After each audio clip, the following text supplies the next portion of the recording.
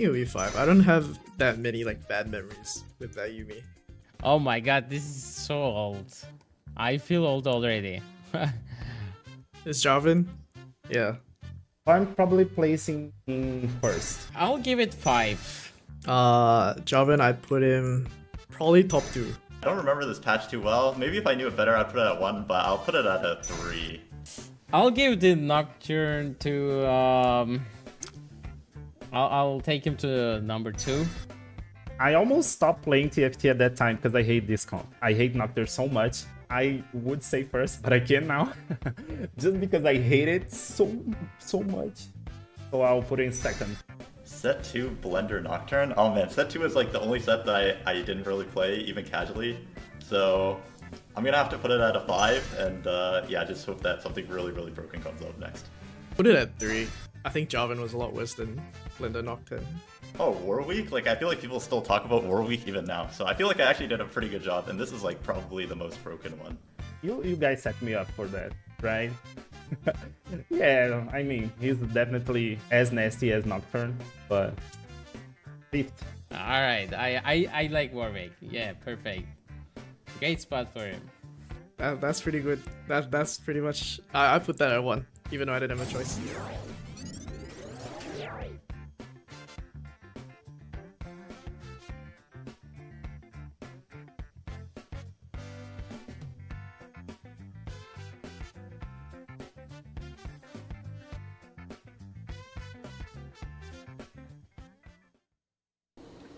Hey everyone, I'm gonna grab a granola bar. Anybody want any? 9, okay. Dude, Scara, I think the IRS is trying to arrest me. That's GigaWiz. It's an 8th, man. I think it's a positive delta for me to go to jail.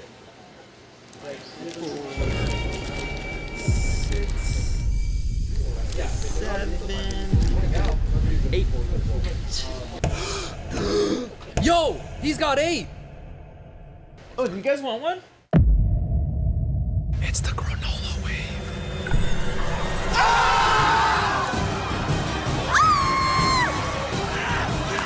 Dude, get the hole.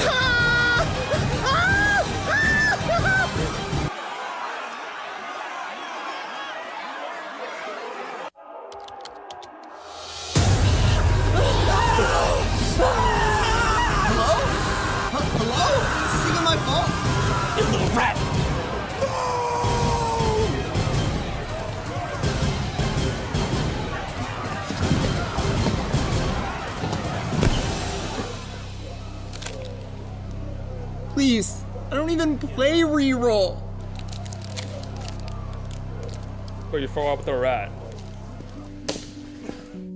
Has this ever happened to you? Do normal situations make you think of your last spot 4? Do you call any minor inconvenience an 8th? Around the world, TFT players all struggle with the same problem. TFT brain rot. TFT brain rot is a serious condition, but it is in fact reversible. Take it from me, I used to have the vocabulary of a 6th grader, but now I can read words with 9, maybe even 10 letters. And so remember, take a deep breath. Teamfight tactics, it's just a game.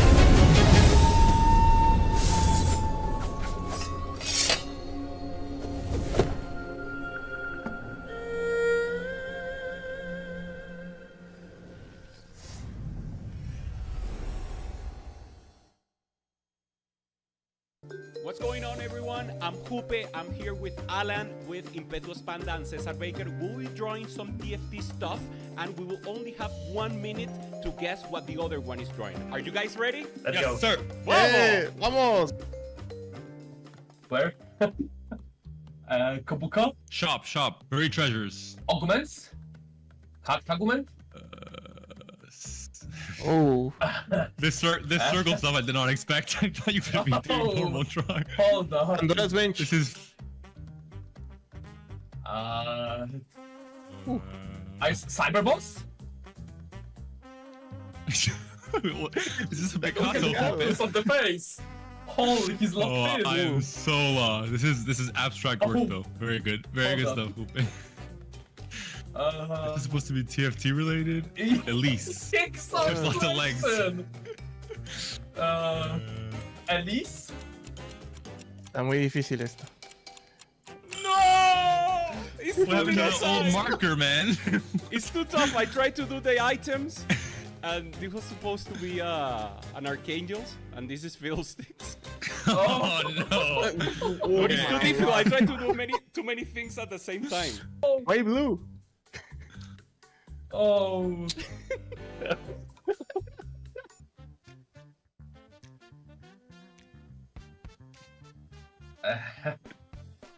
Chill. you need- Relax. Misfortune. Misfortune ult. Kaboom. Syndicate? Golem. Kabuka? Annie Cyberboss? That's it. Oh. You got it, Hupe. Vamos! I cannot draw, but I can guess. Wait. Vagar. Kabuka? I think looks like Kabuka to me. Vex. Tivers. Ooh, Vex is Pew Wait. Pew? This is not Annie again. Cyberboss. Misfortune. Zix! Aurora. Yeah, 6. Oh, man! Zig. Yeah. Oh, good. good, the plus, yeah. The plus is good. His ability is like this, you know? Yeah. Like That's it's- perfect.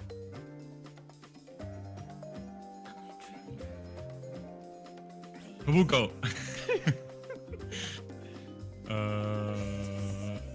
Sunflowers. Wait, are there any flower champions? Uy, uy, It's uy. not a flower. Garen. Ribbon. No? Diego. Yes! Oh. Yay! Diego. There has to be one more sword wielding unit in this set. That's Diego. That's not Garen. Yeah, you're right. Yeah, I was so sure it was Garen, man. He looked bulky, you know? Garen is like wider than Viego. Viego is like taller, no? Like, that Viego was way too wide, man. Viego's like 2 meters tall. Oh, this is not. This is. Holy. Chill. Alistar? Karim. Oh, wait. Okay, wait. Crap. Oh, this is not right. Krug? Raptor? This is not right, man. Dump. Is this Raptor? No. Top 8. No numbers. Oh, I can't do anything. Lowron. Nidali? Nafiri? Kakapupu. The term was donkey roll, and I can't Oh, even draw bro. a D key. Because Yeah, you're rolling, yeah, it's like yeah. a roll, you know? And Yeah. you're pressing it the whole time, it's a fucking donkey. I think it was, you know, You should have just pasted there your own face, and then the D, and boom, it's done. surely. If I was given one little letter, one little D, then Blank, all would be yeah. good in the world. The last? Okay. Hot overlay. Synergies. Client. Crates, double up. Shop. Shop, lucky shop. Okay, this is board. Board. Uy. Uy, uy, uy. Final reserves. Panel. Overlay. Card. And beat. Last stand. Final reserves. Chibi. No scout, no Finisher. pivot. Finisher. Hexagon. No sé qué más poner. Placement. Positioning. Positioning? Open for it. Okay.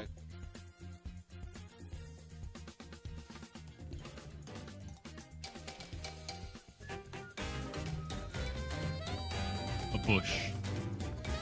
Fast 9. Final reserve. That's 8. Clear mind. Clear bush. Fast end. Meditation. Saturate mind. Clutter mind. Money goes up. Calculated loss. ¿Cómo se llama? HP loss.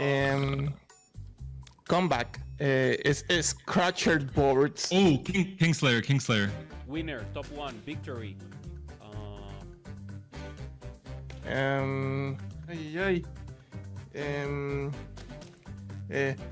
Hedge fund. Win streak. Yes. ¡Vamos! Oh. Win streak. It was supposed to be flame of the win streak. Nah. We got some real issues here, Alan. The winner is Alan DQ. Let's go. Oh no. Railed, baby. Thank you all for watching the video and our drawings. Remember to comment if you think someone else should have won, but Alan made a great, successful drawing. So, see you in the next one. Like and comment. Vamos!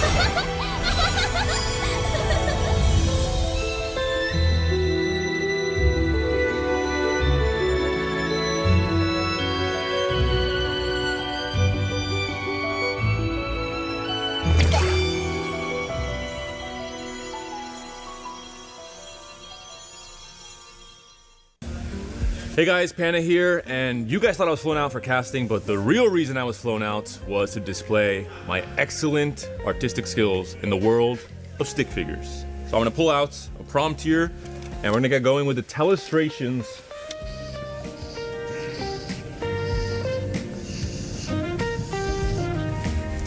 This is clearly, oh, it's an animal, I think.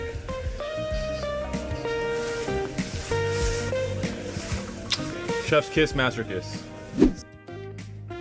I see her ears, eyes, teeth, and it looks like it's a Nida. I'm choosing the no pivot, no scout, and it looks similar. Oh, maybe I'm wrong, but yeah, that was my first thing. Well.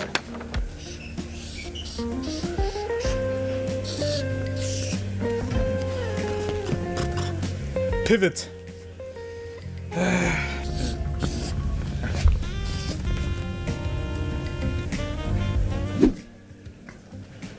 This has to do with TFT. This is a cat, I think. There's some sort of transfer here between that's an arrow maybe. When you pivot to Nidalee on stage 5, and you will have 60 seconds. Wait, really?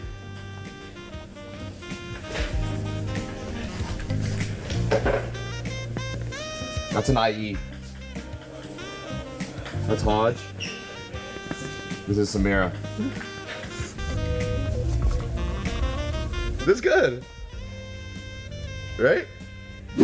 Alright, I think it was Emily Wang going 5 amps with Infinity Edge on Nidalee. So this is Emily Wang right here. She's choosing the item, and there's a green thing on what looks like an Infinity Edge, maybe? And this is probably Nidalee, and it says 5 amp. I don't know what this is, man. This is... You know, I forgot to add this in. I should add this in. What is that? It looks like a spaceship or something, right? But I think this is pretty close. No, take your time. I'll come to you. Okay, yeah, no, thank you. Who wrote this?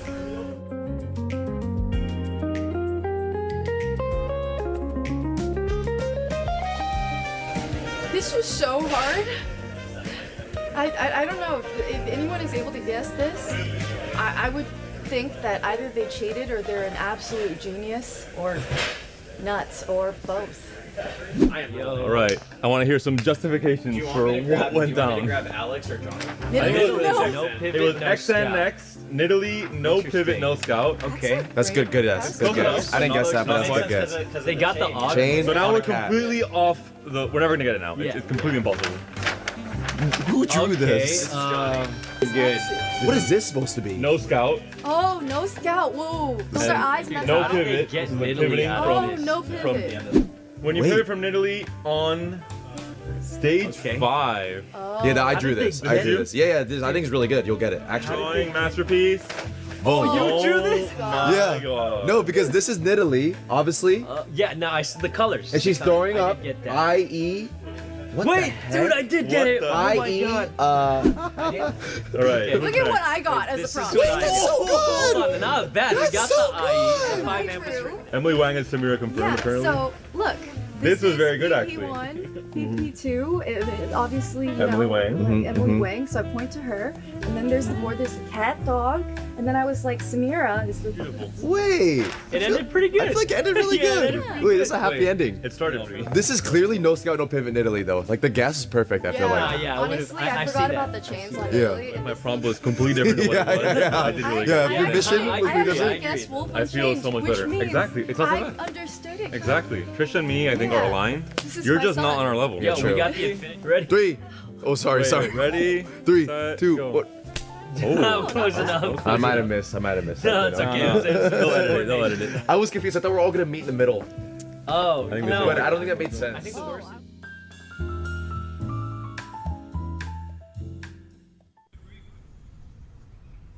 Wait, hey, did you guys check your tactical tool report card?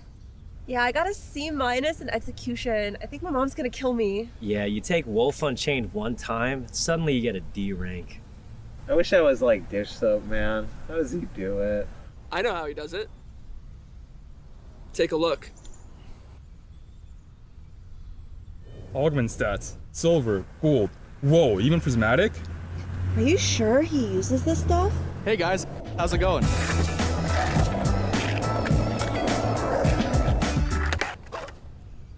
What up, big dog? How you doing, man? Stop Dish Soap! Fucking big dog, okay. Dish Soap, my goat. What's good with you, big dog? What's up with you?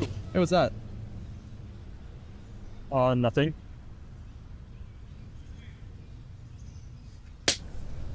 To kids? How dare you? Man, Setsuko's better anyways. Guys, you don't need any of this stuff. You know what it does to your brain?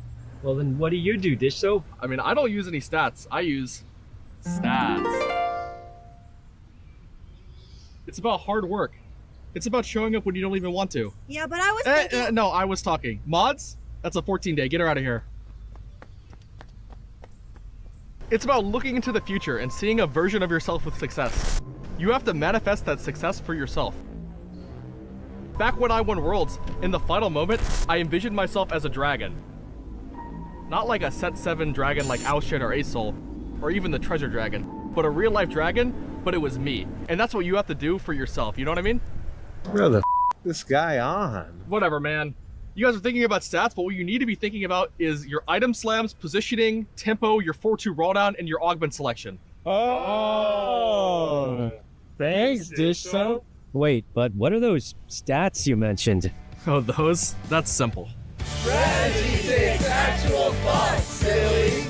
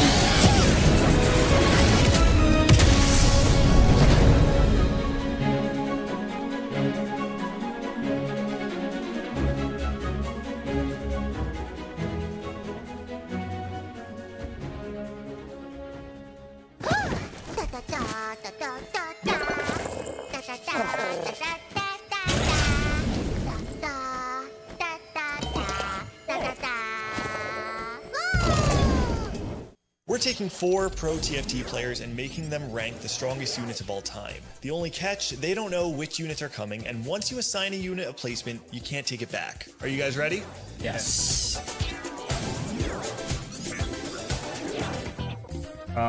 So I really enjoyed playing Syndra. I would place her in 3rd. I'll start off with 3. I'm gonna put set 12 launch Syndra at like a 2. I don't think it's the strongest, probably like 4. Honestly, I think Yuumi reroll, like, in higher elos, like, it wasn't actually that much of a terror. I think it should be 4 or 5. I feel like everything on the... I'll put it at 4. Maybe something less for a moment done. I'll give it 4 after Syndra being 3. Maybe 4? I think it'll be 5. I don't have that many like bad memories with that Yuumi. Oh my god, this is so old. I feel old already. Is Jarvan? Yeah.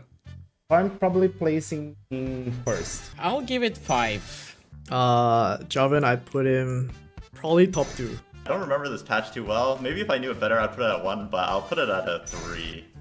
I'll give the Nocturne to I'll take him to number 2. I almost stopped playing TFT at that time because I hate this comp. I hate Nocturne so much. I would say 1st, but I can't now. Just because I hate it so much. So I'll put it in 2nd. Set 2 Blender Nocturne. Oh man, set 2 is like the only set that I didn't really play, even casually.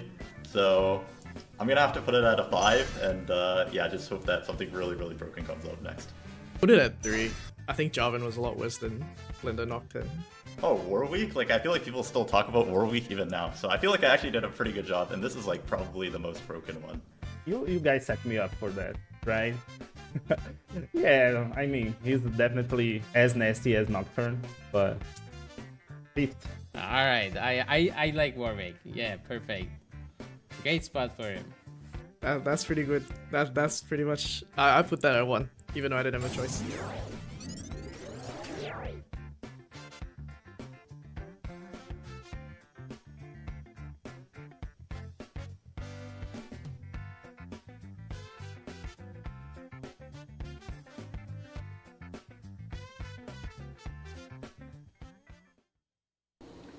Hey everyone, I'm gonna grab a granola bar. Anybody want any? 9, okay. Dude, Scara, I think the IRS is trying to arrest me. That's Gigawiss. It's an 8, man. I think it's a positive delta for me to go to jail.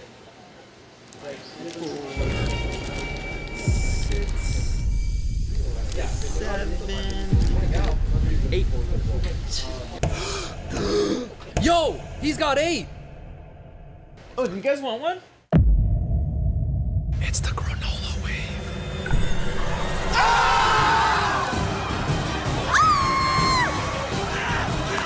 Dude, get the hole!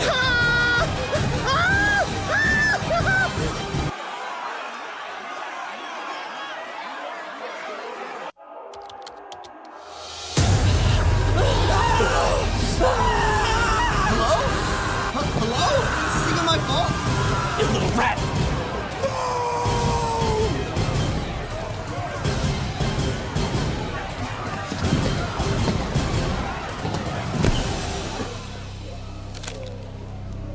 Please, I don't even play reroll.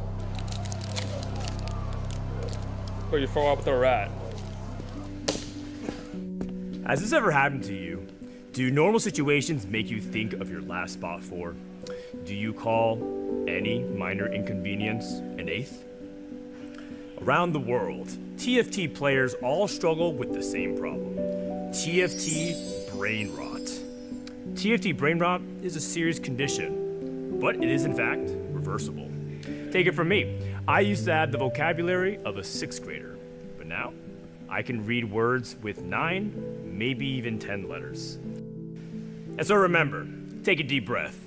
Teamfight Tactics, it's just a game.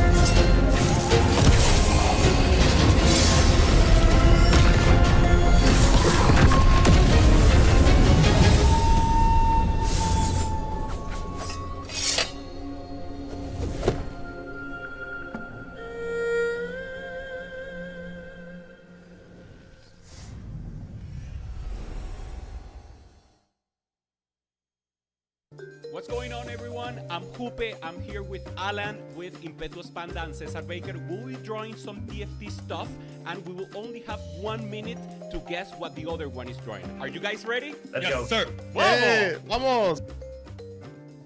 Player? Couple cup? Shop. Buried treasures. Arguments? Argument? Oh. This circle stuff I did not expect. I thought you could be doing normal drawing. Hold on. Andreas bench. This is... Cyberboss? Is this a Picasso? It's on the face. Holy, he's locked in. I am so lost. This is abstract work though. Very good. Very good stuff, Jupe. Is this supposed to be TFT related?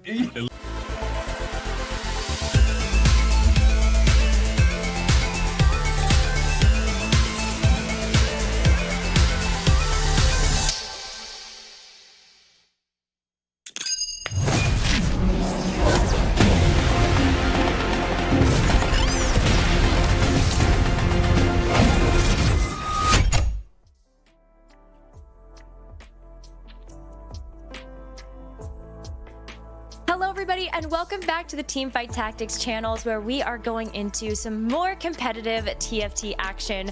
My name is Nekkra and I'm so excited to be here back alongside Gangly, and for the first time, CLE, welcome to the broadcast. How you both doing? I'm doing great. I'm so happy to be here. It's been a goal of mine for a long time, and just like a lot of these players, it's going to be a great weekend. 32 players enter, and many of them will move on to the World Championship, but even more of them to the new Tier 1 system, so it's going to be awesome. Yeah, the Tier 1 qualification really makes this weekend, I think, just extra special, I think, to most of us. And we're going to talk about it later, but the fact that 28 of the 32 are going to be qualifying in makes this the most important day one of any regional finals we've ever had. So I can't wait to get started. Well, I love that you touched on something very important. That's the theme of this weekend. Not only are we looking at some of the absolute best TFT players that we've gathered from all around the region, this weekend is where we're going to have all of our regional golden spatulas. And so you're tuning in here for the Americas. We are so pumped because this is a 3-day competitive event, and this is all leading up to the Tactician's Crown, the closure, the finale of each of our TFT sets. And today is only day number 1. So we've got 32 players. They're going to play 6 games today, and then the top 24 will advance on to day 2 of our competition. Yeah, during day number 2, we will cut down from 24 to 16 after 4 games before cutting down to a final 8 players going to day number 3. Now, normally, you know, the number of qualifications we have to World will change, right? And so this time we have 10 spots up for grabs, which means 8 players make it into the final day, but we won't actually know how many of those 8 players qualify to the Tactician's Crown until the end of tomorrow. So we'll have to wait to see exactly where the chips fall. Yeah, thank you, Dish Soap, for giving Americas another slot at the Tactician's Crown. And we are so excited to see how the qualifiers points race, since you get a number of QPs based on your placement at these competitive events that will also help to send over some of our Americas players to the Tactician's Crown on top of those top 4 spots at the end of day number 3. We also have a $50,000 prize pool for this America's Golden Spatula. Cyber City really upped the tempo and upped the ante on a lot of our TFT competitions, and so $14,000 going to first place. But even more important than the money is the spot at one of those tier 1 in the tier 1 ecosystem. And I know both of you touched on this already, but that's where getting 24th today is good enough. Getting 28th today is good enough. You just don't want to be in those bottom 4 spots. Yeah, I mean, the tier 1 system is going to change everything, right? Up until this point in time, players have to qualify for each individual cup in order to kind of make their way into the Golden Spatula. But the tier 1 ecosystem is going to last the entirety of the set. All you have to do is make it into the top 28 by the end of day 1, and you will have punched your ticket into the tier 1 circuit next set. All you have to do is not flame out, and so all eyes have to be on the players who have a rough start to see who can bounce back, find their way back into the top 28, and who's going to have a horrible, tragic story and tragic end to the day 1 of competition. And we're going to have 8 of our players eliminated today, and 4 of them will be like, okay, I still made it to tier 1, but 4 of them are going to be sad, right? They've made it this far. This has been one of the most competitive sets of all time because everyone's been pushing to reach this tier 1 circuit. And so for our players today, there's high stakes, especially on day 1. Yeah, Cyber City, the competition really has been fierce. And as we take a look at our 32 players that qualified to be here this weekend, there were a couple of different methods that you could have used to qualify. One of which was doing really well at Tacticians Cups 1 and 2, winning those events. In Tacticians Cup number 3, we had, I believe, the top 3 spots, but there were also spots on the line to qualify for this weekend where we had qualifier points, so kind of an averagely doing well over the course of the Cyber City competitive circuit, and then also through the ranked ladder and the sub-regional qualifier points. It guarantees a certain number of slots there for Latin America as well as Brazil. But CLE, when you take a look at this list, what kind of sticks out to you about either the players or some of the methods here? Yeah, I think there's 2 things I want to call out. I think first and foremost, Tacticians Cup 3, the top 4 that made it through from there, this was the same patch that they're playing on for the Golden Spatula today. And so these players have already shown that they can perform at the highest level on this patch, and so looking forward to seeing that today. But also the sub-regional qualifiers, allowing some of these players that are from Brazil and LATAM to be able to get on this stage is going to be something very interesting to watch. I know they have a lot of people rooting for them. The qualification is such an interesting dichotomy too, because you have a lot of these players who are the known quantity, the heroes, kind of the big names from each individual region. Of course, we have like our Setsuko's and Dish Soaps, Wage and Iversons, but on the flip side, there are a lot of newcomers at this regional field, and a lot of those newcomers did not come by just winning or going top 4 in Tacticians Cup number 3. They got it through qualification points, right? By competing throughout the entirety of the set and their consistency being rewarded. And it's a really good look if you are a newcomer to this regionals field to be able to say, hey, I was able to perform in all 3 cups, earn my spot here. That's the start of your journey, and this is really where the story begins for you. Well, I'm so glad you brought that up because we do have one of those players on the line with us right now, and that is Broseph, who comes in as one of our qualifier points leaders, but also as somebody we have just been so excited to watch grow in the competitive TFT scene. Well, welcome, first of all, to the Golden Spatula stage, and how are you feeling ahead of today's competition? Hey, everyone. It's good to be here. I'm feeling pretty good. I prepped a lot. I just watched the EU tournament where some of my friends who I was preparing with competed and did generally pretty well. So I'm really excited for today, and I hope it goes well for me. I'm so curious to ask you about this because, well, first off, thank you for all of the meta snapshots that you did during the Box boot camp. I think that was something that myself and so many other people found really useful. But how did you kind of build this study group of players now that you're going to be taking this America's Golden Spatula stage with? Yeah, so throughout the set, I prepped with a bunch of people who, some of which made regionals, some of which unfortunately didn't. But we originally formed as like a scrim group for 4v4. So it was me and 3 of my friends who were on a 4v4 team. And then for EWC, and then we had another 4 people, and then we gradually expanded a few more people from there. But it was like about those 10 to 15 players that we prepped hard, grinded hard, and played pretty well during the cups. And that's how the original group formed. And then we merged with some of my friend Dehua has a bunch of friends in EU. So we kind of made a study group between us 2. Of all the people who made regionals between our 2 study groups, and those are the guys that I've been prepping with the last week or so. Cool. Broseph, I want to talk a little bit about your journey this set, because I think for a long time, at least in North America, people have known your name, but I definitely wouldn't have considered you like a staple competitor at the highest level. It feels like just since the beginning of PBE this set, everything has changed. Can you just kind of speak to what that transformation has been like for you? Yeah, basically through all the PBE cycles, I think I've been very competitive at the very start of the set for a bunch of sets now. I think I hit like first to challenger several times in like set 9 and set 12, maybe set 11. But I had trouble just like keeping steam throughout the entire set. And I think mostly it's some fundamental stuff. So like knowing exactly when you're supposed to roll, the best comps to play, and those skills, but also just having more people to study the game with and having a good set of players to really gather and pull information, because the game is so hard and everyone works so hard. You really need some kind of advantage in order to consistently do well in the cups, and I found that it's been really helpful to work with a big set of players, or like very good players who I can get good information from and provide the same to them as well. And one of the things that you started doing this set, which personally I've really appreciated, is you put your content out there for people. You take that knowledge and you put it in a package and give it to people to help them learn as well. Why did you start doing that, and how has that helped you, maybe even this set, to be a better player? Yeah, so before making that, I thought back to when I started playing TFT back in set 3.5, and the way I learned was from, I think, watching Soju play as well as looking at like Darkstar Shaco guides on my phone. It had like 3 items and a comp of like 7 units, and it's like nothing compared to what people have today with like TFT Academy and other sites like that. But that's how I started, and I think that like providing some information on what comps to play just so people can enjoy the game more and have a sense of like a beginning grasp on strategy is really fun.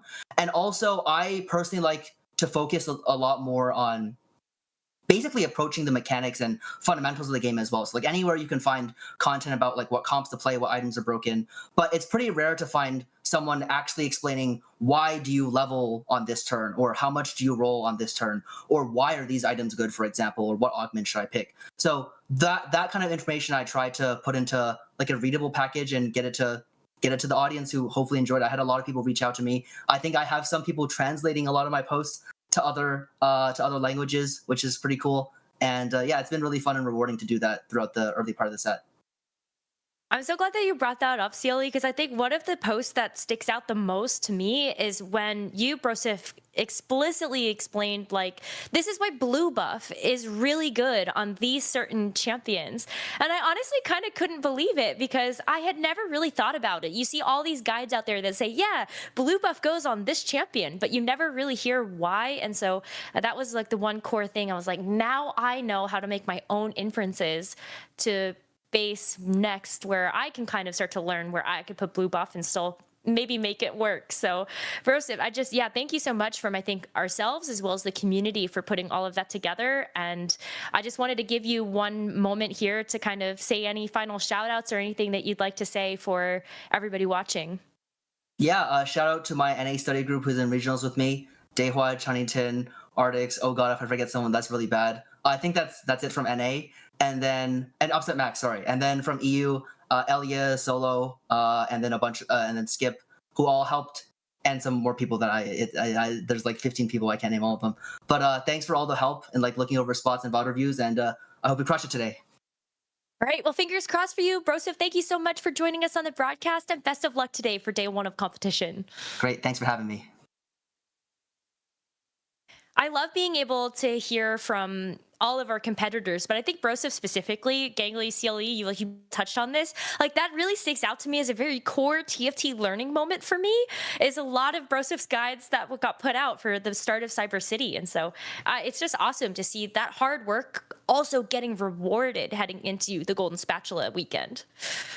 Yeah, I was in Boxbox Bootcamp this set and was able to get coached by Broseph when he was rank 1, and it was really sweet because he was just giving me all the tech on the open fort strat amp that was taking over that first week. So it was pretty fun to be able to follow along and now see him all the way here at the Golden Spatula. So fun for sure. And it's not just Broseph that comes in as one of our first timers at the Golden Spatula. We got a chance to take a look at the rest of the field of competition. And CLI, I think this is where we really get to hear you get excited about this, is a lot of these players coming in, first time ever being at a Golden Spatula. And it's actually quite a big field, I think, for this one. It sure is. We have 8 first-timers here at the Golden Spatula, which is quite a few. And so these are some players that we're looking at as maybe not the favorites because we don't necessarily know who they are. We don't know exactly what they're going to bring to this stage because they've never been here before. But we do know that some of these players are very much beasts and have the opportunity to make that run and get to that Tactician's crown. Specifically looking at Broseph, who we just interviewed, and one of my dark horses, J-or-C, who is a longtime competitor, but not from North America. Well, okay, caveat there. Residency in North America, but has been competing in China since the early days of TFT. And in fact, I don't want to take up too much time with this. I know we got a lot of other stuff to talk about, but it's a good time to kind of drop it real quick that JRC actually qualified to the TOC back in set 5, but wasn't actually able to play in the Chinese regional circuit because of his North American residency. And so this is the first time he's actually playing on the regional stage, despite the fact that he's been competing at this level in the past. And something quick to shout out for these first timers is for all those who are in study groups. This is a great sign for you because 5 of these guys are in the same study group and are now on to that Golden Spatula stage together. And so the power of friendship, we see it here with the first timers.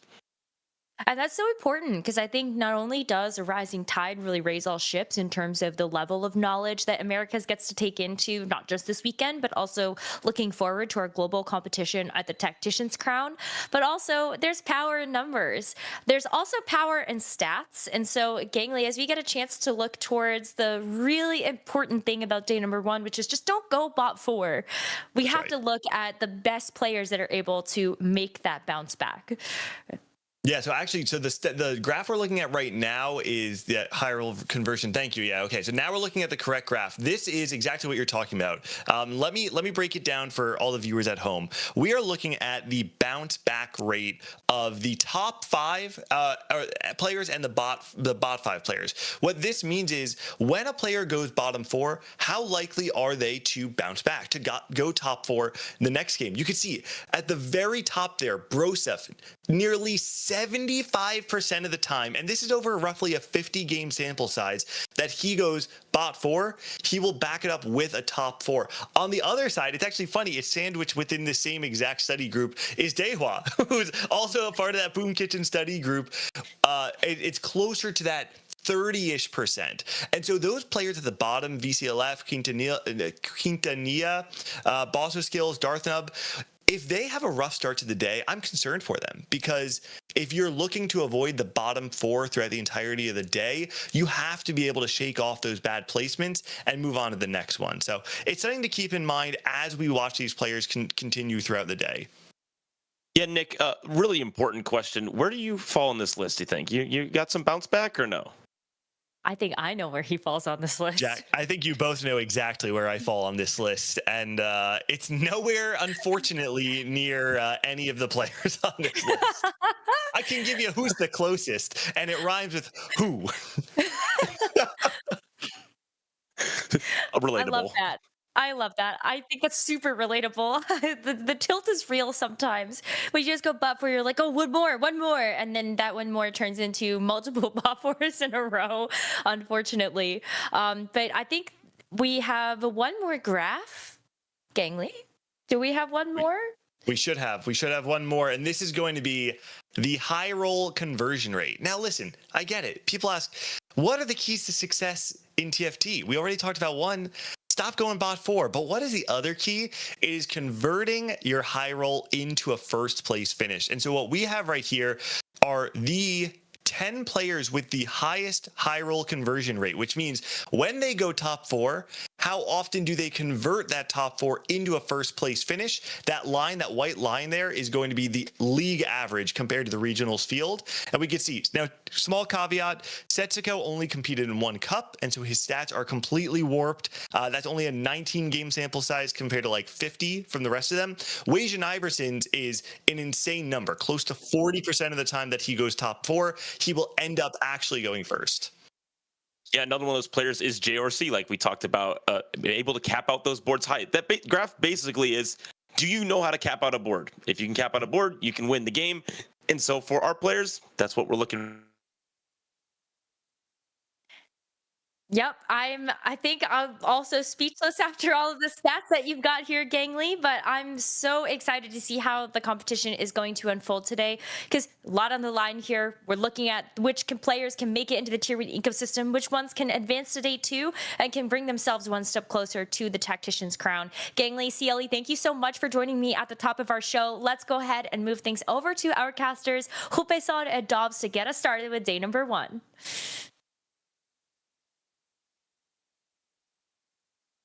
Thank you, Nekkra. Hello and welcome. This will be the first game that we have for the America's Golden Spatula, and I'm here with a good friend, bringing the culture of the Brazilian storm, Mr. Dobz. How are you, man?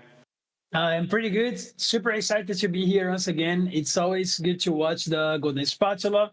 This one specifically has so many on the line, as the players can qualify to the tier 1 system that's going to happen on the next set. So I'm really excited. How is your feeling about the Golden Spatula this weekend? Yeah, same for me. This will be an amazing weekend, and that tier 1 spot, at least for the first day, will be so important. We have the lobby ready. We will be starting with lobby 1, and we have some interesting games here and players, Dobz. We have Grea, the qualifier point leader here for the NA from LAS and Cale. People really don't know him that much. A representative from Latam, Bishop, the winner of the last set championship, and a lot of new players that already were mentioned before, the Hua Arctics, and this will be an amazing lobby. We have cameras for all of them now, Dobz. Yeah, I love to see the reactions of the players. It's nice that they have the cameras on. Super excited to watch Jisop, the last Tactician Crown winner, as well as Grea, one of the favorites for this weekend, as he won the first Tactician Cup. And he almost qualified to the Tactician Crown if he secures a good qualifier point, as he is the leader. But the other players are actually trying to prove themselves to get the tier 1 spot, and as well they spots at the Tactician Crown as well. So let's see. Yeah, 100%. We saw the Hua there in the lower possibility of the bounce back rate. So a great player likes to go open 4 to play that cipher line, but maybe mental will be a challenge here. We have prismatic, so Aurora will be the first encounter, and we will have confirmation if it's the first or the last augment that will give us this ramping power with prismatic augments. Yeah, I like the idea of knowing if one of the augments in the game are actually prismatic, because you can actually build around that. Maybe you're avoiding certain compositions that fall off the late game because the power level of the comps is gonna be higher, so you can anticipate that and make your decisions around it. Yeah, 100%. We have confirmation. It will be finale. So the final augment will be prismatic. So it will be, or at least probably a more neutral starting phase and early game. And we're seeing a little of what will be now the meta that we will start to choose here. Dobz, we just recently saw day 1 of the EMEA finals also. And we saw a lot of Seri being worked. We saw a lot of Cypher also. So maybe that will be also the trend that we'll have for Americas. Exactly. As well as the last Tactician Cup, it was the same meta.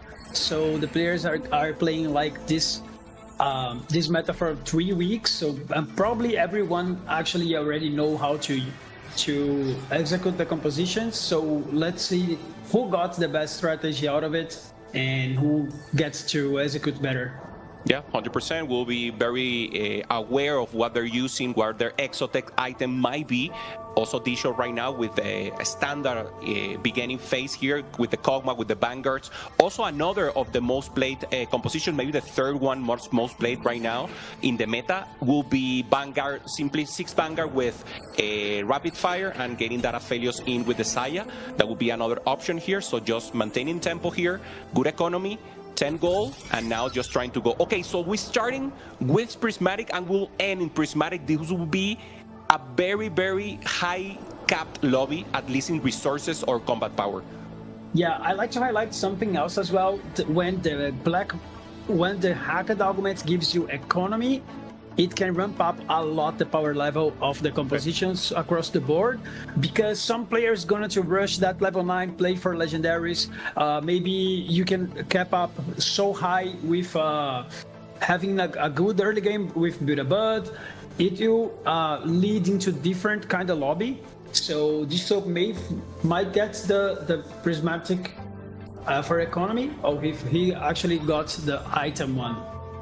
Yeah, he had the possibility of hedge fund there, decided not to go for it, and now Arctic's already with the 3 ciphers. This is one of the same study group that the Hua and Broseph were just talking about, and they love to just try to open for or play directly cipher, and he found it. So this is perfect confidence spot for him.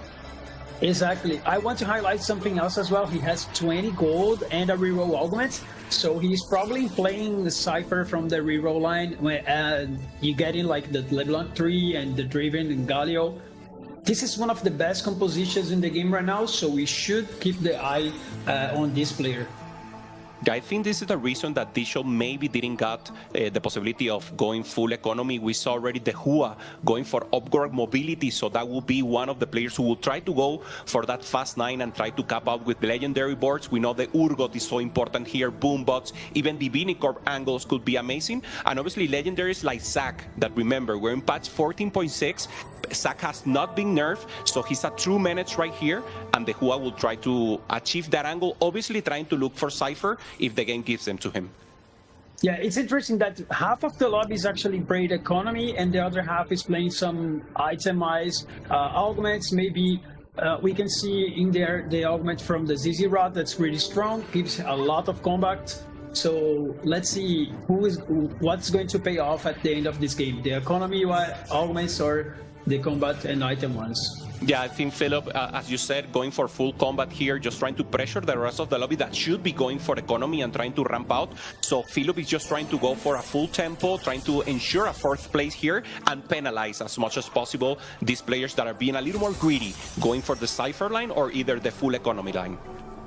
Yes, exactly. It's always good to have a good top 4 at the first games, especially when there is so much on the line. because you actually want to avoid that bottom 4 of the tournament. So having a good first game actually can set up your mentality, and maybe you're gonna be like more calm for the rest of the day. So it's really good to keep the momentum. And so maybe some players are more risky into the first games, others just don't want to risk it all. So I'm really excited to see how this first game is going to end. Yeah. We see Ankale also playing the Cypher, so he will manage to grief Artix right here. Artix is not happy, and Ankale will start ramping up even more the Cypher cash out, already at 36. So we have many players here going for this line. For now, Ankale in the better position, ensuring his lose streak, and now just trying to go for a huge cash out. So everyone with the same, at least half of the lobby Dobz with the same plan, and not all of them will be able to hit, and not all of them will be able to maintain, as we just saw, the lose streak with the Cypher. That is so important to get to that up levels that we want to cash out. Exactly. Starting with the Cypher really early on the game, it's still possible to get a good cash out all of it. So we have to keep the eyes on these players that he actually lost. He actually won and broke his streak, but still can get a good cash out of it. So it's important to keep an eye on these guys. Yeah, and we're seeing now a little more the tempo-wise. So Philip and Titi, or Toronto Tokyo, are the ones looking for this tempo. That is very important. Already has the pulse, so it's the perfect item that we're looking for. Tier S, where we're trying to go for the vertical exotech line that is so prevalent and important, the preferred line for pro players right here on this patch. So Philip in a great position here to ensure at least a top 4, top 3, maybe trying to avoid Toronto, that is also very strong. Yes, when you're playing for Exotech line, it's really hard to get your items when you're ahead. So let's keep in mind that he doesn't have any of the Vex, the Zeri items, but he actually will save a lot of HP, and the augment that he has can actually scales up pretty high if he manages to get the 3rd CC rod. So he's in a good position. Also, he's streaking, so it's important to see how he's going to end the stage 2 for him. Yeah, we will see. Now we see Titi, Toronto Tokyo, already with a good comp itself, trying to avoid once again Philip. They're both very strong caretaker, so actually not a full tempo or at least early game combat power, but he will start getting more additional components and artifacts, and then the Radiant, so important, until the late game. So it's like a delayed tempo augment right here for Toronto, very strong. And just to give you the rest of the information, Philips has additionally Holobow and also Corrupted. So not the worst. Holobow is not in the best spot right now, but it could be interesting to work around the second defensive unit and item here. Yeah, Corrupted Chassis, as you said, one of the best items for the front line. Mordekaiser really tanks a lot with that. I'm not so fan of the Cyber Coil, for example, for Sejuani. I prefer having the chassis for the Mord. So this is actually a great combination. And he actually managed to streak even with a low pace augment. So a lot of guys on the across the board trying to lose streak. So he managed to 5 streak, even if he doesn't have like a super strong augment for the early game. So that's really good for him. Yeah, 100%. Great news here for the Hua, taking the loss, ensuring the 5 lose streak with the Cypher, and bad news for Ankale. Ankale was trying to maintain his lose streak, and now he wins, so not the best position. Not as we know, not everyone could be able, so the Hua is the one with the better spot to go for full fast 9. And it's interesting because normally when we see Cypher, we're normally looking to play AMP or to play the reroll, but the Hua is someone that can play anything from Cypher. He knows how to go fast 9.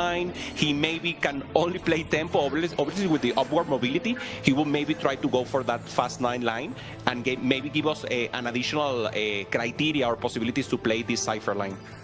Exactly. When you have such great opens, like with Cypher and upward mobility, you can end up like an AMP, as you said. Maybe you're playing like a Urgot, or maybe you're playing Dynamo alongside with a lot of legendary units. So let's see what he's going to aim on the cash out, so that can lead him into a decent spot as he loses streak the whole stage 2.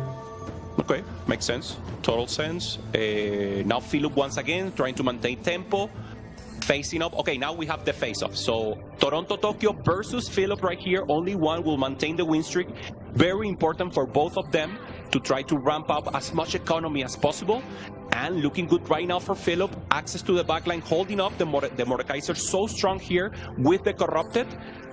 And no one with frontline right now, stacking up the Krakens and the Ginso here for Kog'Maw. And should be enough for TT.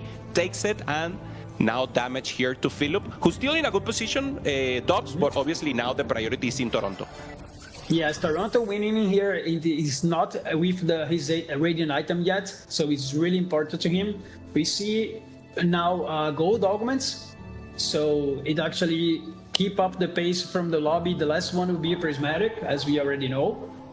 Let's see how it's going to, what Toronto is going to select right now. Maybe Battle Protection. Yeah, he needs combat here. Positions. Yeah, maintaining the win streak is most important, and Battle Protection always good.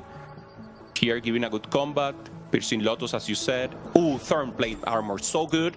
Remember, Yes. this is a high AD meta, so everyone is just trying to play Marksman, everyone's playing Seti, so you need to go for this Bramble Vest as a priority, and if you get it free in the augment, even better.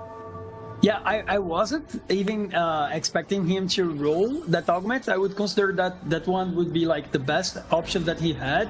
I'm not sure if he was considering getting the column fight. That's really good when you are ahead, because you sack a little bit and then you can regain your economy. But actually, he got one of the best augments he could out of there, and that's a lot of combat for the mid game. Yeah, Grea, just to have an additional information here, trying to go for the Gorilla. Only 6 Gorilla already with Seraphine 3-star. So that will be the angle for him. So we already know 2 people playing good tempo, 3 or 4 playing the Cypher here, trying to get that good cash out. We were talking about this stop before. Normally they're looking for the 250, trying to get 4 duplicators. The 290 also very good to trying to get a Masterwork or a Radiant. And obviously, if you get more, well, it's good, but it's not, maybe you get diminishing returns, right? It's not that important. Exactly. Yes, for the cash outs, as you said, the best ones are the 250 and 290, because you don't even lose a lot of HP. You can sack the stage 2 and 3, and then you pivot to something else, so you do not need to keep the ciphers for so long, and you can build up your composition. So let's see how it's going to end for them. If they're going to keep the cipher for the next stage or not. Okay, we see the Hua taking a hit once again. This is normal. Still stacking the Cypher as much as possible. And Kale very low here in HP. And remember, Cypher, you need to cash out and then you need to stabilize the board. So you don't want to lose this much HP right now. We have 2 4-cost units with good priority here. Leona always good in the Vanguard line. And obviously also the Saya giving a little damage here for additional purposes. And now final stages. We will need to be very present on the Cypher cash out in Wolf, just to make sure, because we have a lot to see here. So it will be interesting who gets exactly what they're looking for, right? We saw some rerollers and some of them just trying to go amp. Yeah, we can see that both the Hua and Ankali got the same augment. The Spirit Link is really good when you lose a lot of HP. So having the same decisions, at least by now, having the Cypher early on, getting Spirit Link to ramp up your HP during the fight as you are low. So it's interesting right now. Yeah, we're seeing once again here TT not going for the normal Vanguard line. So this could be even trying to go level 9, trying to get good tempo here and try to play the Urgot, or just maybe pivot into Vanguard later. So I don't think so. I think he's looking just for that additional level 9 cap board that we started to talk about a little. And going up against a mirror here in Dishop. Dishop is the one who's cast the Vanguards, and he will try to play more standard, right? Maybe going for that Aphelios and Saya together. Yes, judging by the Dishop's gold, it's hard to push that level 9. He's probably rolling on 8 for the Vanguards. It's a board that stabilizes a lot. You can see both players going into that early level 7 in order to get the Radiant a little early on. Yep. Really close fights in here for the Toronto. And it's actually really important to see his last augments, because if he gets something that gives him extra gold, he can push it to that level 9. But if not, it might be too risky. So it's important to see what is choosing. Yeah. Will be interesting. Yeah, he managed to maintain until now so far, getting all the additional value here, as you say, going to level 7 very fast. And now he has accomplished everything he wanted to. If he wins now, even better. But he has made so much economy here in such a great position here to just try to ramp out the board. Now going up against one of the Exotech possibilities, and maybe could be even enough to get an additional ramping of economy on coming into neutrals. Well, I would say it's looking so good for him right now because he got one of the best radiant items he could. He let him into a 3-item Darius with a Kog'Maw with 3 items as well.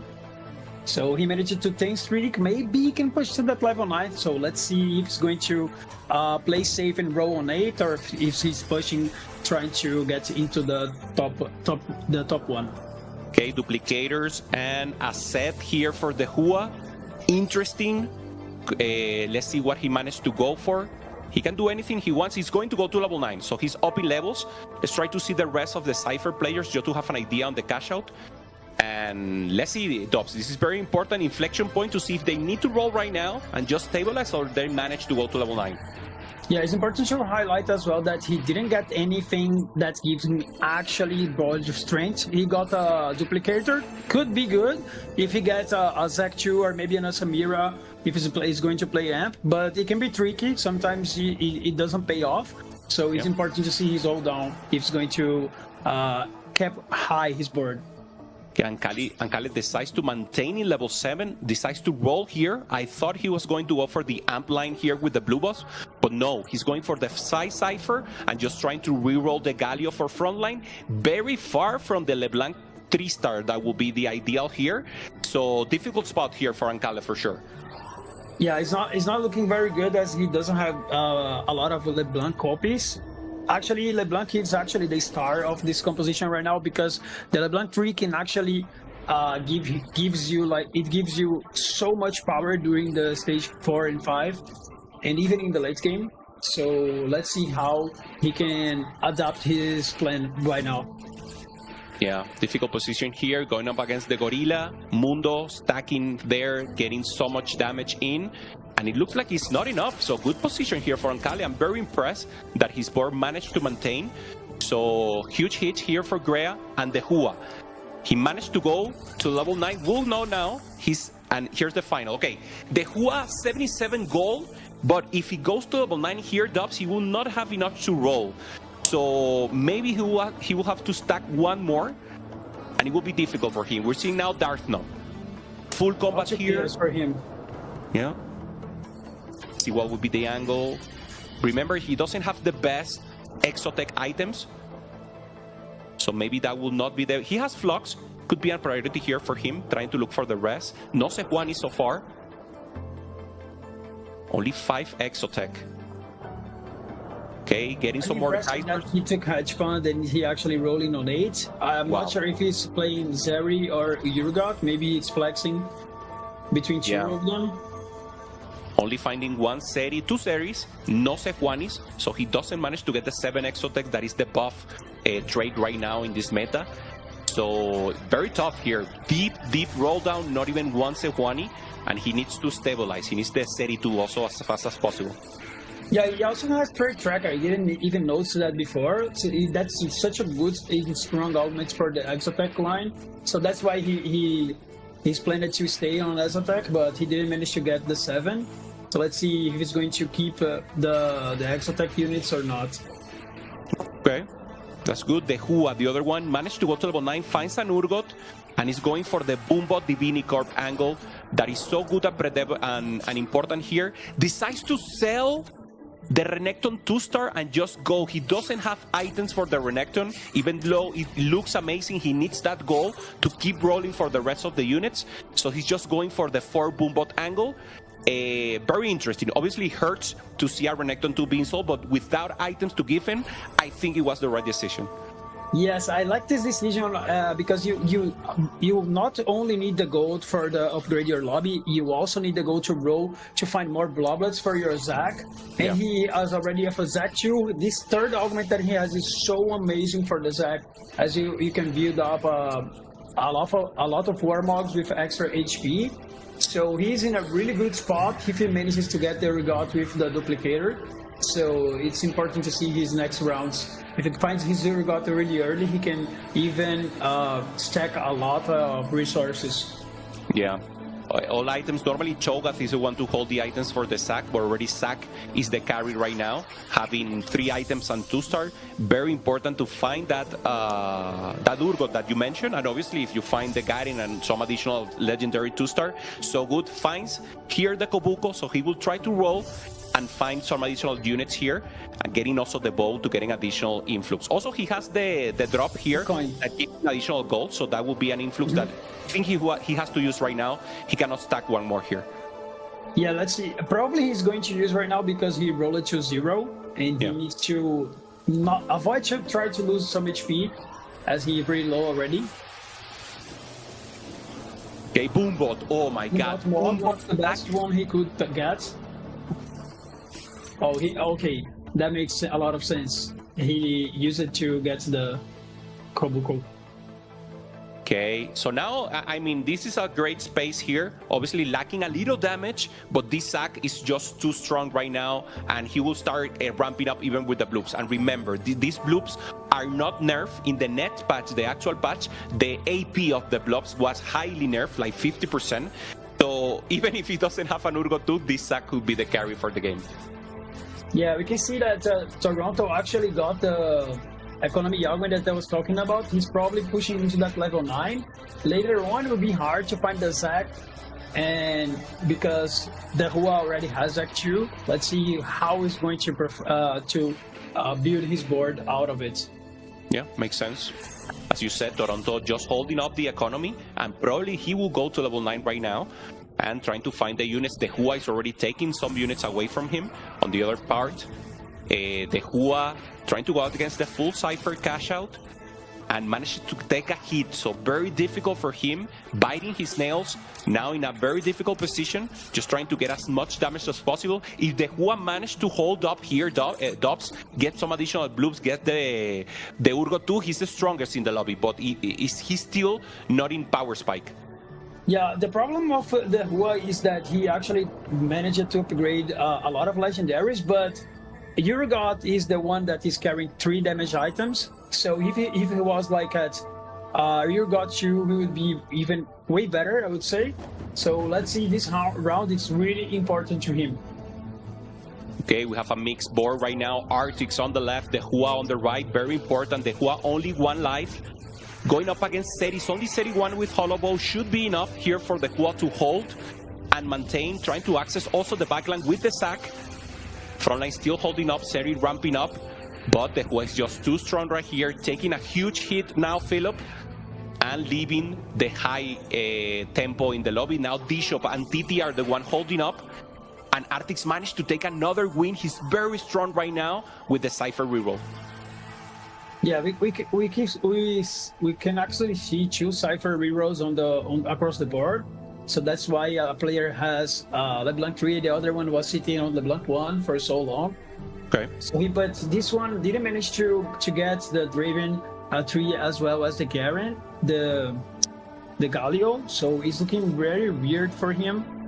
It's important to see who he's facing so he can actually save some placements. It's important to see how the matchmaking goes. Yeah. Also, I mean, he's strong, but he didn't manage to find here the Galio 3 that is so important in the comp. He doesn't have the 22, and now additional rolls here. He already had, before this roll run, 20 blobs. So actually pretty good. Also having the double war marks is so important here. And now he's just getting to 30. And we know that 30 is the threshold where this sack is just too strong. And now just decides to get and use the additional components. Double Urgot is the best possibility here to cap out. And now he's just too strong. And probably can make a win out even if it's only 4 HP right now for him. Oh, it's going to look bad for one of these guys after this fight. I'm really curious how he ended up selling the Vex. And he actually thought that 2 Urgots might be better. So this fight would be really important if he can survive. Okay, trying to mate it. Zack is still too strong, holding up, and it wasn't even close right here. And he will take a huge hit round and takes out Artix. So Artix, the other teammates, they're playing in the same study group, being taken out. It was not enough. So Ankale, griefing a little, obviously going to that same line, managed to get an additional possibility here. Artix confirmed in 8th place, and we're seeing here Ankale. He managed to find, he only had like 2 LeBlancs, but he managed to find the LeBlanc, managed to find the Galio and the Draven, and this is the reason why Artix was not able to hit. So good position here for Ankale with a win streak, just trying to hold up as much as possible, and yeah, good position. Yeah, he still have his coin on this bench. He can use that for extra gold. So it might be 15 gold or so. By now, facing the bot of the Urgot, that might be the Toronto board. Yeah, this is probably Toronto after the roll down.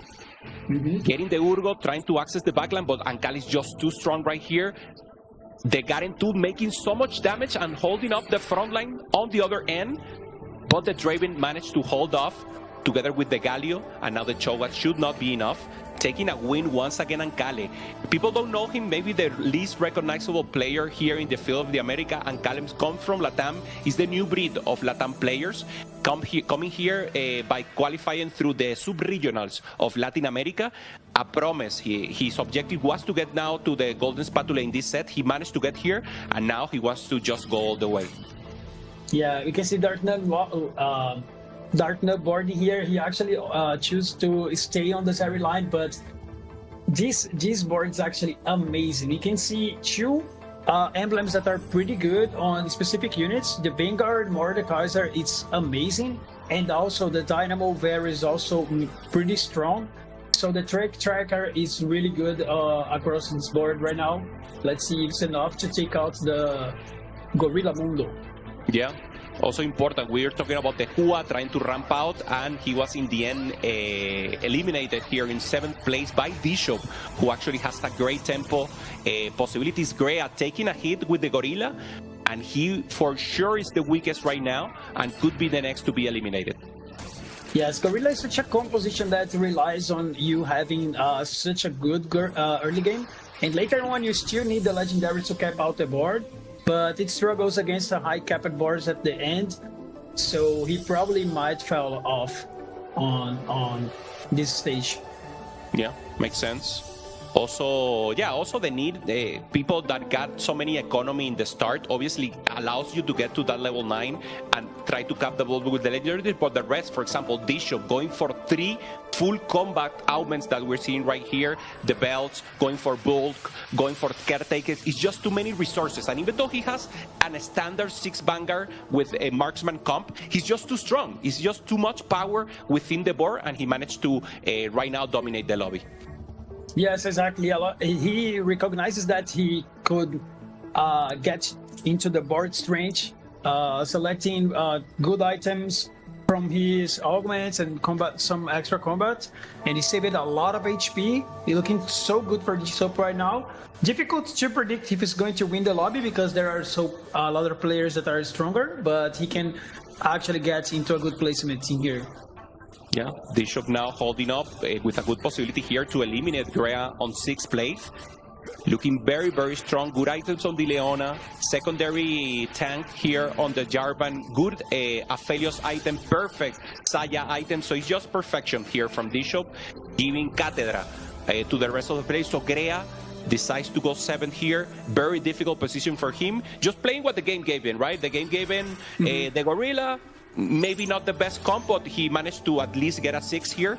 And it's so important, as we know, for the Tier 1 secret to try not to go to bottom 28. So at least summing some points here.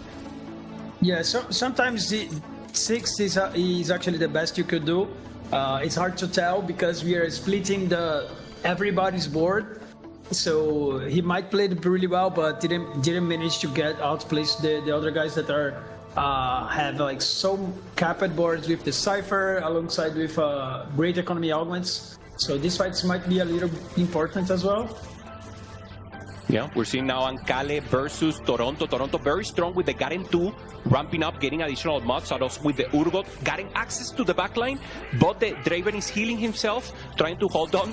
In the end, it was a tank, this Draven, but it's just not enough. This could be the end for Ankale. Let's see if HP holds. Yeah, 1 HP for Ankale. Getting an additional possibility here. He has lost twice right now, against Philip and now against Toronto Tokyo. Yeah, there are 2 players with barely surviving in there, Philip and Ankali. Really important to see how the matchmaking going to work. The next round, that can be 3 placements or so. Really important for the overall standings. It's pretty capped at his board already. Maybe he can actually find some extra upgrade, but it's pretty hard to him. The best thing he can do right now is getting a good LeBlanc item in here. Yeah, 100%, that third item just to get additional power. And as you said, it's very difficult for him to even improve a lot his comp. He can give item to Zed, to LeBlanc, but the rest are just ramping up with the legendaries, getting additional blobs. Just trying to roll here, maybe trying to find something to replace, or to maybe Sejuani 2 to replace the Renekton here. Doesn't find anything. And maybe Death Cap here for the LeBlanc could be an idea. Maybe. No, decides to go to the front. Okay, so he will switch items, I believe, to set. He's probably waiting. Okay, I thought he was going to wait to see the matchup, but he decided to play with the Zed. Maybe he was sure that he was playing Digital. Okay, access to the backline. This is perfect. Zed is in the backline, trying to hold, and should be able to eliminate here. The Draven, Aphelios is out.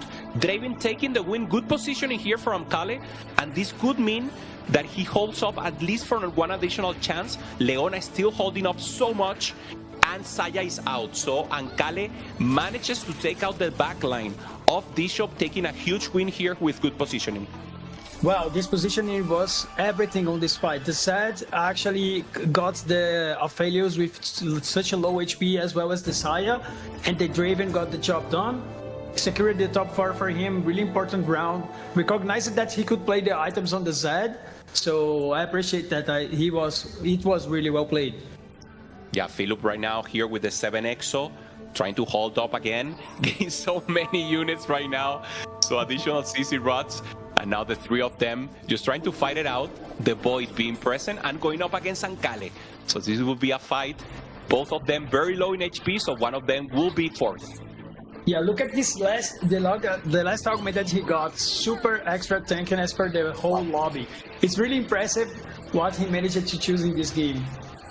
Really great augments. Yeah, it's so good. Remember, 7 Exotech gives you so much HP, and now you get armor and resistances on top of that HP, and together with the CC rods, it's just too much raw power and stats. Philips taking the win, and Kale with a good 4th, and now deciding the lobby, Toronto, Disho, who played amazing tempo, and Philip just trying to go for this Exotech line, also with amazing items and augments, as you mentioned, Dobz. Bro, look at this board. It's like a whole army of X-Attacks and ZZ Rods, and everybody going to tank like a lot. He has a golem, he has everything. I mean, it's impressive how he managed to get this combo right here on the Golden Spatula. Really well done. Yeah, looks beautiful. Totally crazy and beautiful. It's so nice to see right here the level of innovation. Obviously, on theory, it makes sense, but it's very difficult to get into this spot. And just having it recognized, amazing for him. Huge Sejuani ult here, Dobz in the left. So a little less ramping power here for the Urgot.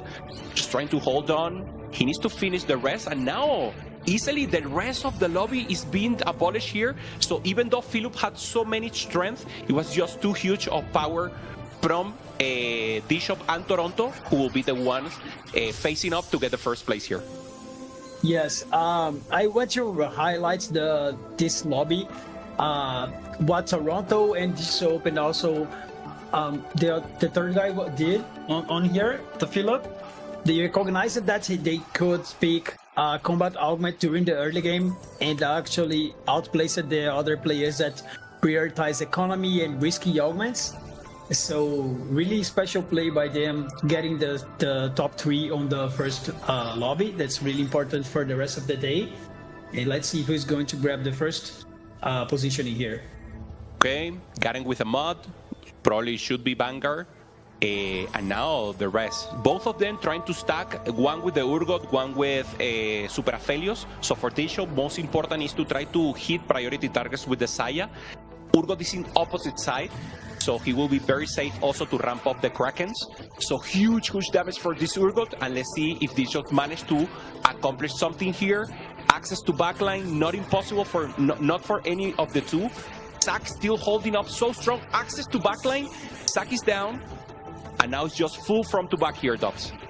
Yeah, it's Spider's getting so close. Gary was alive and he barely misses. Oh, let's see. Oh, he was so close. I mean, it is much closer than I was expecting to be because the Zac is already pretty strong. But if the game keeps going, the Zac will be even bigger. So it's going to be even more difficult to G-Soap. Yeah. Okay, he has a decision here. Normally it's Golden Ox into Saya, just to get additional damage, but it's 36. I don't know if it's enough. I think it is. Or maybe he's thinking, yeah, he will do it. Yeah, he got it. Yes, it's having the front line like this, you probably just need some extra damage. Okay, makes sense. Yeah, also Saya with the feathers is able to maybe hit a priority target, trying to reduce the damage here for Toronto. So if Toronto takes the win, he will take the first place on this game 1. Aphelios is ramping here, Dobz. No access to backline for either of them. Garen making good damage here. And full obliterating the rest of the lobby is the Urgot.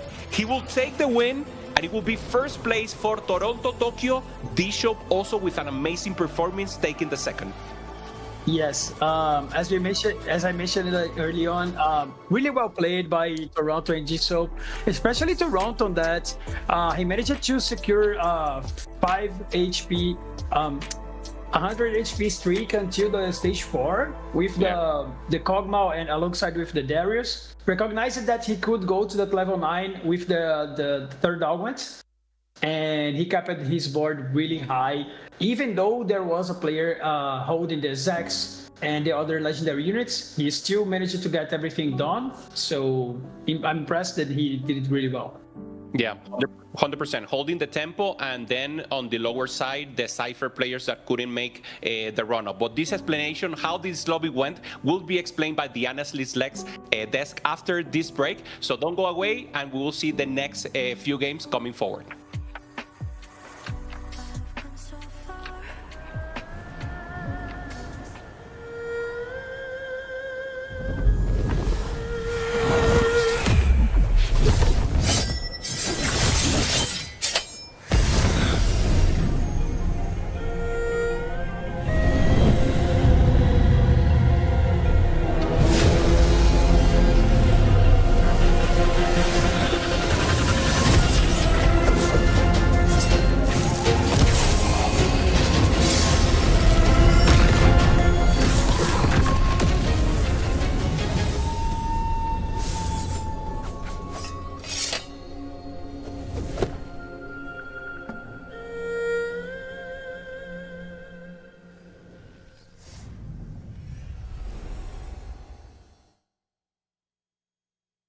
What's going on, everyone? I'm Jupe. I'm here with Alan, with Impetuous Panda and Cesar Baker. We'll be drawing some TFT stuff, and we will only have 1 minute to guess what the other one is drawing. Are you guys ready? Let's go. Sir. Hey, vamos!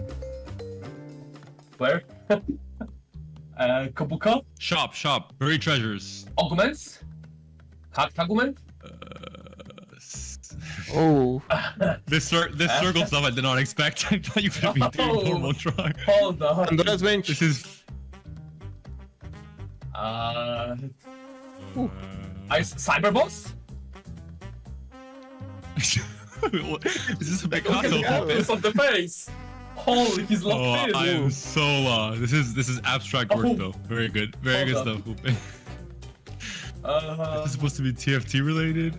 At least. There's lots of legs. Elise? Está muy difícil esto. No! It's What happened to the old marker, man? It's too tough. I tried to do the items, and this was supposed to be an Archangel, and this is Fiddlesticks. Oh no! But it's too difficult. I tried to do too many things at the same time. Why blue? Oh.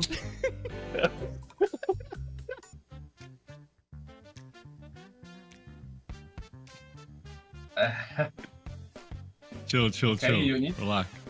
Miss Fortune.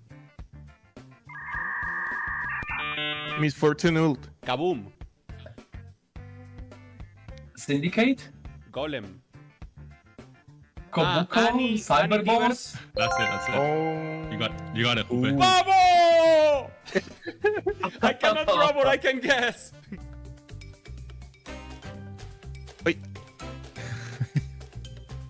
Veigar. Kobuko? I think looks like Kobuko to me. Bex. Tivers. Ooh, Vex is Hello, everybody, and welcome back to day one of the America's Golden Spatula for Cyber City. We are back on the desk to break down the action that we saw in that game number one, and there was a lot to take away from that, especially because this lobby was rich. Oh my goodness, the gold was flowing, and these comps really reflected that. Big part of that being the hacked augment on 2-1, giving the economy option on the left. So when you have that augment that gives you the extra bit of gold, right, there's some sort of incentive to take that. And we saw a lot of players lean into that style. A lot of players actually playing specifically into that fast 9, play around Urgot, try and stabilize your board around the legendaries. And the risk there is that when it doesn't work, you just go 8th. But when you get online and you're able to turn the corner, suddenly your board becomes unstoppable, and that's exactly what Toronto Tokyo was able to pilot to a first. Well, the difference in this game was that 3 of our players were not only getting economy from their augments, but also 3 of them were playing Cypher, which ciphered a lot of the HP away from the lobby. But Toronto Tokyo played the opposite way, playing around win streak into invested, and because of that had so much gold and so many rerolls to use on level 9 and just got this crazy capped board. I want to highlight a really key moment in Toronto Tokyo's play, specifically on 3-2, when he was given this option between taking Golemify when he has an upgraded board, has bruisers, a spot that I think a lot of people would take Golemify, and instead opts to say, rather than locking myself into some sort of Vanguard marksman line, I recognize, like you're saying, Jack, 3 people are playing Cypher.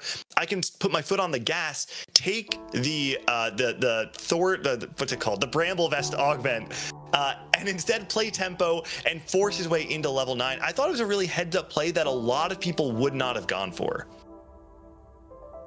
Yeah, I loved all of the different comps that we saw here, but I think if we also kind of start to look at the other picture of this, we had our first couple of players eliminated here in this game. Arctics, which was one of those team kills, but then also Dehua actually got knocked out by dish soap earlier on in the game. So if you know the joke, you know. But I think on a more serious note, this doesn't really bode well if you're starting the day off with a 7th or an 8th, because we got to talk about that tier 1 ecosystem that's coming up for set 15. And you don't want to be in those bottom 4 spots today. There's a lot of really exciting things about this. We talked about it a little bit more at the top of the show, so let's go ahead and dive into more in detail now. There's also a blog post that people can read about, but this is something we've been waiting for a very long time in terms of getting the top level competition for TFT all set long. There's multiple goals for this new tier 1 system, and a lot of it is to highlight the elite talent, these players that are consistently performing at this high level. It also helps reduce reset, right? Like, these players work so hard to get here every set. There's tournaments all the time.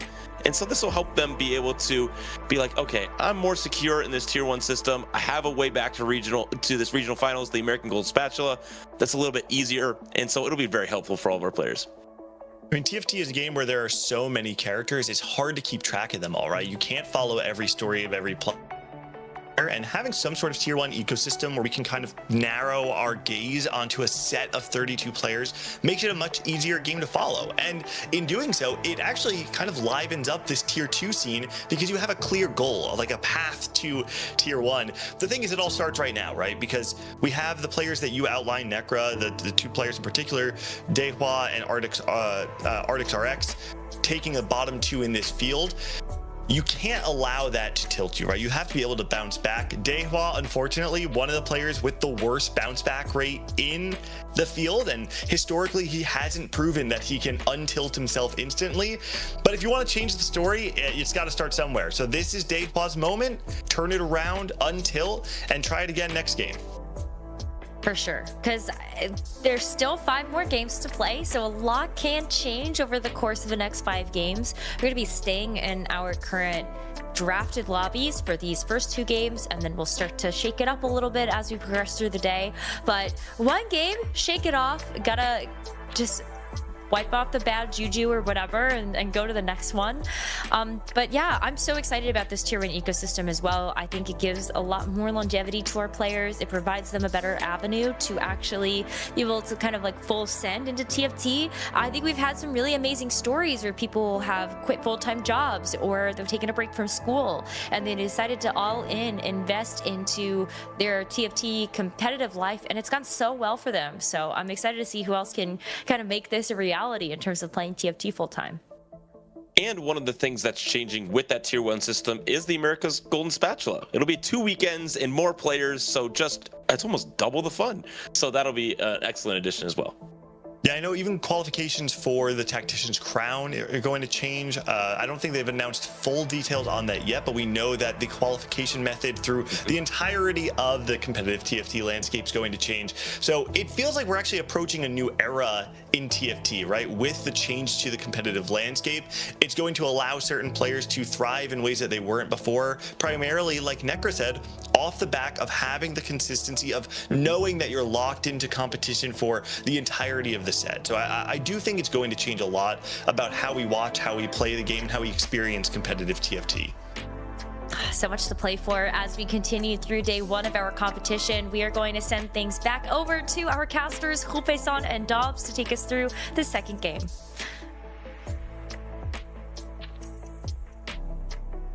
Thank you, Nekkra. We are back with the second game of the night, and Dobz, an amazing game. Already the analyst test already explained it fully. We had some prismatic that obviously gave you some inflation, gave us some additional, but I think this is the meta, right? People trying to go for Niseri, people trying to go for Cypher, and obviously if someone gets an additional spot and surprise us, more than welcome. Yes, exactly. As you said, that was a really good hint about the meta. We can see now we are watching a different lobby, different players for this time. A lot of great names in here: Weijan, Iverson, NA favorite probably, and as well as Robinson's Tactician Cup 3 winner, and a lot of Brazilians in here: VCLF, Cash, and Trevisan as well. So we have like the re-replay as well, world champion. And alongside with Pocky, one of the best NA players as well. I'm really excited to see how this lobby is going to work out for them. 100%. Love to see it. Also hydrating. Also their chat, if you're watching the stream, remember to hydrate. Also taking some calories in. And always great to have this camera, giving the expression, getting the emotions from the player's life end. And now we're starting with Papacasa, one of the Copico also called, right? That's the actual name, Dobz. One of the best. I mean, no one knew Papacasa maybe a year ago, but now every time in the Cups, he's doing amazing. And even people respect him so much that he was one of the finals to be picked in the draft for this Golden Spatula. Yeah, I love the way the draft actually works. We can see some players respecting each other. Some players like to go with spicy picks. But speaking about Papacasa, one of the Brazilian favorites on this set, he's actually on the position that he can get the qualifier points directly to Worlds, depending on how VCLF goes. So there is a extra thing on this lobby going on because they both can qualify directly and they are playing the same lobby. So that's actually extra stakes on this game. Okay, nice. So good to know. So Papacasa together with VCLF are fighting for that spot direct to set championship. Remember, in case of Latam, already Tech Summers is qualified to set championship, and in NA it's very close. It's actually Grea and Kurums the ones that are very high, but Weijan is close to them. So if some positioning changes happen in day 1, Weijan has the possibility to take also that spot. So once again, a little break. just for technical difficulties here right now. And we see Bapacasa meditating here. So a little faker possibilities here, trying to get a good spot. Cash also with the long hair, getting here through sub-regional. And we see a little about the last game here in the point stop. Replay getting a first, and BCLF getting an 8th in the start. Yes, I mean, rough start for VCLF. I guess he is a player with good mental. Despite the stats that Gangly gave us today, he was one on the shortest on the list of the bouncing back. But I trust him. I played with VCLF as GK. We played like a lot over the years. He is one of the best Brazilian players of all time. And he can actually find his way back for sure. So let's see if he gets. Yeah, 100%. You talk about Weishan, one of the favorites from NA. Also Robin, he managed to get first place in the last cup, in the Cup 3. Been playing amazing. He's been checking title streams just to get a little additional knowledge, not only NA knowledge, but obviously studying everything that is happening in the world. And Replay. Replay is in a form that is very volatile. He has always been a great player. And you were telling me a little about that maybe this meta is not the best for him. I like the style of the Replay because he actually can save a lot of HP. He's very creative with his items. But sometimes in this meta right now, we are restricted into that line that you must play 6 Vanguard, or maybe you just need to play set Exotech. So sometimes it's hard for players as Replay. Not saying he is bad at these spots. It's just like saying that the best of him is being creative and playing such a strong opener, maybe finding a creative board. And then sometimes and playing tempo. And yes, exactly. I like the way he played tempo. I would say that he would play something like Toronto played last game. But sometimes it's hard because you don't have the tools. Toronto has such an amazing spot to pivot into the legendary board. So I would say that the meta right now isn't great for him, but he might prove I'm wrong. So let's keep an eye on him. He actually got first into the first game. So I expect a lot from Replay. Always I'm watching him. Yeah, 100%. In the last lobby, we had one from Latam, 0 from Brazil. Remember, normally NA are the ones who have the most spots, both because of region and for performance. NA has been outperforming both regions significantly, and this is being showed in the table that we have right now in the rosters of players. Trevisan, we didn't talk about him. First said that he's been tryharding. Obviously, one more of the variable players that could impress us right now in Golden Spatula. Yes, exactly. I guess this is the first time Trevisan is actually going to play the Golden Spatula. Last set he was struggling in the trials, didn't manage to do his way into cups. But in this set, he proved that he can actually be here at the Golden Spatula. So I'm really curious how he's going to perform at his first time. Yeah. Makes sense. Bapacasa here with a gorilla angle to start. We know that it's not the best comp, but once again, if the game gives you lemon, you have to do gorilla or lemonades, or it should be maybe if the game gives you, well, I don't know. You know the saying here. So yeah, Bapacasa here. We can check also the rest of the players to see if someone has a good spot here. Yeah, I would say that he would avoid playing a gorilla from this spot because he actually checked the three demon spots, and this is one of the worst because you can't avoid the Sejuanis, and you'll be at least 3 players playing Exotech and Sejuanis across the board. So it's really hard to end up your late game on it. So let's see. He got an augment that he can play most everything. So let's see if he's going to play gorilla or not. Yeah, you're right. If he's going to play gorilla, he has to get the tier. He doesn't have one natural. So these are not items that you want to see normally when you're playing gorilla. Obviously, the belt is amazing, getting the possibility of Warmorks early. And he decides to go for it. So I think, as you said, maybe this could be tempo into something. Yeah, he decides to go to level 4 here. So yeah, it would be a tempo play. And then let's see how he managed to resolve the mid game. Yeah, probably he will pivot into something else, but he recognizes that his board is good for now, and then he is lemming out super flexible item that is Warmogs, one of the best items you can get. because he goes well in every single front line in the game. So he might think he can have like a great early game, may find his way to a 5 streak or not. Let's see. Okay, makes sense here. Cash also trying to just hold up the early game, trying to propose, going up against Bapacasa, so Brazil against Brazil. Good possibilities here, and we see the rest. Trevisan is just preparing units, trying to hold and trying to ramp up in the late game with something else. We saw Poki also with an additional anvil here, having good possibilities, and Poki trying to go for the Vanguard line, what we know is the default, already finding this by 2-star, just trying to find the Kog'Maw, and maybe when it's possible, ramp up the game. So far, he still hasn't used the rest of the anvil, just trying to wait and maybe propose. He decides to go now for the Graves. We haven't seen Graves so far, and also a great comp if you have a good spot for it. Yeah, he has extra item that he can actually play the Graves out of it. Maybe he will try to wait into the carousel to see the best component with a higher cost unit.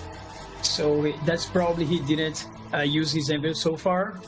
Important to recognize that he has 2 Graves, so it might be a possibility to him to play Graves. This is a composition that is really better when you have artifacts or a great early game with extra items. So it's important to see if he's going to keep the Graves. Okay, there's the 10 gold, and now we're seeing Kraken's Fury here on re-replay. Just trying to hold a little tempo. This could be one of the players thinking about Exotech. So that will be a possibility here for him if he managed to get good items.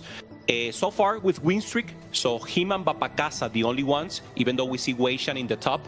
This is because of the augment, so he already lost. So only Bapacasa and Riruel with possibility of ramping up this goal as we saw from Toronto Tokyo in the last game. Yeah, I wonder if Weishan actually has the Cypher on their board. If he has, it would be really amazing. And he took the Titanic extra XP for your strategies, really good for Cypher because you can sack a lot more. And Replay actually fighting for the third win. Important to see that the other play has Scarlet 2, pretty strong for the early game. Yeah, very good right now, taking the loss. Bapacasa, the only one now maintaining win streak, very important for him. Poki just going for lose streak right now. So Bapacasa win streak, Poki the only one in lose streak. And we're getting here the first carousel, 3 costs. Obviously Mordekaiser a good in priority. And Yumi the other 3 costs together with Brown, giving good possibilities here. Yes, Weishan do not have the Galio, neither the Draven yet, so he's probably trying to find the Cypher. If he gets it, it's gonna be pretty good for him as he has some extra HP. Important to see that. Yeah, Weishan trying to go for it, trying to find, normally 3 costs. So now, naturally, he will be in additional levels, so it will be easier for him to find either that Galio or Draven. And now Bapacasa maintaining spot here. So we're seeing AD Zaira. So this is normal. This is TFT vanilla. You already have a 2-star, even though if it's AP damage, you don't care. You just put items here. And this is a recognition that he's doing what he must. He knows that he will not be playing this, and he decides to slam right here. So, I mean, good play here for Bapacasa. Obviously, very funny. Yeah, I mean, everybody that is used to play TFT, sometimes you gotta do what you gotta do, right? The best compositions in the meta uses the Kraken Fury, so you have a Zaira 2 and you're gonna play it. So he's actually holding the jacks in here. Maybe that's a hint that he can play Exotech. Okay. So let's see that later. Yeah, we have confirmation on Exotech from Replay. He has Lantern, Flux, and Holobow. So not TRS, but is playable.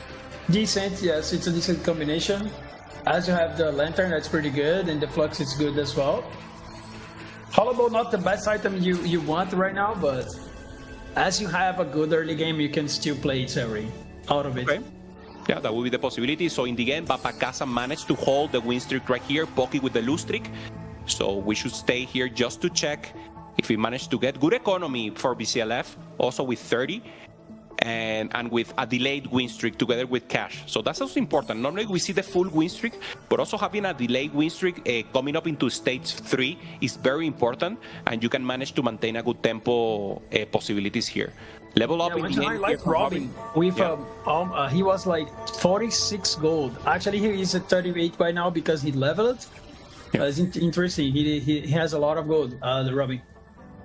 Okay, and it should be a good win here. And maybe this is another chance here for Papacasa. BCLF is the one committed to Gorilla, holding up Mundos very close, only 2 Mundos away, I think. If there was a Mundo, yeah, there it is, only 2 Mundos away. So BCLF will be the one playing Gorilla. He had a better spot for it, and Papacasa will just play tempo here. Yeah, I like the way that Papacasa actually saw that he could streak out of that War Mods. So it's important to see that also he has a lot of HP, but with Component Buffet he can actually get the best items from that. So it's important to know that even though he is streaking, he would not be punished by having bad items, I would say, because he has the Anvil, so he can get the best item for Zeri or maybe Aphelios or Zaya, etc. Okay. Yeah, makes sense. Good position here once again. Now making the switch, selling the rest of the units that he will not use. Ooh, additional components here, as we said, with the Anvil, with the augments. So yeah, as you said, he can do anything he wants. He can have beasts, and similar to what Bishop, for example, showed us in the late stage game, he had perfect items of Aphelios, perfect items of Zaya, perfect items from Leona, and that's just too strong to manage the rest of the lobby. Yeah, he gets the Mord, so let's see, his versatile Corrupted Chassis, one of the best items in Exotech right now. Let's see if he gets the Rage Blade. The Rage Blade. Probably wants a tank item for now. Oh, he decides to go full damage. Okay. Important to note that he's building up the Jhin already with the Guard Breaker, as Zeri will have the other 2 items if he is able to get the Flux or the Pulse. Yeah, important and now Cash as well. Yeah, Cash on the other hand, already with Cypher, so just starting Cypher here, delayed Cypher on 3-1, but it's good enough. We're talking about this also, Dobz, you told me 3-1 is good, even 3-3, 3-2, if you manage to get a decent cash out, it could help you ramp up. So let's see if Papacasa is able to transform this into a win. We already saw, normally we see transfer to amp, transfer to reroll, and we have seen already like the Hua in the last game, directly going to level 9 also as a possibility.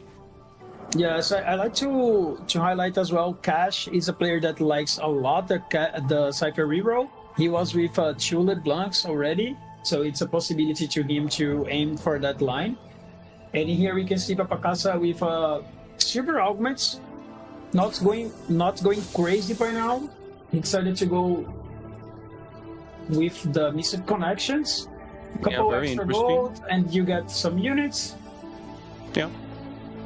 Yeah, mainly because of the gold here, getting to 50 and just ramping up. Yeah, he got a Mundo 2 and as well as a Jax 2, so it will not help him a lot for this stage, but it's extra economy, so it could be worse, I would say. Yeah, we're seeing now against Robin. Robin also with the Krakens, getting the IE. Robin, in his play during Cup, he played a lot of Marksman Vanguard. 6 Vanguard was the priority comp for him, so that's for sure his comfort spot. He didn't play much. He played maybe 1 legendary board with Urgot, but he prefers to go for this Vanguard Marksman that is more easier to play, right? You just go Fast Fate, try to ramp up. If you get it early to level 9, you go for the Garen. So it's more interesting to go for ensure that the top 4 and then try to go for the win out. Yes, exactly. I like the Robin style of play, that he always is stricted to the game plan, not taking too many risks sometimes, but this game he actually chose a Dumbify. We recognized that Robin had an early game with such a huge amount of gold, so having that allows you to get Dumbify and get super extra frontline out of a Silver Augment. That will give you a 10,000 HP unit for a Silver Augment. That's a lot of HP. So that's really important to him to recognize that he could sack his board and get the dummy.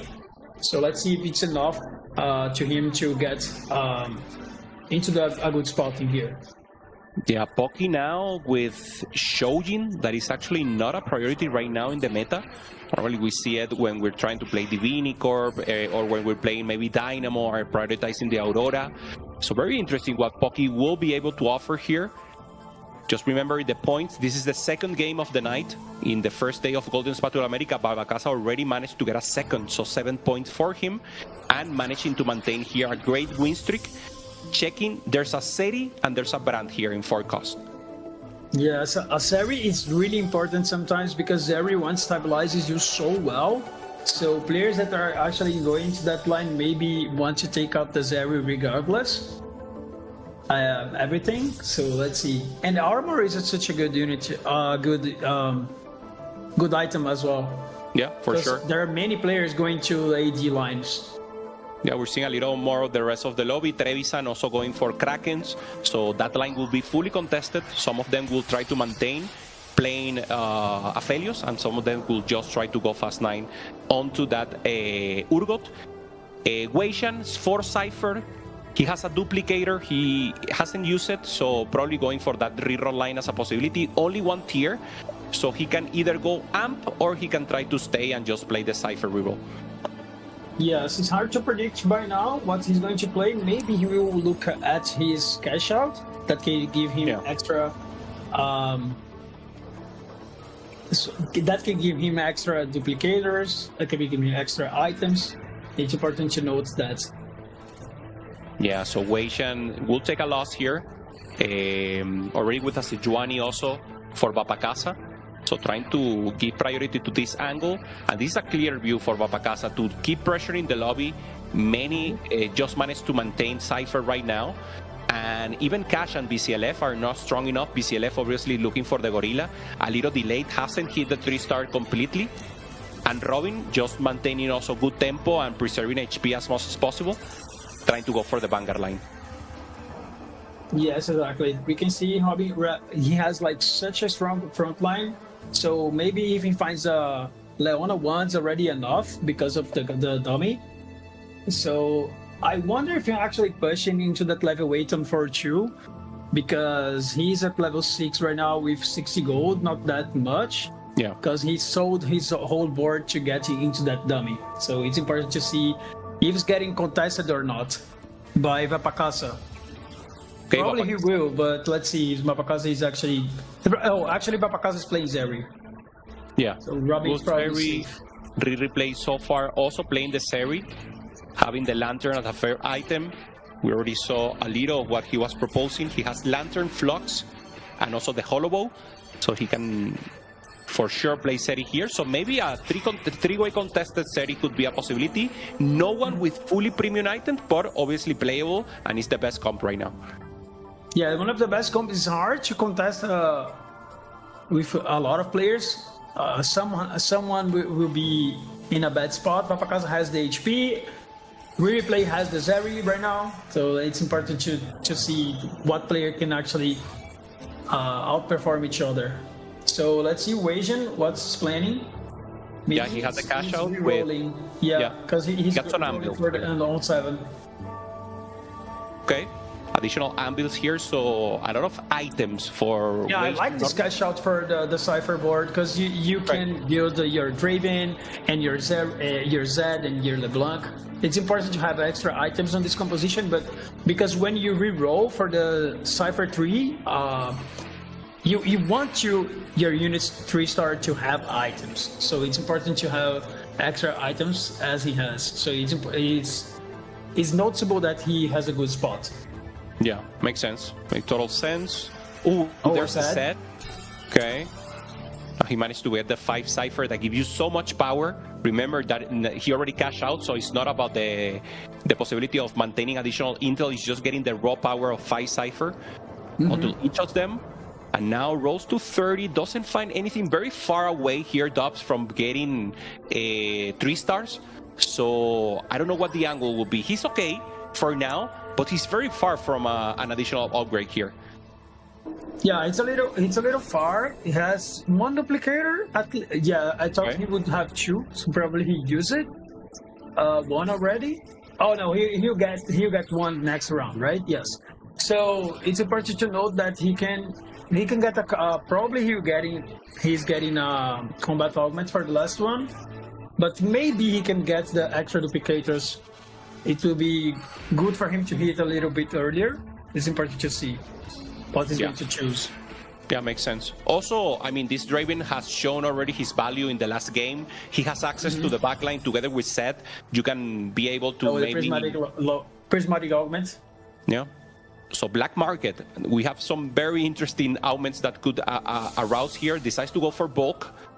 So 6 here for Robin.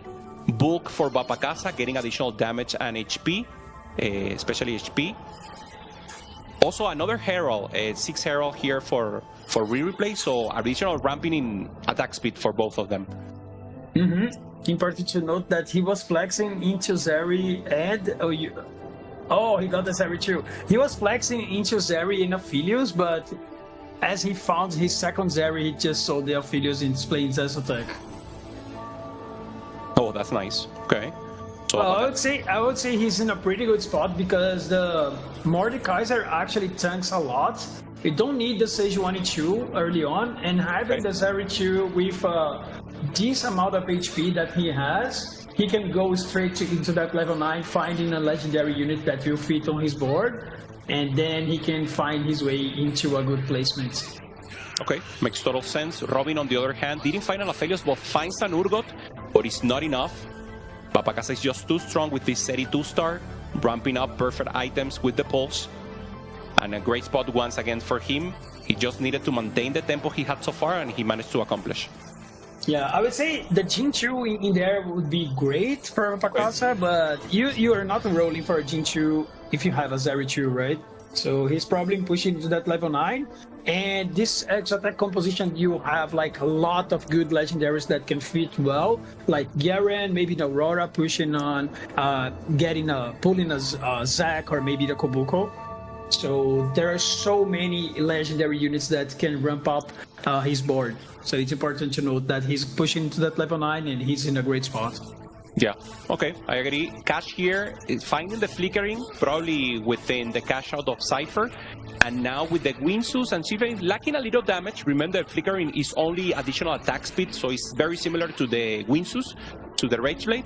So let's see if it's enough. We see he's lacking damage. He's ramping up in attack speed, but lacking a little performance here. Let's see if it's enough to manage out. So no. Oh, in the end! Okay, he managed to clean it up. So taking the loss here, we replay. Yeah, Flickering is such a great artifact to get when you're with 6 Vanguards because it gives you so extra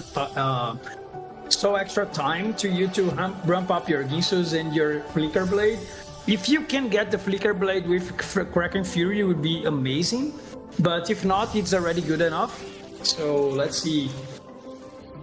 Yeah, and we have confirmation there from Jack that he actually reforged the Ludens into the Flicker Blade. So the perfect high roll spot here for Cash, at least to having good possibility and being able to use obviously the cash out that the Cypher gives you. So important to get a chance and improve his board. So trying to roll, obviously he's being contested, finds a Leona finally, and now he needs 2 stars here. Yes, his spot it's okay if he gets the Leona 2, it would be amazing, I would say. Cypher now for Weishan, trying to roll a little closer now and 3 duplicators. So very, very close. Obviously, he needs to find the perfect moment to slam everything and then not lose from that point on. Now going up against Bapakasa, who is very strong. So probably a huge hit here for Weishan. He will not be able to snipe the Jhin at the left, and obviously the Seri will keep moving and will be a difficult target to focus with the Draven. Yes, I mean the Zeri was hitting on the Galio the whole fight, so that probably a chance for Weishan, but it was not enough. When you're playing with Zeri, sometimes when you're stuck into the heaviest front line of the enemy is not that good, but Weishan actually saved a lot of HP out of that. Okay, Seri 2 here for replay. Very low. Yeah, very low right now. Only 5 Exo. Didn't find. He doesn't have the Sejuani, and Weishan actually has a Sejuani 2. Wow. Yeah, this is tough. So managed to do everything, at least what the game decided to give to him. Not finding the Sejuani here is terrible, 15 HP. And even though he hits, he will be 1 life away. So very difficult spot, low row spot here for Riri. Yes, that was what we were talking about before the game. Riri plays such a great player that can have like really good early games, be flexible, but in a meta that you must play 7 exo attack, it doesn't give him what he's really good at. So even though he can get a Galio 2 to hold up, it's not enough. So it's a hard time for him. Yeah, taking the huge lodge there against Robin, who decided to pivot. Cash finding an Urgot, so it's interesting. Robin using the Urgot just as a placeholder to then use the 2-star. Aphelios is one of the best way to play this comp. Obviously, Urgot is more important, and the Aphelios 2 is the one who gives the difference here. So Cash just trying to fight it out, 34, and Replay and Weishan in a very difficult spot. Weishan, even though he's losing, we know he's going to hit. We know he's going to hit. The problem will be, is 1 HP enough? And will he be able to ramp up and maybe find a win-out spot from there? Yes, things are getting interesting in here as the game approaches into that stage 5. Because I'm curious if Cash is pushing into that level 9 to fight the Urgot 2. That would be really great. And Weishan as well, he was forced to take that augment that gives him an extra duplicator. Not the greatest thing that he could get for the Cypher. But it's important to note that he needs the LeBlanc tree and Draven tree. Yeah, he did the huge roll down here, finding something. So he will need to pick. He decides to go for LeBlanc and needs to find 1 additional Draven to use his duplicator and then just try to avoid. So now only trying to avoid not going 8th and then trying to find that additional Draven that is so important. Yeah, he's fighting Robin. It's important to the Zed to get the damage on the backline. Zed just died. It's looking pretty bad for Weishan. Oh no, man. That's a bad. Weishan's out. Riri, let's see if we can see the final fight also to have an idea what's going on. So Weishan is out. He's dead already. Also. Yeah, and there's Riri also. Yeah, holding hands, 7 and 8. Riri play not managing to hit a Sejuani for the 7 exo, and Weishan just didn't have luck in the huge rolldown, more than 60 gold in the rolldown, and just was able to find the LeBlanc together with the duplicator. So a huge low roll for both of them. Yes, it's pretty bad when you have like tons of duplicators and you're able to just find 1 single unit. The goal of your decomposition is actually finding multiple units to restore it. He wasn't able to do that in this game, so that's why he's at the bottom 2 in this right now. Yeah, Trevisan playing here the Kog'Maw reroll. It's not the best in terms of stacks, but he was totally uncontested, at least for the low-cost unit. Obviously, Leona is so difficult to find. So Skarner holding up the damage, secondary carry right here on the Draven, and just trying to access here and ramp out as many spots as possible. Also preparation, very good for him, being able to get additional stacks, especially into the Skarner and the Kog'Maw. Oh, look at the Kog'Maw. Almost going in face-to-face against the Zeri. It was enough for him. Taking every single round in here is it's much important because it's important to get extra placements. So this game is actually approaching to an end. Let's see. First time we see Polygon in a while. He's playing the. He's actually went into the amp line. Players are actually avoiding that because it's too risky. But when you have a Samira early, it's really good. The Great Moonlight is also really good because he gives you the Nidalee first turret. So let's see how he can perform against the Zeri. Yeah, Nidalee 4 managed to find also the Samira early and 2-star here, giving additional damage.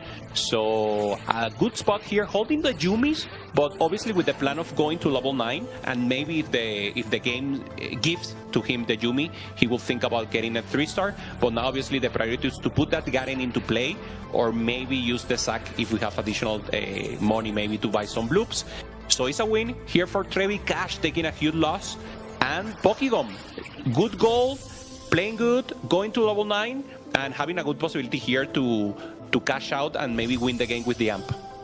Yeah, we can see here that is a X-Attack emblem on the carousel, really strong for Vapakasa. I guess no one else is playing X-Attack. Maybe someone can actually deny that. Oh, they're not denying. I mean, I like X-Attack emblem pretty much when you're playing 7 X-Attack because it just works as a Tactician Crown. You actually gain a spot that you can put a legendary unit in the place of the Fury. It gives you so much extra power. So let's see what he can actually place on his board to cap it even higher. Yeah, Vapakasa in a great spot, and as you say now, with the additional possibility of getting, because that's the problem, right? With Exo, you need to put the 7 Exo in, and normally you have the Kindred, so you don't have a spot for that legendary. The +1, the emblem gives you so many possibilities to get premier units in. Now, okay, so Cash versus Vapakasa, Brazil versus Brazil here, and it's a test of strength here to see where they're at. Yes, exactly. I really want to see how their Urgot is going to pay off by now. It's important to know that if he manages to get his Urgot 2, he's going to be sick, really strong with these items. Not enough, maybe Zeri is stacking a lot. The Leona 1 tanked so much, but pretty close fights. It probably would be a win if he had Urgot 2. Yeah, trying to find that. Obviously with a 6 Vanguard already. Not finding Leona 2, Cash in a very difficult spot. So probably the weakest right now. Just trying to hold up. Huge front line. So he's ramping up. The problem is there's just no damage here. What is his items? Something missing here, right? Did you saw the items before? Did he had items on the... Yeah. He didn't. He had items on the Urgot. It's gone. Okay. There is the Urgot. Okay. It wasn't showing. It was a small one. I was afraid he lost the unit. Yeah. Okay. Urgot decides to maintain once again. There it is, little Urgot, just being a little shy there in the corner, and now making huge damage. Access to the backline, getting the brand. And it should be enough to clean. Yet Cash managed to be alive for one more round. Yeah, it's really important to him to be alive at the PvE round because you gain extra gold. Maybe it's a window to find your Urgot 2 and turn around. It's important to know that an extra item can be a huge difference for him as well. Yeah, makes sense. Okay, now making the switch. Telling the Draven and just ensuring he gets an additional goal here, and then try to roll for Seri and try to roll for Leona 2 to get that additional possibility. So Trevisan, difficult 5 HP now for him, and let's see if he managed to avoid. Trevisan 3 points, so only a 6th place in the first spot. And remember, these players are not only playing to advance to day 3 and go to the World Championship, they're also trying to get into the Tier 1 circuit. And there are 32 players, and 29 till 32, they will be eliminated and will not be able to access. So that's also an important threshold right now that they're playing for. Yes, exactly. He already took a bot for in the first game. He's not looking very great on this one as well, but he managed to get the Leona 2 as well as the Zeri. Let's see if it's enough to get him maybe a good win in here can save him a lot of placements. But it's important to see how the matchmaking goes. He is facing the Zeri. Gorilla BCLF, also with the Teki Kobuko, very strong, no additional items, so only utility for now for that Kobuko. Trying to hold, ramping up the Winsus and the Krakens. Good damage here for him. Let's see if it's enough. Taking against the world, no. BCLF takes out Trevisan, and Trevisan showing his good elongation that he managed. I saw him in Cup, and he actually, when he took his arm back, like very good reach right there. Yeah, that's what I was saying before this round. It's so important. These last rounds can mean a lot in the placements. VCLF was in a 4-lose streak, and then he managed to win a round against Trevisan and secured his top 4 at the end of the day. Yeah, making sense now. BCLF taking this top 4, very important. He got an 8th in the first game. Now going up against Pokigum. So he's the one in rotation. And Poki, once again, 5 amp. with a Nidalee 4-star in the front line, and Samira 2, very, very important and very oppressive. Yeah, Samira 2 on level 8 for sure. He is the right high holder in this lobby. Let's see, it's enough to take out VCLF that has the same chart as you. Third 8 for VCLF, so the Shark taking the win. Briar, I mean, one of the best cuts of dicing that I've seen, very fun. And always good to see innovation. Papacasa managed to find Aurora 2 to go up together with the Exotech line. So this could be important if he managed to get a Kobuko, obviously a sack, but normally Kobuko is the priority just to get a utility. Could be very interesting for him. It will be Pokégon against Robinson unless there's a ghost in the middle. Exactly. I want to highlight as well the board that Robin is playing. He actually chose to go into the 4-4 line. As we were talking earlier, like, he has such a strong front line already with the Golem, the dummy. Yeah, the dummy. He doesn't need 6 Vanguard, so he played more damage. Well played by him securing the third. Probably not enough to take out the Pocky, let's see. Yeah, Pocky just too strong here. Accessing to the backline, so it should be a third here. Yeah, Robinson goes out in third place. Meanwhile, Papacasa fighting the Ghost, losing against Pokégon Ghost. So Pokégon is just in a perfect position here to take the lobby away. Yes, exactly. Such a good spot for Pocky. Still can go level, still can find another legendary 2-star. Maybe he can find like a great mod out of the Garen. It's hard for Papacasa to turn things around by now because the Samira 2 is just too strong at the 5 amp, with the 5 amp. Nice. He's one Yumi away from Yumi 3 as well. Yeah, double Samira 2 with Sterax. Sterax so huge right now for Samira. Remember, he had a rework, so now it gives so much AD, so pure attack damage, and obviously add an additional superability, and now it's like the ideal unit for someone like Samira who gets in the front line and you want to protect her a little. So double Samira for Pocky, looking to take the win, the first place against Papacasa. Yes, it's a round that can show us something. Pocky is actually in 12 streak right now. I don't think he's losing any soon. It's important to know that Nidalee is taking too much damage. Yeah, Nidalee is out. Good crowd control there for the Sejuani. Didn't manage to hit one of the Samira, the important one, so Samira still access to the backline, clean setup in the end.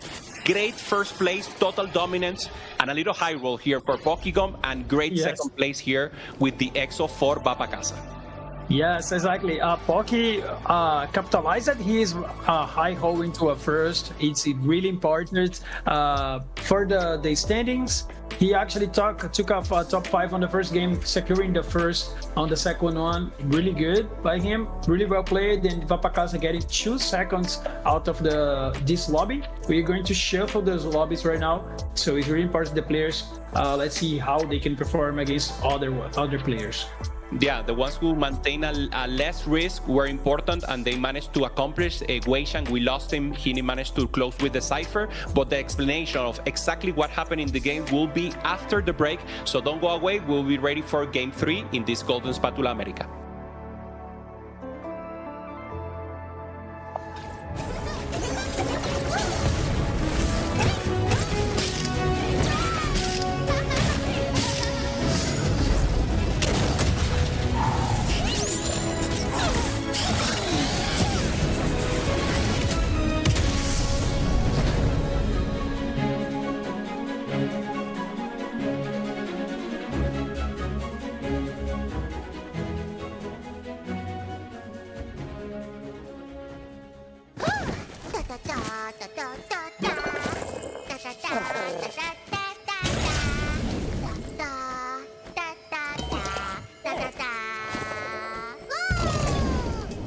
We're taking 4 pro TFT players and making them rank the strongest units of all time. The only catch, they don't know which units are coming, and once you assign a unit a placement, you can't take it back. Are you guys ready?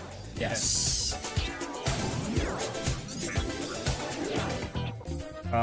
So I really enjoyed playing Syndra. I would place her in third. I'll start off with 3. I'm gonna put set 12 launch Syndra at like a 2. I don't think it's the strongest, probably like 4. Honestly, I think Yumi reroll, like in higher elos, like it wasn't actually that much of a terror. I think it should be 4 or 5. I feel like everything on the... I'll put it at 4. Maybe something less broken will come. I'll give it 4 after Syndra being 3. Maybe 4? I think it'll be 5. I don't have that many like bad memories with that Yumi. Oh my god, this is so old. I feel old already. Is Jarvan? Yeah. I'm probably placing in first. I'll give it 5. Jarvan, I'd put him probably top 2. I don't remember this patch too well. Maybe if I knew it better, I'd put it at 1, but I'll put it at a 3. I'll give the Nocturne to I'll take him to number 2. I almost stopped playing TFT at that time because I hate this comp. I hate Nocturne so much. I would say first, but I can't now. Just because I hate it so much. So I'll put it in second. Set 2 Blender Nocturne. Oh man, set 2 is like the only set that I didn't really play, even casually. So I'm gonna have to put it at a 5, and yeah, just hope that something really broken comes up next. Put it at 3. I think Jarvan was a lot worse than Blender Nocturne. Oh, War Week? Like, I feel like people still talk about War Week even now. So I feel like I actually did a pretty good job, and this is like probably the most broken one. You guys set me up for that, right? Yeah, I mean, he's definitely as nasty as Nocturne, but 5th. Alright, I like Warwick. Yeah, perfect. Great spot for him. That's pretty good. That's pretty much... I put that at 1, even though I didn't have a choice.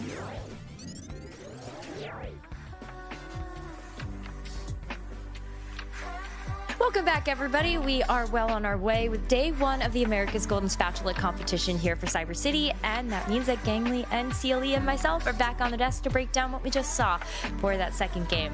And I don't know, what was kind of the thing that stood out to you about what happened there?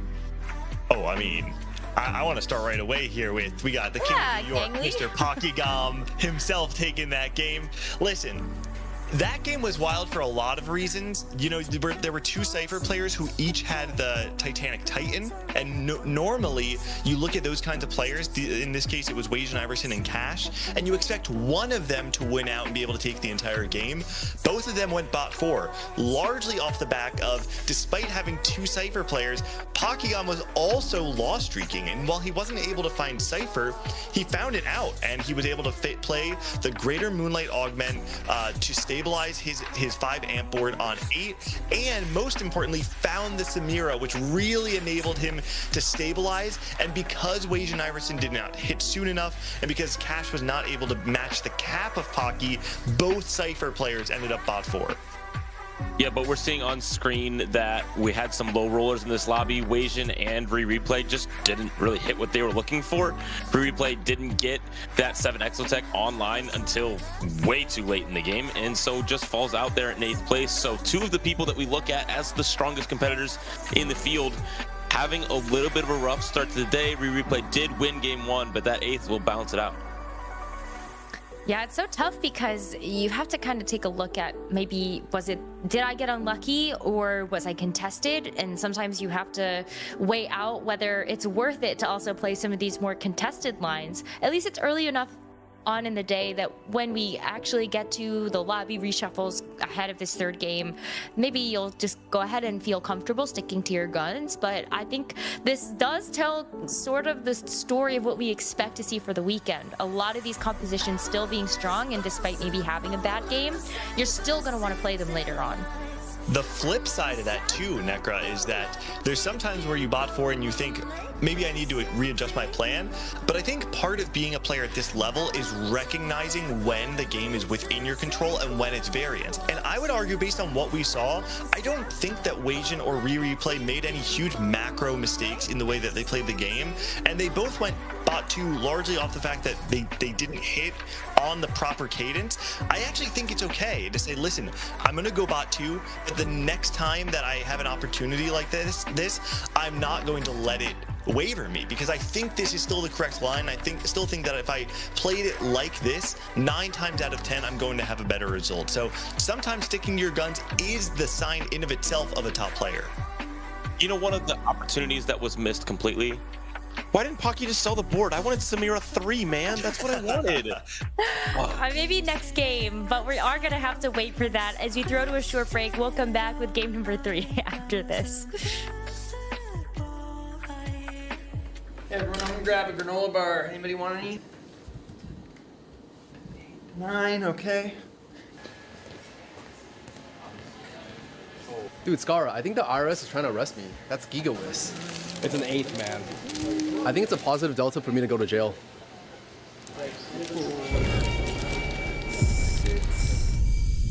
7, 8. Yo, he's got 8. Oh, do you guys want one? It's the granola wave.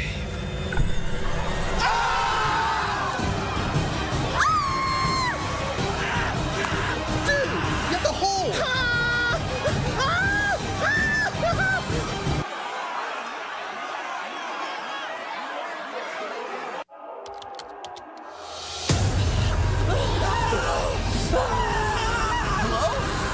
Hello? Is this even my fault? You little rat!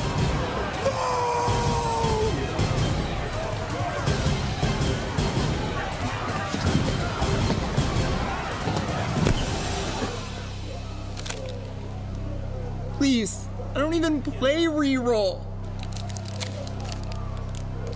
But you throw up with a rat. Has this ever happened to you? Do normal situations make you think of your last spot 4? Do you call any minor inconvenience an 8th? Around the world, TFT players all struggle with the same problem. TFT brain rot. TFT brain rot is a serious condition, but it is in fact reversible. Take it from me, I used to have the vocabulary of a 6th grader, but now I can read words with 9, maybe even 10 letters. And so remember, take a deep breath. Teamfight Tactics, it's just a game.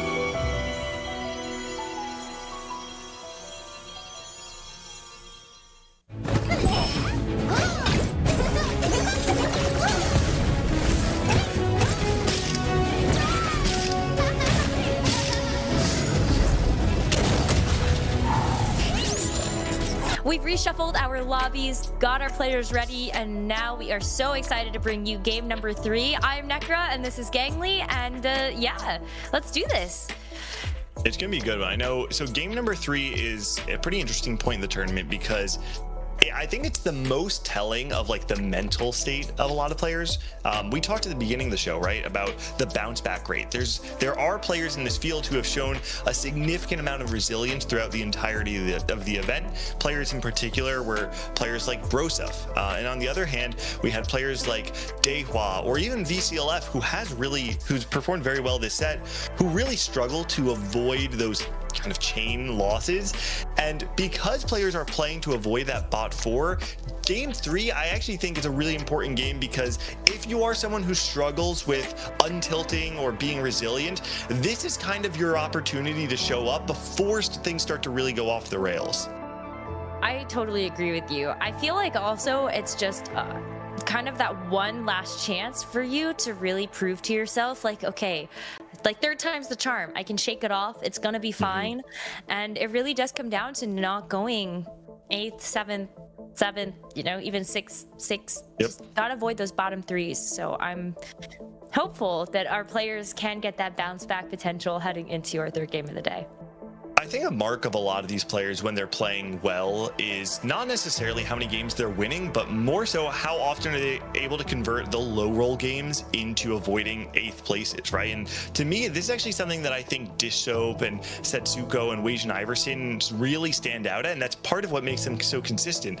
And speaking of which, We got all 3 of those players in this lobby. This is a pretty star-studded lineup, especially because I think the contrast between those 3 alongside some of the players who I think are really trying to prove themselves. Upset Max has been trying for a very long time to make it into regionals, got waitlisted for 1 set, but now is getting his first shot. JRC is someone who has competed in the Chinese region, but has never actually competed in the Americas. And Broseph, a player who I think has been trying for a long time to find the results that really match up with the reputation he's built for himself. So I think it's an interesting lobby with a lot of different dynamics going on. Oh, and we get Nico. So we've seen some very rich get richer games already, especially our first game of the day. But now we've got crabs that are going to drop that extra loot. And so I feel like we could really go 9. I think we should expect a lot of our players to angle towards 9. Did I actually missed what was this crab rave or is this just Scuttle Puddle? It's just Scuttle Puddle. Okay. Yeah, don't worry. Everyone can take a deep breath. I don't need to play a melee carry this game. Okay, I actually just lost a game because I even with Zed, I lost to a crab on Crab Rave. So that is it's an unforgiving crab. Yeah, these crustaceans don't give anything out for free unless it's this one. Actually, in Scuttle Puddle, everything is free. They don't attack. So I think everyone's feeling a lot better. I think you made a good call out though about looking to go 9. Something that is interesting about what we've seen even already this tournament is that Tacticians Cup number 3 was played on the same patch, but we saw way more of the Kog'Maw reroll and the Vanguard Marksman and the Exotech, and way fewer players playing around things like the Fast 9 and capping out around Urgot. And I feel like already we've seen players lean a bit more into those Fast 9 styles because despite the fact that Exotech is extremely powerful and can net you that, for sometimes the first but also second and third is normally where you're aiming for, there are a lot of players who are playing very low tempo boards trying to play around Cypher, and you can kind of take advantage of that like we saw Toronto Tokyo do and just go straight to 9, especially in an encounter like this with the extra economy. I think that's a great call out because you can really bank on other players. Like it's kind of the same thing of like, well, if you see these players also not doing very well, then you kind of again get richer and richer with those sort of things. But we have crabs and then we also have a silver augment to kick things off. Yeah, silver augment, going to slow the pace a little bit compared to the scuttle puddle, but depending on what you get, there are some silver augments that can press the tempo a little bit. One in particular I'm seeing is taken by Upset Max, which is delayed start. So Upset Max is going to have a very strong board on 2-1, but we also see 2 different players taking branching out and getting immediate direction. That was both Bosso Skills, who had the Golden Ox, and then Greya, who has the Strategist emblem. So I imagine going to be trying to lean into the amp board from Greya. It doesn't really have the Cypher opener, and actually may not even be trying to Lost Streak with it. So I'm curious to see exactly how Greya wants to pilot this, because it can be a little awkward to get into Strategist if you don't have the best position for a Lost Streak. It is hard unless you are just kind of expecting to play it at level 9. Like, I kind of wonder if there is a space for that, given how many of our players have just opted to go for Fast 9. Maybe you just hit the pieces and then you're good, especially with the extra econ you're getting from crabs. But for now, it does look like a lot of our players are trying to just look at holding lots of things and kind of seeing if that's going to give them enough direction that way. I wonder if also you just kind of hope you get a Reforger at the end of stage 2. Yeah, maybe. Yeah, I'm a little surprised to see that Greya opts to not make 20 there, and instead just holds all of the units on his board and ends up upgrading the Kog'Maw, which is not typically the line that you're playing when you're playing around Strategist. So yeah, I think Greya has something up his sleeve. Obviously, he's been one of the best performing players this entire set, kind of mirroring the run that we saw back in set 11. And I think if there's anyone whose line selection I would trust to be spot on, it would be Greya. I'm not doubting him. I'm just saying it looks a little odd to me. I'm doubting the current state of things for sure, but I agree that maybe at the end of stage 3 we'll get a little bit more direction from that. But what do you make of this Pandora's? Like, Setsuko has Pandora's bench, Curly is looking for Cypher stuff. Yeah, that's kind of what comes to mind. I know the lines in which Pandora's Bench feels the best for a lot of players, at least historically. This set has been either the 1 or the 2 cost reroll thing. So it could be that you're playing around the Bastion Morgana when that was popular. You're playing around Nitro. I think in this patch, I don't have or in 14.6 in particular, I don't know how much stronger it is to play the Cypher reroll, but because of the prevalence of that composition this tournament, I imagine that's probably the direction he's going for. Find a 3 cost, put it in there until you find a Draven or a Galio. You find a 4 cost, maybe you get an early Zed. So it makes sense, macro wise. The problem is it does kind of leave you open to a lot of variance, and if you just don't hit the unit you're banking on from Pandora's Bench, all of a sudden you're playing way slower than you normally would be, and sometimes slower than you would be even if you didn't take Pandora's Bench at all and you were just rolling normally and not holding all these units on your bench. Because the bench units are also taking away from all of the interest that you're going to be getting. So it is a hard thing to have to balance out, is how much do I care about the odds of rolling for this one particular champion versus actually having that gold right away that's invested into that interest. We get a first carousel though, and also get a chance to take stock of the lobby. And I feel like a lot of players right now are really hoping to get those big level 9 boards. I mean, Boss is actually going to keep the Anima Squad emblem that got popped out of branching out. Oh wait, I think he reforged it because it was Golden Ox, right? It was Golden Ox originally. I don't think I'm crazy. I'm pretty sure when he popped it, it was Golden Ox, and he reforged it into Anima. Maybe we can get confirmation of that, but I'm almost positive that's what happened. Either way, I like Vertical Anima Squad. Oh, I don't, but I'm happy for you, but I don't. Here's my problem with Anima Squad, okay?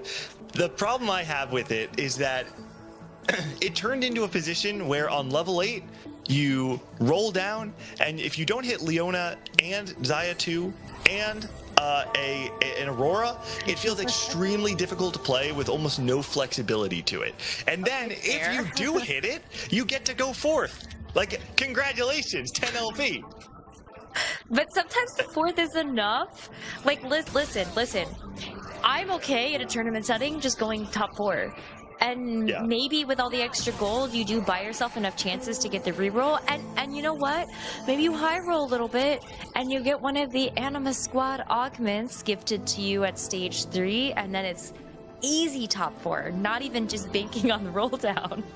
And I am obviously, I'm being a little hyperbolic, I think. Like, it obviously can cap out. And something that you're calling out that I think is very valuable is that when you're playing with more econ, one of the ways to cap out Anima is by pulling in a 2-star 5 cost with an Aurora 2. And all of a sudden, if you have something like a Kabuko 2 waiting in the wings to be pulled into a fight, it's a lot easier to buy time for your 7 Anima effects to win you the fight. Looking at the state of the lobby right now, Weijin playing Bulky Buddies, one of the few players to take like a true combat augment, is the only player on a 4 streak, and then Setsuko and Greya and Cash, 3-way contest for the 5 streak. Oh, well, I think that means mathematically, I think someone is going to possibly lose it here. Are they surely something bad here happens for someone, right? Right? For now, it does look like Weijin Iverson is in a good spot, I think, to be able to keep this win streak. So we'll be able to win all the way to the end. But I wonder for Cash, Greya, it's Setsuko that actually loses the streak. Unfortunate. Setsuko on 4 Cypher right now, too, with a Draven, too. So, I mean, it makes sense if you're forced to kind of play the 4 Cypher and you really want to get the full value out of your board. Maybe it's just really hard to take the Draven out. If he had this last fight, I do wonder if there's ever a time where you just drop to 3 Cypher and just don't play the Draven 2 to ensure the loss. But, we didn't see exactly how it played out, so it could happen a million different ways. Either way, having Draven 2 this early, it does not feel bad when you're playing Cypher reroll. True. Ooh, we got a little hacked orb to give us it looked like a component, which I think he slammed immediately. And then you also get the one that salvages your pieces, but that was a pretty big hit. Yeah, hits upgraded LeBlanc and Galio, so I mean, All right, here's a question for you, Nekkra. He is playing Galio 2, Draven 2, LeBlanc 2 right now. What happens if you get offered a hostile takeover next turn? Do you take hostile takeover and just play Windstreak Cypher instead because you're just fully upgraded? Because I don't know how many. There are some fights that I think you're just going to lose no matter how much you try to sack. I think you instantly take that. So I hope Setsuko gets it offered to him. And I think if you do see a gold augment across the board, I actually think there's quite a few people that can benefit from that. Like, I'm also thinking about Anima Squad. You can take the Anima Squad Spire, whatever that augment is called. But the one that gives like the bonus benefit? I don't know the name. You're asking the wrong person, Nekkra. Support Spire. I think it's Support Spire. Support Spire sounds right to me, yeah. Let's see. Come Right, on. Give us a gold augment. Oh, okay. Give us it is offered. Finding the difference in value between one gold augment plus additional gold versus 2 silvers can be kind of tough. Oh, I really like the Pandora's items plus placebo pick here. But I think you continue your reroll. I'd be surprised if he took Thorn-plated armor. But he's at least considering it. Oh, wow. I think it's good, actually. I actually really like this augment. I think if you take a look at how many people are playing attack carries as well, or how much indexed the meta is into attack carries, then the Bramble Vest becomes even more powerful.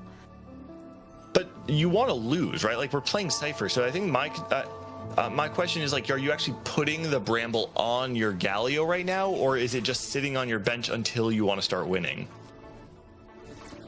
I think you're putting it on. We'll have to wait. We'll have to see.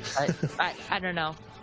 It doesn't really surprise me too much that a lot of other players have also put Bramble Vest. I mean, Wajan Iverson, Greya, both of them actually made a Bramble Vest, even though they didn't get the augment gifted to them. I think speaks to the power of the actual item in the current meta. Yeah, there's so many compositions, especially the 4-cost compositions that index more towards AD rather than AP. All the Vanguard Marksman stuff going around, the Exotech stuff. You get so much value out of slamming Bramble. So yeah, like you're saying, it's really, really good slam for the meta at the moment. Basso has an early Leona? Yeah, it looks like that's Restart Mission that he took, right? And so he was able to get Jin 2, Nefiri 2, Shyvana 2. I mean, Restart Mission sounds like a very... that's a very risky pick to take on 3-2 when you're playing around branching out, because, I mean, clearly you can see, like, he just did not... he lost a lot of the Anima Squad units, but in return he found the 2 4-costs that he needs to play around with the Xayah and the Leona. I mean, I think it's risky. I don't know if it even worked out in his favor, because none of his upgraded units are like actually the Anima Squad units, and so much of Anima's power relies on your units being upgraded. So I would be a little concerned if I'm Basso. What I will say is he's rich, right? We're still playing in the Scuttle Puddle, and so level 7, 40 gold already.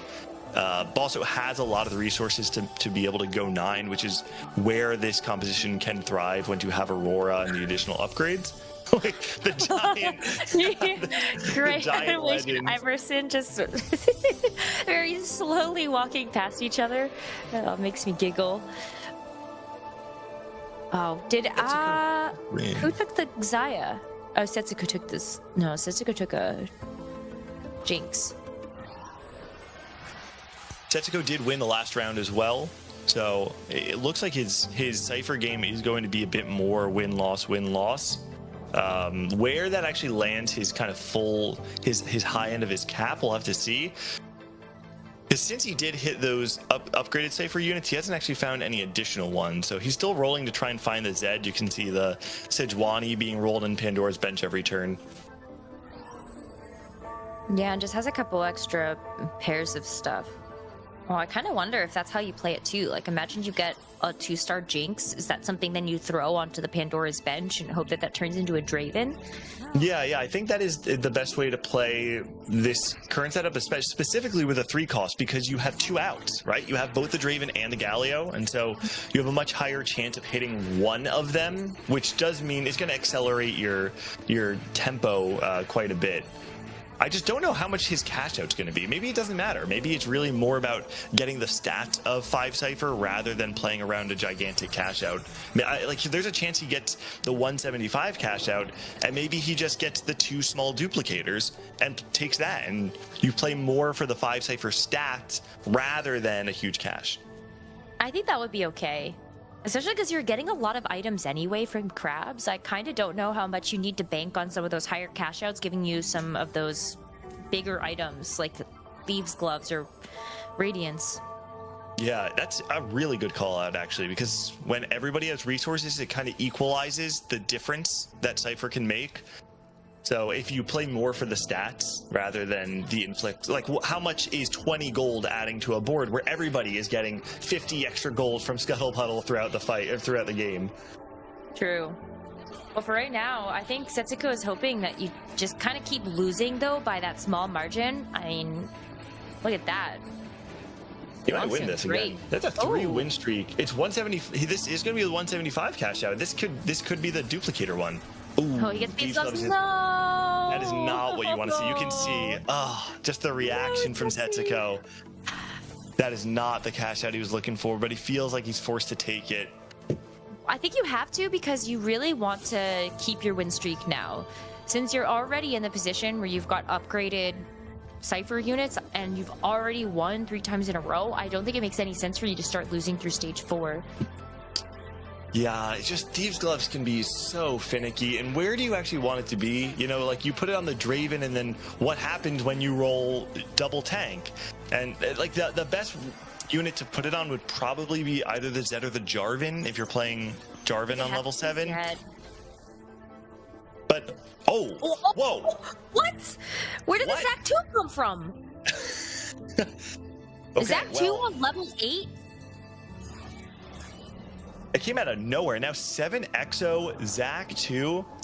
We have a Zeri 1. I think Zeri 1 is going to be stable enough, and we're on a 6 loss, but 43 HP is still quite a bit. We should be able to win most of our fights on stage 4, assuming, you know, I would imagine that Zac 2 is going to be enough to get us there.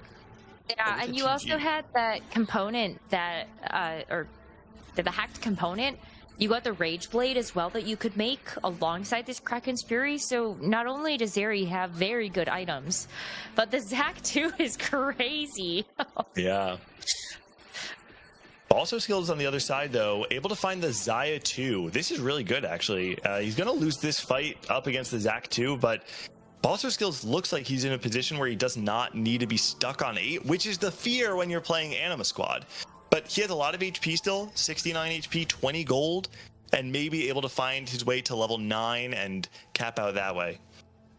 All right, we've got gold augments to round everything out. And this is where I think things do get quite interesting, because and I feel like, do you try to go for combat power here, or is this something where...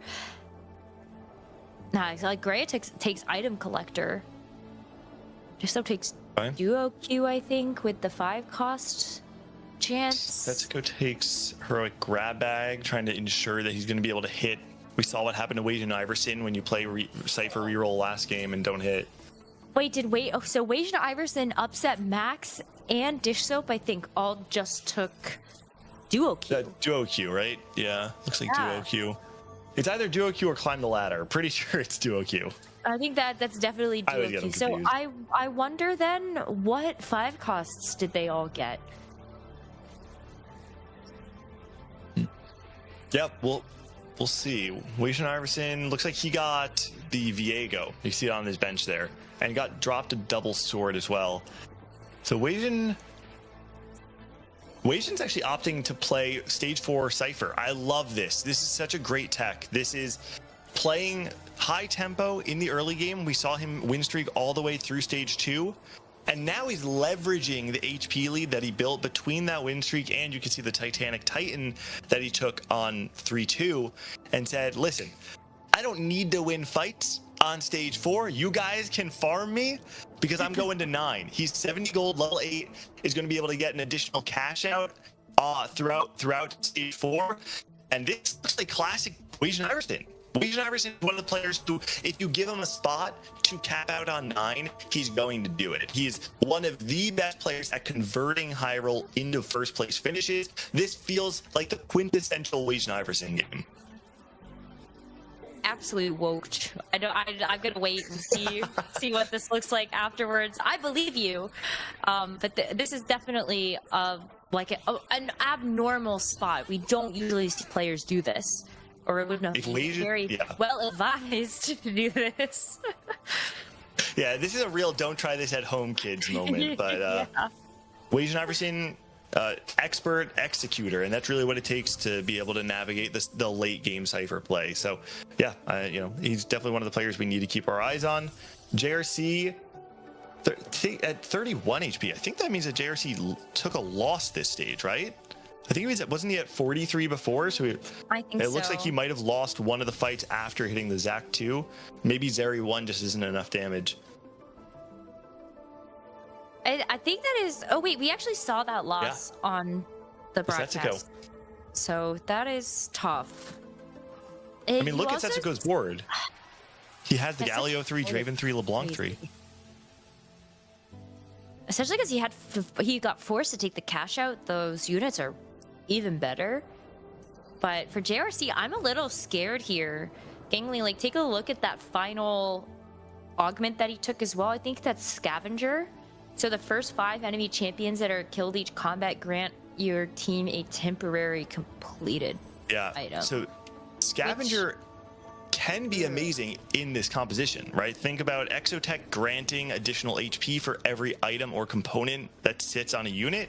So in theory, it plays out as you kill a unit that has a bunch of items. As you kill units, your board's going to scale up in HP. You can see the Jax now has 2 items on him, and suddenly he has a ton of HP. That's going to be amplified even more when we're able to play 7 Exo instead of 5. But you can see he just didn't have the unit quality he felt to play 7 Exo before. He dropped out of the Nefiri. I don't know if is he just not playing Sejuani, or is he missing something? He might be missing a Varus. But once you have 7 Exo, on this patch you get 300 HP per item, right? So that means that your Jax 2 is going to have an additional 900 HP by the end of the fight, assuming you get the scavenger items on it. I think like my biggest issue with taking it is that we're on Scuttle Puddle. So you should expect at some point that the augment value you're getting from this is going to fall off. Like, this is not a position that I feel like you're getting first from. But maybe that's just me. I just think there's diminishing returns after a certain point in the game when other people are going to be hitting 9, 10, possibly. Oh, I think we haven't even got a chance to look too much at Cash, but we can see him on the other side. He's been playing Graves reroll here, and 4-6, we're still Graves 2. And you can see level 7, 0 gold. Also. Yeah, and Graves is one of the compositions that wants to, speed up the game and snowball. And once you start to fall behind the curve, it's really hard to catch back up. So we are 1 off, and maybe if he hits everything, he'll be back in the game. But I think it is worth being very concerned about Cash's spot in the game. Ooh, Weijin's rolling. Yeah, Cash is out the Cypher and then just gets a couple items for it. And components are a great cash out when you're getting the influx of gold already from Scuttle Puddle, right? Because the assumption is I should have enough gold to upgrade my entire board. And if I can upgrade my board, there's nothing I'd want more than items to put on my upgrades. Yeah, true. Now you have so much choice, but okay, you can see he's starting to make the pivot into the Boombot stuff. Urgot 2 is amazing. Needs to one off with the Cho 2. Get a Kobuko, why not? Still a lot of work to be done, but there's a lot of stuff that can be sold. The question is, how much of your board can you start to sell off? And there's still a lot of components that need to be put on the board. Still trying to find a Fiddle or the Kog'Maw. Can't find... Oh, he does get a 4 Boombot on the board. Okay, has the Fiddle. There's a lot of work left, though. Very scary turn. You have the Skarner. I think ideally you're also... Well, I guess the ideal world is you get the Boombot emblem and then you don't have to play the Skarner. Or Yeah, I mean, 4 Boombot is still a very high cap for this board. Once you can find everything upgraded, keep in mind he's playing this entire turn with about, what, 5 completed items sitting on his bench because there was just way too much to do. It was a very hard turn. It's hard because you also have the bloblets you have to pick up too for Zach, so it becomes even harder. This is where I learned to use the hotkeys to roll because of all the silly little bloblets you have to pick up for Zach. We're looking at the other Fast 9 Boombot player here too, right? This is Upset Max, who was able to find all the upgraded front line, right? Kabuko 2, Garen 2 does just have the Zach 1. We should probably find out the blob count on both Wasian and Upset Max's board. But the key thing is we are Urgot 1. So we are lacking damage. Question is, when we get Urgot 2, is that going to be able to stabilize us? Because there are a lot of boards that are going to have a very high cap this game. We've seen Setsuko playing around the Cypher, who's already kind of there. Wasian Iverson is trying to play the same exact board. So there's some element of them racing to see who can find Urgot 2 before the other. Because once you take 3 Urgots out of the pool, it is very hard to find another Urgot 2. Upset Max is going down to his last life. Wasian also loses. Uh-oh. Well, you get a mod. I'm gonna say Bruiser at least helps you for Zach. I feel like it would be quite good to put there. That you still are missing the Urgot. I kind of wonder if there's a world where you actually sell the Kobuko since you're on last life. Try to roll to get the Urgot, and if you miss it, then oof. Yeah, I'm not sure. I think Upset Max is trying to hold the line. He's up against Wasian Iverson, who did find the Urgot 2. And so we have the upgraded front line on the side of Upset Max between the Garen and the Kabuko, but Wasian Iverson is the team with the damage. Pay attention to the 2 front lines to see who's going to crumble first. It's gonna be Upset Max. Yeah, it looks like it. There's too much damage coming out from the Urgot 2, and we can see Upset Max going to lose there, going to be eliminated in 8th place. And now the question becomes, has Wasian Iverson actually turned the corner, right? Winning that fight's important, but he's still 13 HP. He is one bad fight away from going in 7th. That Cho'Gath too, though, it's so tanky, and I feel like that's definitely one of the conditions for this composition to get to the top 4, is like having a Cho 2, having the Boombots, of course, is very, very nice. And then once you get that Kobuko 2, I think you're just really smooth sailing. But you really are missing out on like several 5 cost 2 stars here. One of the ways that this board caps out is with the Garen mods. And I think that Wasian Iverson might have just picked up a Garen 2 off of the carousel. And if that's the case, the question is, does he have a Boombot mod on a Garen 2? Okay, he has a Garen pair. He doesn't have it upgraded, and we can see there's no mod on that Garen. Once we can find a Garen 2 with Boombot mod, 4 Boombot, 3 item Garen 2 is oftentimes the cap for this board, because once you have the combination of Urgot plus Garen, it's extremely hard for anybody to out DPS that team. Yeah, that'll be nice. I think it's still gonna take a bit to get the the next mod online, but oh, Cash did hit everything. You can see Graves 3, Senna 3. Missing out on the we have front enough line, damage, though. It is the Jarvan 3, but he's made his way into the back line.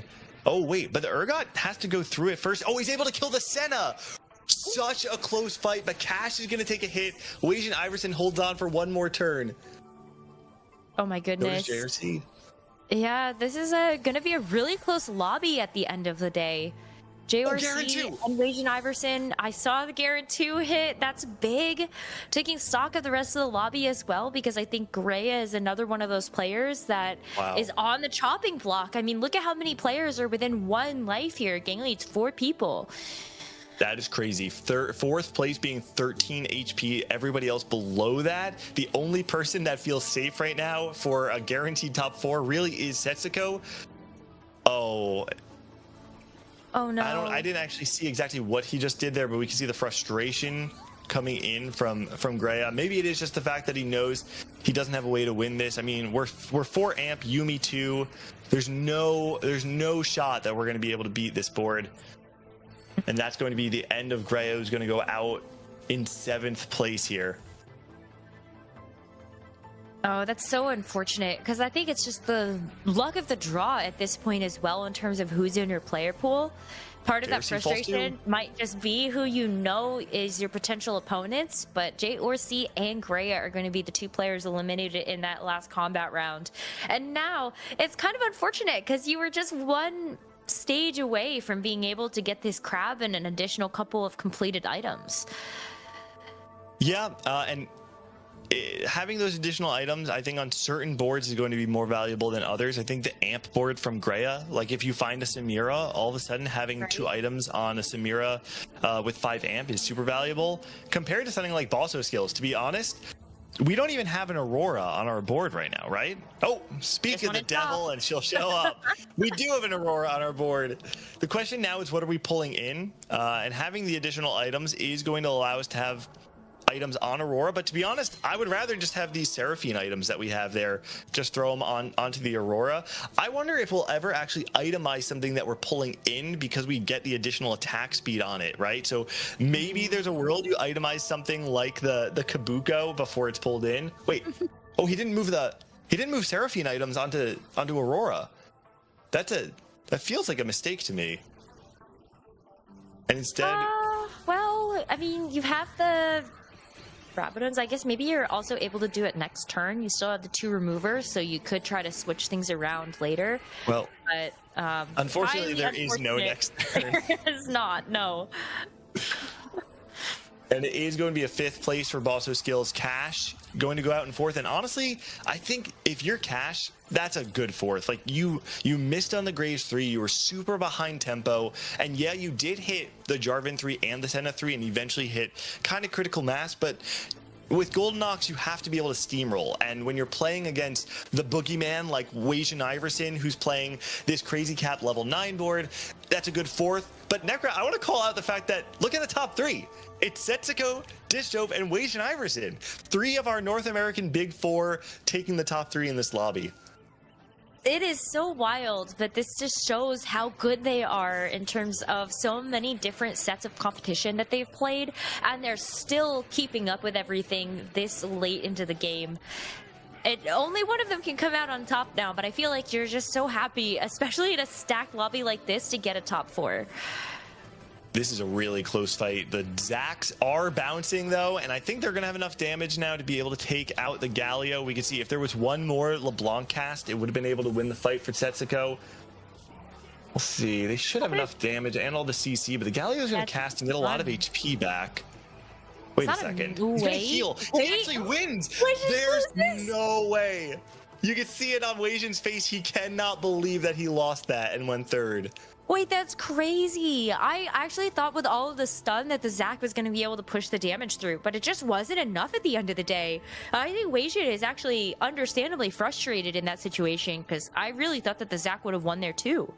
Absolutely, and a part of it was the timing of the stun. So the Zac was CCing the Galio, but they were stunning him at the same time. If those stuns had been staggered even a little bit, there would have been enough CC for the Zac to win, but instead, Galio takes it. Now, Dishdope, who also is playing the 4 Boombot level 9 board, is going to take his shot at beating Setsuko's Cypher Cash out. Oh, that's a big stun from the Kobuko into the back, and this time around the Galio is not going to be long for this combat. But again, the Zacs actually get enough stun onto the back line with the LeBlanc as well as the Draven, and that's going to be one of the first hits that Setsuko actually takes in the later parts of this game. Just so definitely in this. It has so much to do with the way that this Zac bounces, right? Because so much of the fight is going to come down to how much space do you give Urgot. If you allow the Urgot to put damage out, and if the Zac is able to prevent the damage output from the LeBlanc and the Draven, then Dishdope should be able to win the fight. But I mean, listen, it is very hard to see it's very hard to beat this board from Setsuko. There's so much value. You have a Renekton 2 that's eating a 5 Cypher unit, getting so many base stats. But on the flip side, every turn that Dishdope survives, he gets a little bit stronger. He has the Zac, and Zac is the only unit in the game that's able to directly convert money into combat power. The more blobs he gets, the closer he gets to being able to beat this extremely capped board from Setsuko. Well, you already got 1 win under your belt. You're going to need at least 2 more in order to win out the lobby.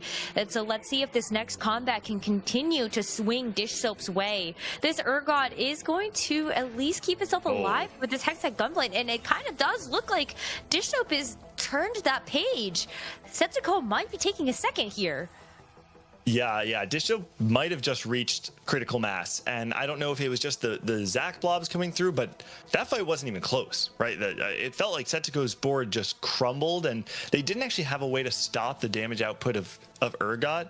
And you can see something I really like that Disho is doing is he doesn't have his Urgot in the corner. This is preventing the Zed from being able to target that Urgot first, and instead it's going to kill whatever unit is next to Urgot, and when that dies, because of bulky buddies, give a shield to Urgot to ensure that he stays alive and has additional damage output. Here, though, the Urgot should get targeted by the Zed. Let's watch to see if this is actually going to be a difference maker.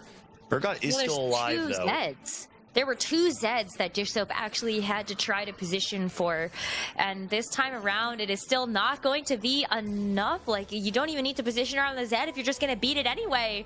Wow. So Dish Soap wins this game off the back of some incredibly good play to get up to that level 9 and just win from there. This game was crazy. This game felt clinical, right? Like, we had a lot of players who were kind of struggling to get their footing in the game, and the perfect contrast there was Setsuko, Weijin Iverson, and Dish Soap all having a very clear plan and executing exceptionally well. Weijin Iverson, he goes third, but you play that fight out 5 times, and I actually feel like I favored Weijin Iverson, especially seeing how the Dish Soap fights were going. And so very strong top 3 for all of them. It's the expected outcome. Feels great to know that they're earning their way into that tier 1 with another placement that will help them avoid that bottom 4. Certainly players that we would have expected to see there, but there's still a couple more stories to be written. We're going to take a short break, and when we come back, we will have our analyst desk break down what just happened.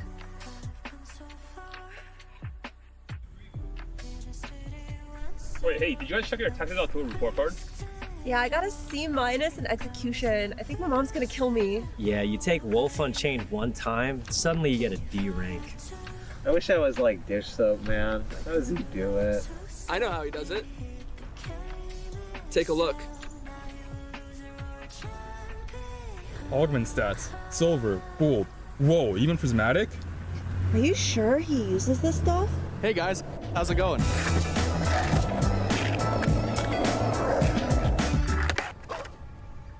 What up, big dog? How you doing, man? What's up, Dish Soap?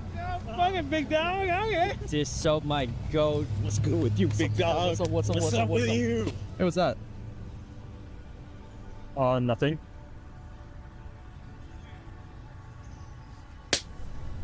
To kids? How dare you? Man, Setsuko's better anyways.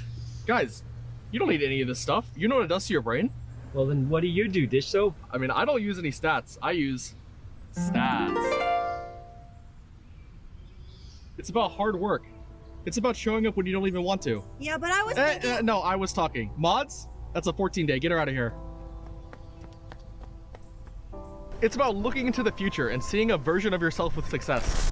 You have to manifest that success for yourself. Back when I won Worlds, in the final moment, I envisioned myself as a dragon. Not like a set 7 dragon like Aoshin or Asol, or even the treasure dragon, but a real life dragon, but it was me. And that's what you have to do for yourself, you know what I mean? Bro, the this guy on? Whatever, man. You guys are thinking about stats, but what you need to be thinking about is your item slams, positioning, tempo, your 4-2 roll down, and your augment selection. Oh, thanks, Dish Soap. Wait, but what are those stats you mentioned?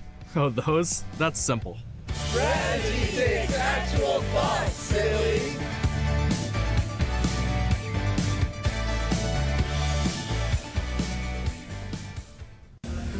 Hey guys, Pana here, and you guys thought I was flown out for casting, but the real reason I was flown out was to display my excellent artistic skills in the world of stick figures. So I'm gonna pull out a prompt here, and we're gonna get going with the Tele-ustrations.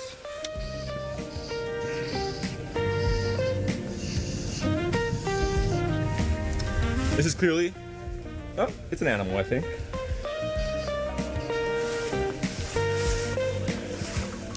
Chef's kiss, master kiss.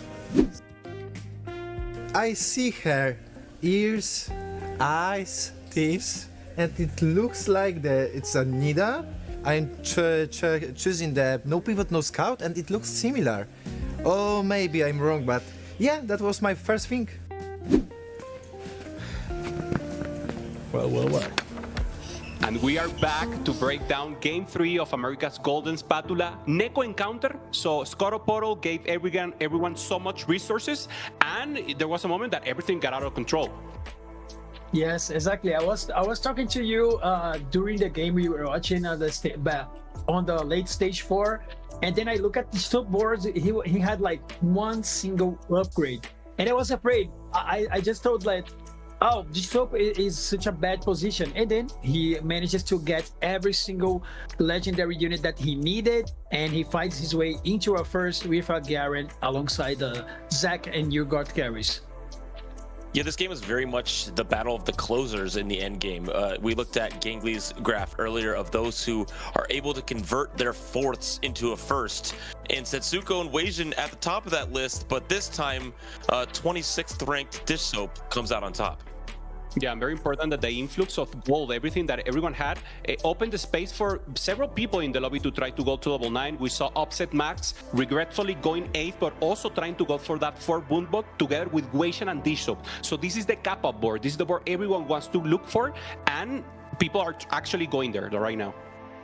Yes, exactly. We had 2 players managing to get the legendaries they needed, but for Upset Max, it was so bad because he didn't get the Urgot 2.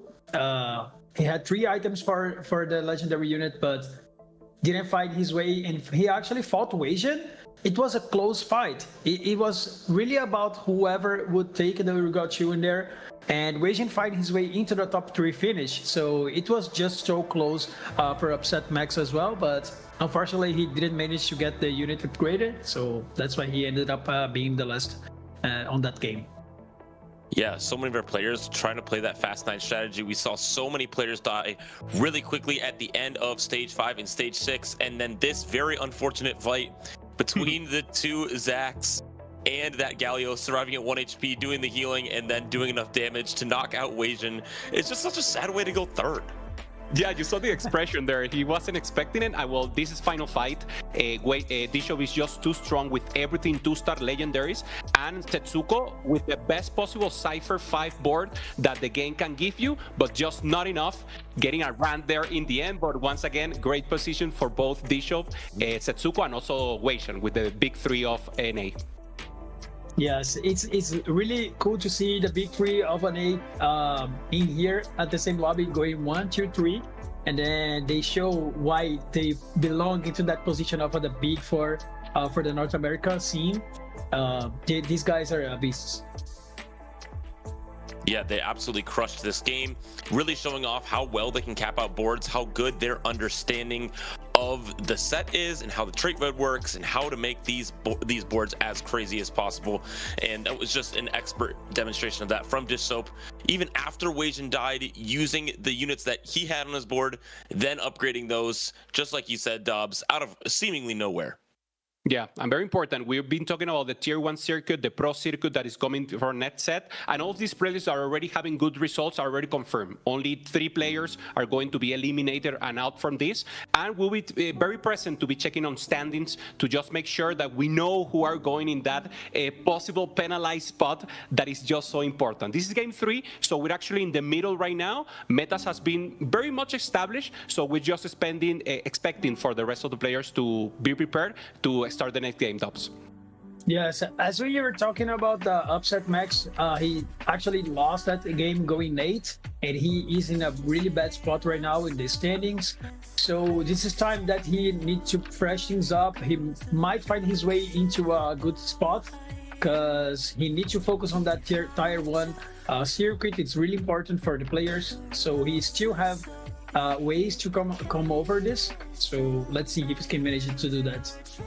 Absolutely, it is very close towards the bottom of our standings right now, and so one good result for any of these players towards the bottom will change their fate in this tournament, and also could even bump them up into going to day 2, which is obviously the bigger goal of making it to the Technician's Crown. Yeah, we have some players already confirmed. Just to give you a cap out, we have Tech Summers already confirmed from Latin America. You told me, Dobz, is BCLF together with fighting in Brazil for the Bapacasa and BCLF. Sure. Yeah. Yes. And Grea. There's another Brazilian player, but I can't remember right now. But okay, I'll check it out.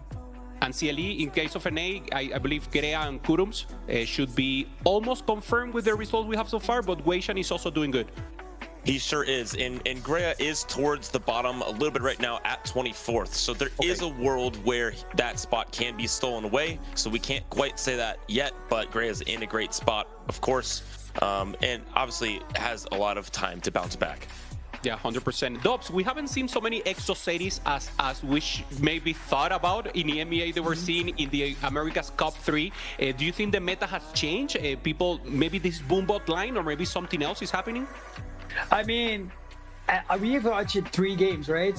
When we finish the day, we're gonna get the data from ZZ, and that is going to be a more, a better look into the scene, because sometimes the players can't play Zeri if they get the wrong item. So we might not get as many players contesting each other on that, because some of the augments gave the players the window to go Urgot, and maybe some other players didn't have the spot to go Zeri. So I don't know, but it's just a few. So I guess the player just played the Zeri line solo in the last game, so it's rare.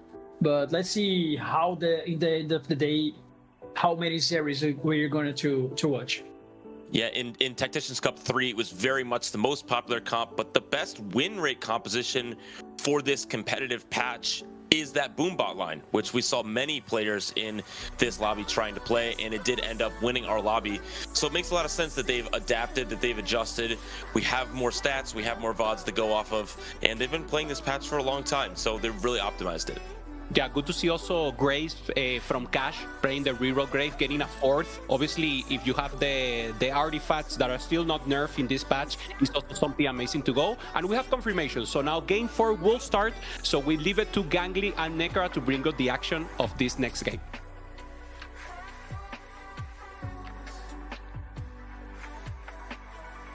Thank you so much, guys. So excited to be jumping back into our Golden Spatula action. So Gangly, let's see what lobby we've got upon us and who we get a chance to spotlight for this next one. Oh, and we can go straight into it, actually. We can see, let's see, we got VCLF, Kuramex, Dehua, Tech Summers, Pakigam, Robin, Chunnington, and Taliant. I feel like this lobby leans a little bit more towards like those newcomers, but the player I want to talk about right now is VCLF. I know we didn't get to look at the standings right now, so I think it's worth it, Nekkra, for you and I to kind of talk about the players who are sitting in that bottom 4, right? Because that's the target zone that you want to stay out of. Right now, it's VCLF, Darth Nub, Milk, and Upset Max. There's there's 2 names in particular that really surprised me, 2 of which are Milk and VCLF. VCLF is a Brazilian legend of TFT, qualified to 3 consecutive Tacticians Crown in sets 6, 7, and 8, but since in the merging of the regions in set 11 has really struggled to find his footing. The last time we saw him at the Golden Spatula in set 11, he went 32nd out of 32 players, and now it felt like he had reinvented himself up until now. He had this really strong regular season, and now sitting at 29th place is on the cusp of not qualifying into the tier 1, and I have a bad stat for you, Nekkra. VCLF is among the lowest bounce back rates in the entirety of the field. He is one of the most likely to bot 4 after he takes a bot 4, and going into game 4 right now with VCLF sitting at the bottom, it makes me extremely concerned about his position in this tournament. Does it make you feel any better that after he got an 8th in game 1, he got a 4th in game 2?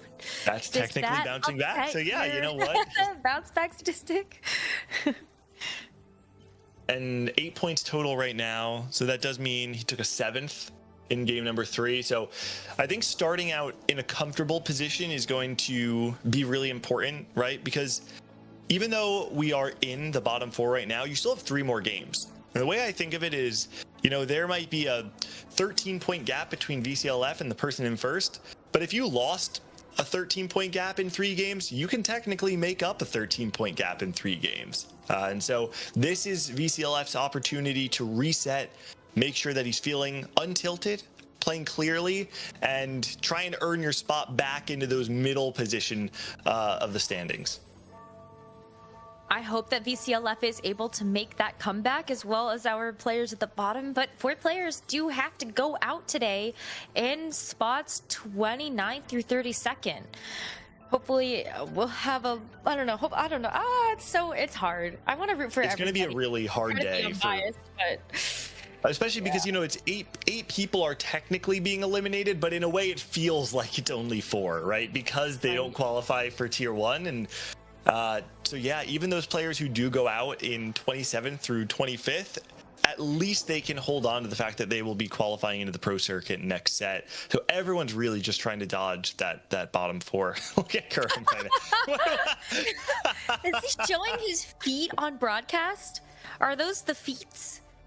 I'm just going to assume those are very short shorts too, right? Like we should. I think so. Oh my god, he's actually showing the feet for free on broadcast. Unbelievable. I can't quite understand the position of his right leg that would allow the top of his foot to be shown at that angle. I can, because I also sit like this.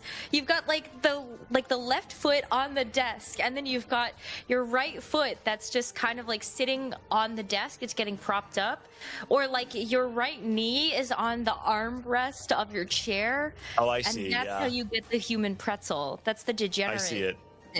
Okay, well, thank you for the tactical breakdown, Nekkra. Hitting crisscross applesauce in TFT. You're so welcome. I have so many more of those. Come on, what's your like favorite TFT playing position? Well, my most common is with my head in my hands, screaming into my palms. I love that for you, or I hate that for you. One of those two. But we got to talk a little bit about this board from Robin Songs. There were 2 players that took Worth the Wait. Robin Songs got Nidalee, and so it is going to be playing. Well, actually, I don't know what this is. Would you not want to play Nitro from here? I think it's hard because when you're playing Worth the Wait, the hard part about playing Nitro in particular is that if you don't have the setup from 2-1, you're going to hit Nidalee so much faster than everything else that it's kind of just, it feels really hard to ever want to roll, right? And then because you're not rolling, Nitro can feel a little bit awkward. And so I think what he's trying to do instead is, wow, okay, really close fight. You see the reaction, because I think he knows how important that fight is. What he's doing right now is saying, okay, well, what is my strongest board? And it's playing the Bruiser front line and the Nidalee in the back line. I wonder if this could be some sort of tempo amp line. It's possible. I think it's a little awkward to play, and I'm really curious to see exactly how Robin pilots this. I kind of don't like either of the Worth the Wait champions. I know we were talking before the day about how you really like Build-A-Bud, but I'm not a big proponent of it because you can get Nidalee, and then poor Tech Summers gets Zyra.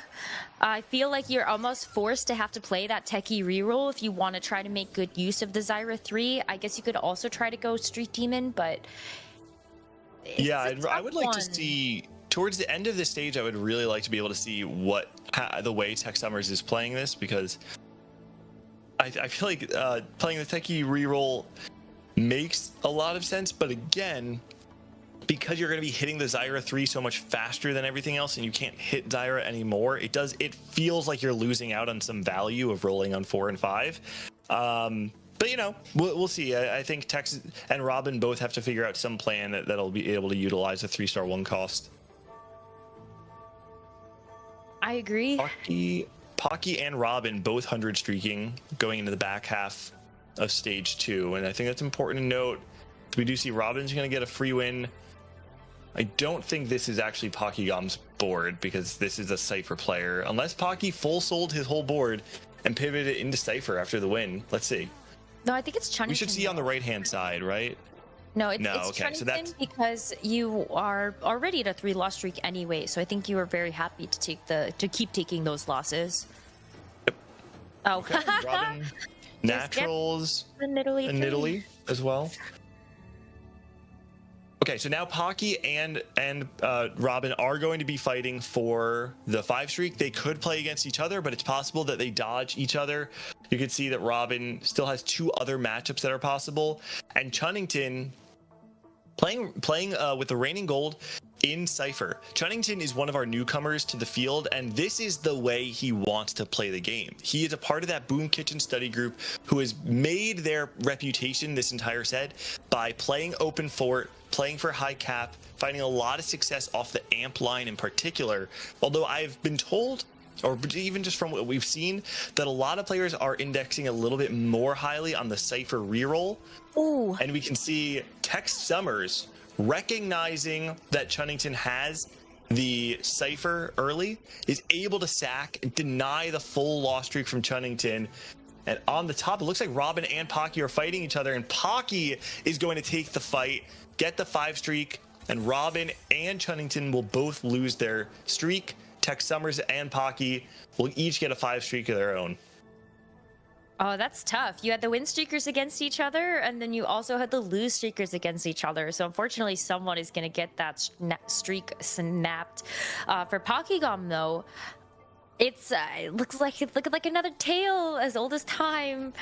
Gangly, you've got the slam of the Rage Blade, and I feel like you can take that in so many directions. It doesn't surprise me at all to see that item get made so early. You got the open chain vest. You can also make a bramble now if you want to, since you got dropped the second one. Yeah, there's been 3 primary directions we've kind of seen this being taken. The first being playing around the Vanguard Marksman, especially something when you're playing around like the Econ stuff, the level 4, the 4 cost 5 stuff's very popular. So it could be Vanguard Marksman. It could be playing more around the Exotech stuff. You have Rapid Fire in already. The third option is that you try and play it Fast 9, and that you try and play around the Boombot stuff, right? Especially when you consider Urgot, one loves the Rage Blade, but also is Executioner, so having the Stride Breaker built already, you get a little bit more value out of that. The question is really going to be, what are Pokygom's Exotech items? I think we're waiting on confirmation on that, because if he does have an angle, then all of a sudden we know that that door is open. But if he has something like, Repulsor or Hollow Bow, we're not going to expect him to play into that. And we can definitely much more freely assume it'll be either Vanguard Marksman or Boombot. He does have the 2-star Jax though on the bench, so I kind of do wonder if the Exo items are good enough that if you do actually hit the Sejuani 2 as well as the Zeri 2, I think you just hold those units or you play it if you hit it. But that's another one of those comps that I feel like, as you were saying about the Anima Squad, I feel like EXO is very contingent on you getting both of those 4 costs 2-starred. But what in the world did this blue buff take? He took Magic Roll and you got 4 copies of the same component, which rolled here, and then he reforged 1 and got Rod. Oh, Well, that is... you can make a Protector's Vow with the open chain vest that you have. I suppose if you want to, you could make some items for Varus if you do want to actually play EXO. I mean, if his EXO items are reasonable... Oh, and it looks like, okay, we have confirmation on it right now. It's going to be Flux, Repulsor, Chassis. That's not bad. No, not bad at all. And so I think all of a sudden, I think this spot's pretty good, because now the tiers can be used, and yeah, we can see the slam coming through. The tiers can be used for protectors. If we can get a couple more vests, you actually could make the best in slot Sejuani build of the triple protector's vow. Instead, we see the double coming through, and also barely able to hold on. And that actually goes to show the importance of making decisions that sometimes are difficult, right? Because he only won that fight off the back of slamming every single component. And I think a lot of players would be stun locked by having all of those components, having all the tiers, and not knowing what to do. And Pocky says, I'm confused right now. I need to roll for direction. But he also had to slam them to get value from slamming. Oh, you're right. So unfortunately, whether he wanted to or not, he probably needed to use those items, but it still was the difference between him actually winning that fight or not. Ooh, and as we get a chance to look at Tex Summers' board, who got the Zyra from the Worth the Wait, it is going to be that Techie Bruiser reroll line. With And the he's hit street demon everything. components as well. Yeah, amazing. And still so rich. 50 gold is crazy. Yeah, yeah. Hitting the Seraphine and the Mundo so quickly. There's a lot of times where like you're able to hit one of them, but you are 7 out of 9 on Mundo or something, and it feels really bad to keep rolling. The fact that he was able to hit everything and then stay over 50, it now allows him to slingshot himself in the standings, right? He has this 7 loss streak all through stage 2, front half of stage 3, and now he hits everything, gets an item augment on 3-2, which is really valuable in this board with so many 3-star units. And now is his chance to try and streak through stage 3, the beginning parts of stage 4, punish the low rollers who don't spike on 4-2. And then make his way to level 8, level 9, try and get something like the, vertical techie or the 4 bruiser variation is also very good. And find a way to cap out this board. Gangly, did you see Taliant's augments? Vanguard Marksman with Flatline, and then the Vanguard Shell. What are these augments? They're so good. They are very good, and I think what they do even more so than just adding value to the board, they also posture extremely well, right? He's telling the entire board, I have one composition in the game that I can play, and I cannot get out of it now. So if you wanted to play it, you're welcome to contest me, but you're going down with me. Honestly, I respect it. That's the way that I like to play the game. And if you decide that you want to play the composition also, well, I'm going to hit first, is essentially what I like to have happen in my games. But, I mean, this is just going to be so strong as well, because you think about how much these marksmen actually get value from basically having, like, gold collector execute minus the gold. I think Flatline is just such a powerful augment for that reason. I think we really need to start paying attention to VCLF, by the way. We talked at the very beginning how VCLF tends to be prone to chain bot 4ing. He took a bot 4 in the last game, and this game being so close to the bottom of the standings in that bottom 4 range, he really wants to turn it around, and he's playing a very risky style. He's playing in the loss streak, and it looks like he's going to be playing into Exotech. So he'll be playing the Cypher cash out into some sort of Zeri board. You can see he has the Mordekaiser, the Jin pair as well. But I don't necessarily think his spot looks like a win out angle right now. He's only at a 140 cash. It'll most likely be the 150, maybe 175, depending on how many units he kills. And there is a world where he cashes out and it's just not enough to stabilize him, and he might just go 8th. Yeah, I'm starting to get really worried as well, because I don't think that he won. I don't think he took down a single unit in this fight. He did not. 27 HP does mean he'll be 2 lives at least. Maybe there's a world where this could be 3 lives, depending on what the losses look like. Oh, he has to take this. It's just going to be a Thieves' Gloves take. It is pretty good in Exotech because Thieves' Gloves acts as if you have 3 items on the unit. And so being able to put Thieves' Gloves on a Jax or an Efiri actually gives you a lot of frontline. The thing is, it's really important that you get 7 Exotech, because the gap between playing 3 Exotech and 7 is a huge amount of HP per component. So VCLF, not a bad cash out, all things considered. Probably the best one he could get at that tier, I think. I don't think he's out of the woods, though. Those are super good exo items, though. We just got confirmation that you do have the repulsor as well as the... Well, oh, shoot. What's the name of the red... The red pulse item. Thank you. Pulse and flux.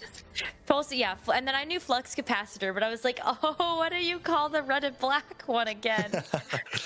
Yeah, Pulse is a very powerful one. Something about it, too, is that it's extremely strong on both Jin and the Zeri. A lot of times you'll probably end up putting the Flux on the Zeri and then the Pulse on the Jin. But something about that is that you need to hit the Zeri, and we haven't done that yet. So VCLF does level to 8, rolls down to 0 gold, still missing both the Sejuani and the Zeri, but should be enough to beat this fight. Is this the Nidalee? This is Robin's, yeah, this is the worth the wait Nidalee on the other side. I still have no idea what Robin is playing. I don't know what he's doing with this. I'm gonna go ahead and let him cook for a little bit longer. I see his kitchen in the background. So we'll revisit this. Oh, forward thinking for Dehua, who's playing the Dynamo board. This is a board that really wants to be able to go 9. Having 140 gold here. Can I don't easily know get if this is enough. It's to not wanna enough. Just instantly go 9. I wouldn't, because I think,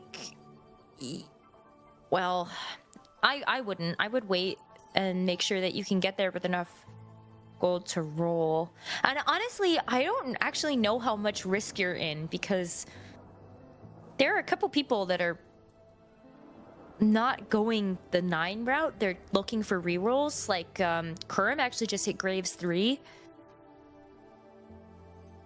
Yeah, 46 HP gives you a little bit of wiggle room, and I think another part of it too is that he's cluttered mind, and as soon as you go level 9, you're kind of losing value on your cluttered mind. So if he can greed till 4-5, survive 2 more rounds, especially if he could win 1, yeah, up against Chunnington, it actually looks possible. Chunnington is playing quite slow. He is playing the Cypher reroll, but we can see the cash out.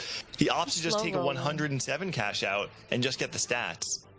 Yeah, I mean, he's slow rolling here above 50, and it's going to be good enough to actually get the win. So yeah, this might start to be in panic territory for Dehua, but it was a good loss. Like, he didn't actually lose too much HP from that. VCLF. Hold on one more time. Takes a loss there. This is not looking very good.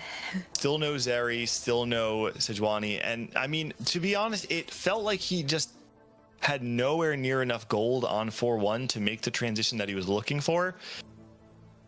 And as much as it feels, I think unlike the games that we saw from Replay and Wage and Iverson, where it felt like they played the macro correctly and they just didn't hit, this felt like VCLF didn't have enough resources to expect a different outcome. And I think we're kind of seeing the results of that. I agree with you. It feels like this was sort of one of those last minute things that you would have rather avoided in this case, and I think looks like at least it's good enough for now, because you do have some nice tank items onto this Mordekaiser, and it is only a Zeri 1 here on the other side for Pokkigam, so I think every EXO player kind of not really hitting at the moment.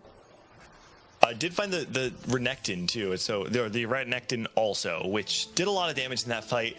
Dehua did take another loss there, so now down to 23 HP. It is important to note though, 23 HP is going to be 2 lives for pretty much the rest of the game. And so Dehua is going to go level 9 here. I think I really want to stay on his board if we can, because it's going to be a very important turn. The question is, do we find Aurora? Can we find the legendaries that really make the Dynamo board shine? We're talking things like playing the Renekton, the Zac, the Viego as well can fit on there, the Kabuko especially, because then you can play things like Poppy plus Kabuko to get Bastion and Cyber Boss on your board. We're gonna watch this VCLF roll down if there's anything else good here. But as we look at Dehua, there's an Aurora. Oh, he sells everything. He has to roll for Zac Blobs as well, get to Garen. Oh, he's actually just going for the Boombot. He's playing Salvage Bin, and he's not playing around the Dynamo anymore. He sells his entire board with Salvage Bin, and now gets 10 or 9 different units on the board and has to fully pivot everything. This honestly worked out pretty well, though, because you could still make a Rage Blade here for this Urgot if you want to, so you can at least get some stacking attack speed. But you also a nice little bit of gold there, too, so you're still okay economy-wise, but I think Dehua's got to put it together now. This is the last life he's going to have. Hex is not the board you want to play up against on your transition turn, because what is reroll really good at? It's punishing the players who haven't hit yet. It's not going to beat a capped version of this board most likely, but it will beat the 1-star version of it. And Dehua wasn't able to find the Urgot 2 yet, wasn't able to find the Zac 2, and Garen 2 by itself was not enough. Finds the Urgot 2 now though. Okay. And we're still Zac 1, but we have a lot more blobs and the Garen 2 as well. Oh, that's tough though, because I think still this board is going to struggle if you don't have Cho'Gath 2. I think you really need to have your front line 2-starred, and against this Graves, you really want to make sure you're not on the same side for this Urgot. Yeah, the positioning from the Garen should cover, even if he is on the same side. The question is, where does the Graves go? Okay, he moves back, but when he kills the Zac, Okay, he doesn't go onto the Urgot. We should have enough damage to win this fight, I think. Yeah, there's not actually any health recovery there for the Graves. If you looked at those items, there's not a Bloodthirster or a Hand of Justice. So I think that was a good fight for Dehua to have taken now. VCLF takes a loss. Oh, Boombot mod! Insta-snap picks on the Boombot mod. Now he's going to have a Boombot Garen too. And this is what we were talking about last game when we saw all those players. This is where the board really shined. And Dehua sitting at 10 HP has no more turns to give. He has to be able to stabilize right now. This is how it starts though. Absolutely. I think we're gonna get... I hope there's some money here, or a good enough amount that Dehua can actually like buy a couple of units. Let's see. Ooh, not quite enough money, but we find the Cho2 anyway. That's a big spike. Oh, and a Zac pair. Might have to lock the shop. Let's see, itemization. Are we go another Sterex or something here? Okay, he's going Warmogs on the Zac. Perfect. Now you go Edge of Night here? I was gonna say either that or you take like blue buff for the Vex. Oh, it feels like we really need to get some sort of... We need something on this Garen. Okay, well it's gonna be a Bramble Vest. Bramble, okay. I think it was also quite smart if you wanted to wait to see who you were playing against, and now you've got the Bramble for this Vanguard line, or this Marksman Exotech board. He's going to stay alive for one more fight on the left-hand side, though. VCLF up against Robin's Amp board, and Robin able to take out VCLF. So VCLF already in the bottom 4 and is going to take another 8th. And this is what we were talking about. The players who aren't showing that resilience throughout the regular season make themselves susceptible to taking these chain losses. VCLF was not set up in a way to really stabilize the board, doesn't end up hitting as fast as he needs to, and because of that, unfortunately, is going to take an 8th and put himself in a very dicey position, not for just being eliminated from the tournament, but for losing his qualification into the Tier 1 Pro Circuit next set. This is going to leave him with only 9 points after these first 4 games, so it really is going to require you to get like seconds, thirds in these final 2 games of the day to get yourself out of this hole. So certainly going to be keeping our eyes on that, as well as how this lobby is going to finish out. Dehua has been trying so hard to stabilize, but has to deal with this flatline board and is going to actually have enough gas to get through that. But I think that was that a ghost board? It might have been a ghost board. I'm actually not sure. I think Dehua is really hoping that he can just win one more fight, because I think next turn, after getting a 3rd item on your Garen, is it's much stronger of a chance that that's when he actually turns the corner. So much of his board is indexed on the power of 4 Boombot, and without the Zac 2 and without a 3rd item on his Garen, he has not reached critical mass yet. So I think he's probably still a little bit concerned. He's not quite out of the woods, but he's not the only player in trouble. Kurum and Talion both on death's door right now with no more lives to spare. It was looking so good there for Talion's augments. I really thought that was gonna be enough to actually carry him through the rest of this game, but this Aphelios is still 1 star sitting on that pair and unable to upgrade that unit, and it's all gonna be down to this Xayah and whether or not she can kind of shore up those weaknesses that this Aphelios left. But Robin's board is just too strong now, and Talion's gonna go out as Kurum X stays alive, dealing another blow to Pokygom. Poor Talion, 7th there. Talion taking a tough hit, but the loaded carousel, the tailored items coming through. Pay attention. Let's see what is Dehua actually going to be looking for. It looks like it might be the Kabuko. That's going to be a Bloodthirster for your Garen, and I wonder if that's also a Kabuko 2 on his board that'll fit. I think he does have a pair. Yeah, he might have a pair. That's exactly what you want to see if you're a Kabuko. I don't think there's anyone else in this lobby that benefits from that exact carousel as much as Dehua. Yeah. You just said one more fight. You won that fight. That's the 2-star that you see lighted up on your screen on the right-hand side. So Dehua has definitely bought himself another life. Now it's on whether or not Kurum can keep this streak or at least start to get one going. We got this Graves reroll board, and this is where all those Aphelios went. Yeah, all things considered, I think a 6th tier does not even feel that bad. You know, this is not the highest roll version of the board. This board really comes alive with the artifacts in particular. And so if we do lose this fight, it might not even feel that bad. 6 sometimes is enough. It's going to be hard to break through this really chunky front line. Everything else on that board is going to fall apart. We're on the Mundo now, and no. Kurum is going to go out in 6th here, as long as Dehua doesn't take another hit. But it looks like Dehua actually does lose that fight. Uh-oh. Yep. Both. I think Kurum. Oh no, so it's Kurum not. X is, yeah, it was just the HUD. Don't worry. Okay, Kurum okay. X Scared me. does take Scared that me. 6, but Dehua is now on a 5 win streak, gets a Zac 2 alongside that Kobuko 2. And this board is just going to keep getting stronger and stronger. As much as Dehua has been rolling all the way to 0 at the end of these turns, is just picking up more and more bloblets to make this Zac stronger. And so I think this is going to be the board to beat. As Pocky, also on last life here, 4 loss streak, has not been able to catch a break. Look at this area. Look at this area. He afforded one now with the Zergot on the other side. Oh, front lines his Zeri to try and snipe the Urgot there. If the Zeri is able to target the Urgot, it actually would have been able to potentially kill it.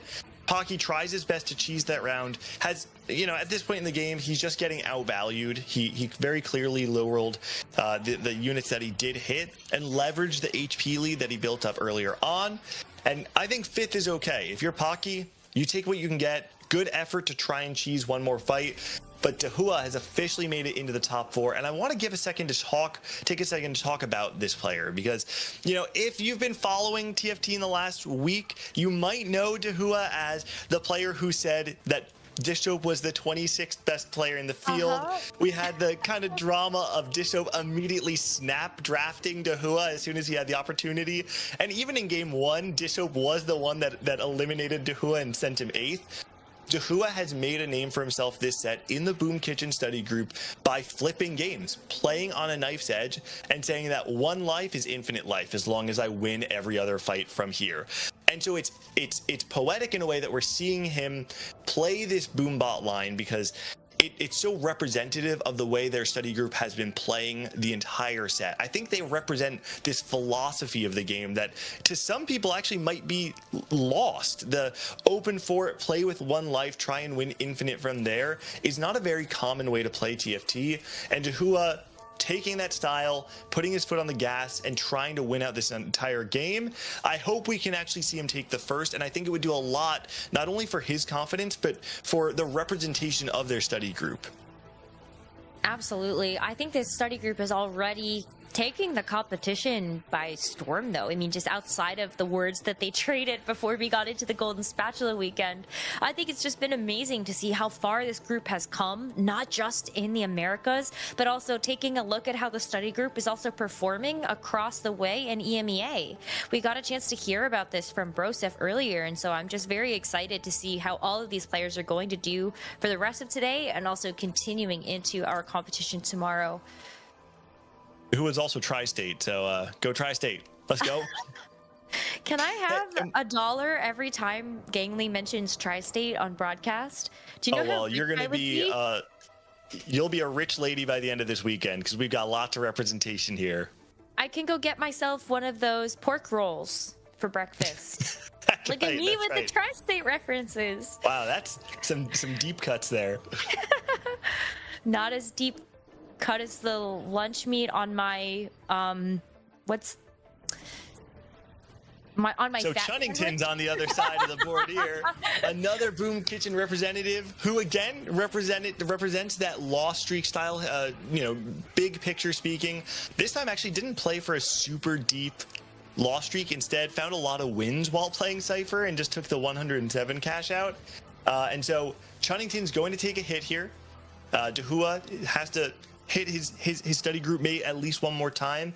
And now it's going to be a little tough for Chunnington to find something more than a third or a fourth. I think just based on how this has gone, you're probably relatively happy with that result. But I think he really wants to try and find a third. He needs to beat Robin Songs right now and assume that Dahua is able to take out Tex in this next fight. That's probably quite likely. Just given how strong Dahua is now, I feel like it would be quite a reach there to think that maybe Tex would be able to take that win, but Robin Songs is going to be a very tough opponent to beat. That is a Yumi 3 alongside this amp board. And I also believe that that's a Nidalee 4 stars, so unfortunately for Chunnington, it's just not going to be nearly enough to get through that Nidalee or even this giant Tibbers in the front line. At Tex just barely hangs on. And so even if we actually did see the elimination there, it wouldn't have been enough there, I think, for Chunnington. Important to note, both worth the wait players, Tex Summers and Robin, found themselves in the top 3. We did say at the beginning that Robin was playing his strongest board, but it looked like he might just be trying to play some sort of tempo amp board, and that's exactly where he landed. That's not a very easy line to play, and I think it really does go to show the fundamentals Robin has. Just heads up play by him and a really strong top 4. I imagine he may not be able to have enough oomph to take out Dahua's board, but at the very least, he's primed for a top 2. For sure. It's just so tough because I think Tex can only play Dahua at this point, and so you're kind of hoping that your Seraphine is going to be on the right side of being able to get the crossfire versus the Urgot, but it's still super tough. Yeah. And it is going to be the real Dahua as well, not a ghost. Let's watch this Garen to see who he does actually target with his ultimate here. He takes a lot of damage, but does hit the Seraphine. He's going to be able to cast one more time, and look at the damage. The Garen just does so much. And the front line's going to crumble for Tex. I don't think he has enough left in the tank. He's going to take a third. Not a bad third by any means. No, I think that's going to be okay. Unfortunately, Robin Songs is also going to take a loss, so I have a feeling it was due to Dahua's Ghost, but now they can only play each other, so we get a chance to see these boards truly clash.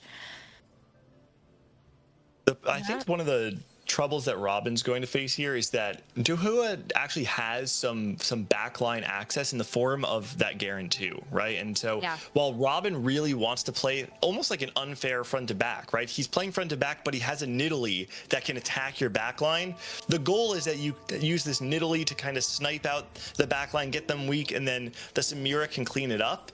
But Dahua has his own ways of accessing the backline. He has the Viego, he has the Garen, so it's really important to see where these threats are targeting in the fight. And the Zac stuns are just going to make the rest of that front line such easy pickings. It's not even close. Dahua takes the first place. A good second place for Robin Songs, but what a great redemption arc for Dahua here in this 4th game. Oh, you can see it. Dahua is excited. And I think the thing to understand here is that Dahua understood the assignment. He understands he's playing a line that if he reaches critical mass, he can win the game. And he needs to use every resource he has, not to make sure he saves HP, but use his HP as a resource to make sure he can win out the game. And I think having the bravery, the courage, you know, to like actually being able to play that under the lights in a day where if you don't show up, you can forfeit a spot in the pro circuit. It goes to show that the guts of this study group might actually be enough to take them very far. It's exactly what I want to see out of Dahua and out of this study group, and I want to see more out of them to doing this exact same game plan throughout the tournament. 40 games down, 2 more to go, and we will be getting back into those games right after this break.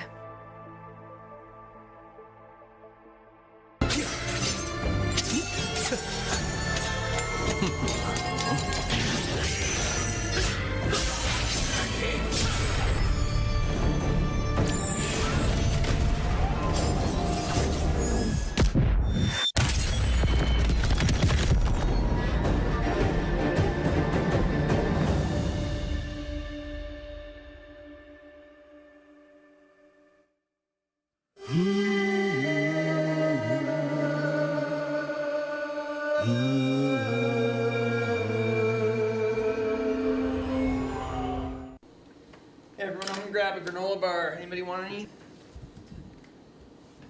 9, okay. Dude, Scara, I think the IRS is trying to arrest me. That's gigawist. It's an 8, man. I think it's a positive delta for me to go to jail.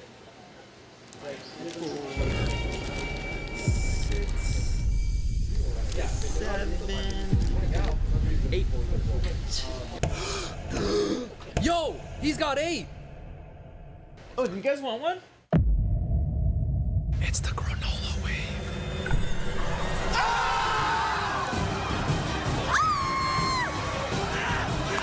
Dude, get the hole!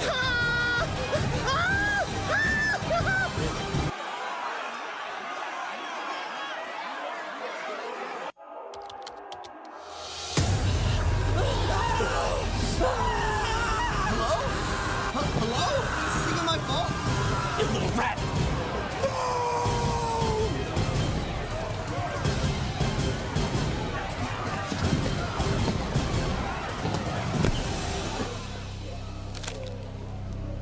Please, I don't even play reroll. But you fall out with a rat. Has this ever happened to you? Do normal situations make you think of your last spot 4? Do you call any minor inconvenience an 8th? Around the world, TFT players all struggle with the same problem. TFT brain rot. TFT brain rot is a serious condition, but it is in fact reversible. Take it from me, I used to have the vocabulary of a 6th grader, but now I can read words with 9, maybe even 10 letters. And so remember, take a deep breath. Teamfight Tactics, it's just a game.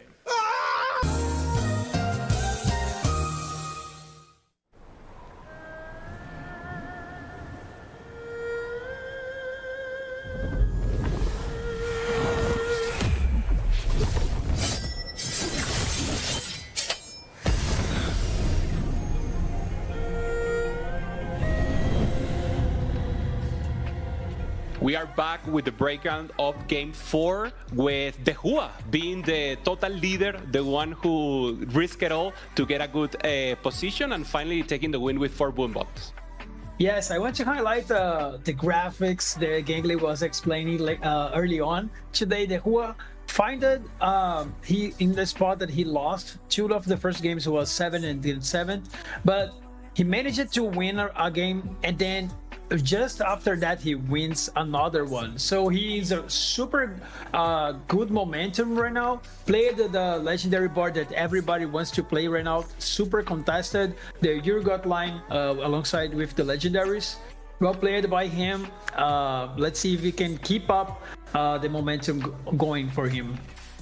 Also for Robin Songs and Tech Summers continuing their good day, both playing worth the wait, which is not something we see being that popular, but in this situation, able to play around that Nidalee 3 for Robin Songs and also that Zyra 3 as well. It was Nidalee 4 for Robin Songs, Zyra 3 for Tech Summers, and playing around that very, very well, riding the early HP advantages up to that top 4, but not quite able to cap out versus a board like Tehua. Yeah, also making sure to put the rest of the lobby in line. Tech Summers, Grief in Chonington in the early game with the lose streak, and BCLF was the other one trying to first Cypher and then trying to pivot onto that Exotech line that in the end wasn't enough for him to at least stabilize. We're seeing here the Hua a little more when he started doing that transition on level 9, started finding the spots. He didn't have enough gold, but in the end managed to find the rest of the comp. Yes, we are talking about that the Hua play of excelling everything he had and going for the legendary bot could be really risky. At first he didn't manage to get the Urgot 2 started, but right after it he didn't lose any single round. So sometimes to win a game you have to play the risky way, and in this game specifically it paid off. Yeah, and for him, he knew that was his last loss, right? You could clearly see it. He's like, all right, I am transitioning here.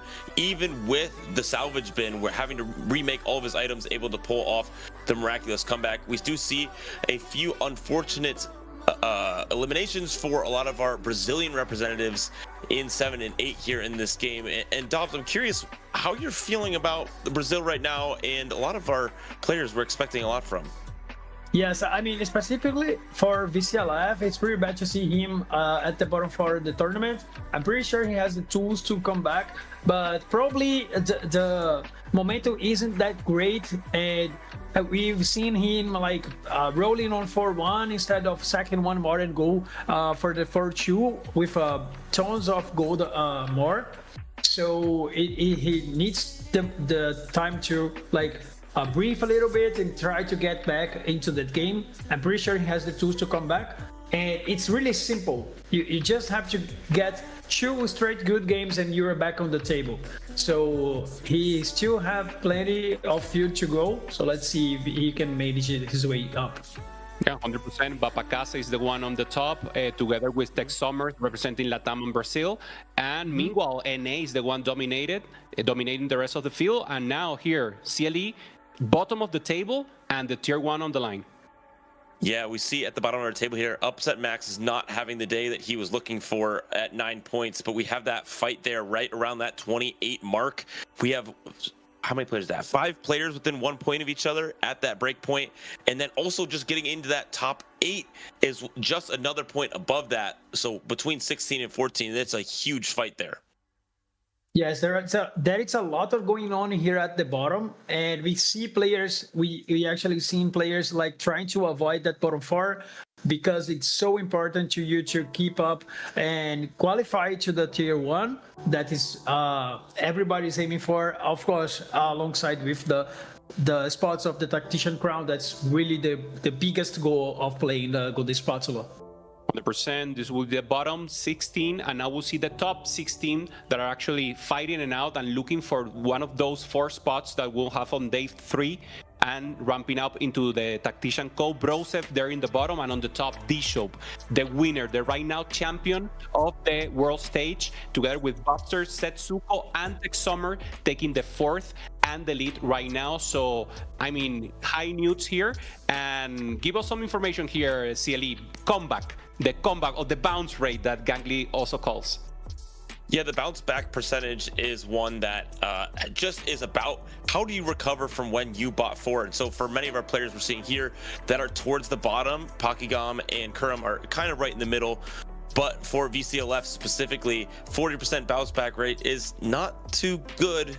And so now that he's sitting at the bottom, I think we should be a little worried about this Brazilian legend. Yes, for sure. If this is the time to come back, if you actually want to prevail and to be at the tier 1 and maybe dream of getting the spot into that Tactician Crown, we will have to remember that for tomorrow there is no point reset. So it's important for all the players that are going not that well to try to come back as fast as they can, because it matters a lot to reaching into that top 8. So for tomorrow, having 2 great games at the finish today, it can help a lot. Yeah, 100%. This is that shows mental achievement. Kurum's 70%. So even though he had a bad run right now in this game, he's always very sure to get a good bounce rate and try to accomplish. So this is one of the new stats that we're bringing to you, trying to test a little, shuffle a little the information we have within TFT. So now we are preparing to go to game 5. That will be the 2 final games that we'll have today.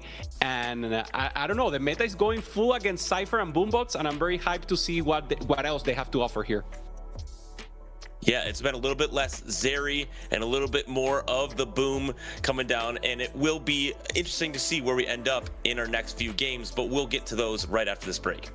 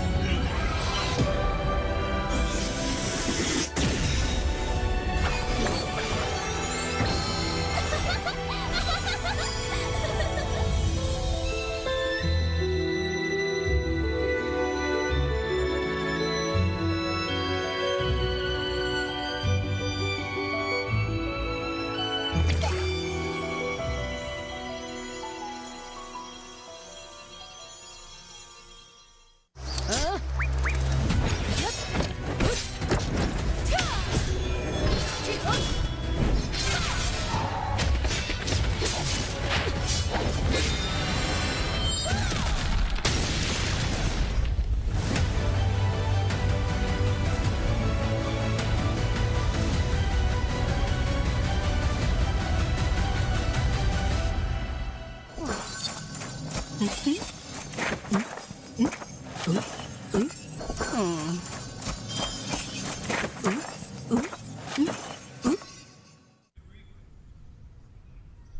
hey, did you guys check your technical tool report card? Yeah, I got a C- in execution. I think my mom's gonna kill me. Yeah, you take Wolf Unchained one time, suddenly you get a D rank. I wish I was like dish soap, man. How does he do it? I know how he does it. Take a look. Augment stats. Silver, gold. Whoa, even prismatic?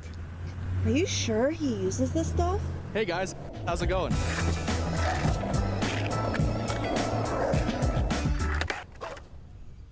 What up, big dog? How you doing, man? Stop dish soap! Fucking big dog, okay. Dish soap, my goat. What's good with you, big dog? What's up with you? Hey, what's that? Nothing.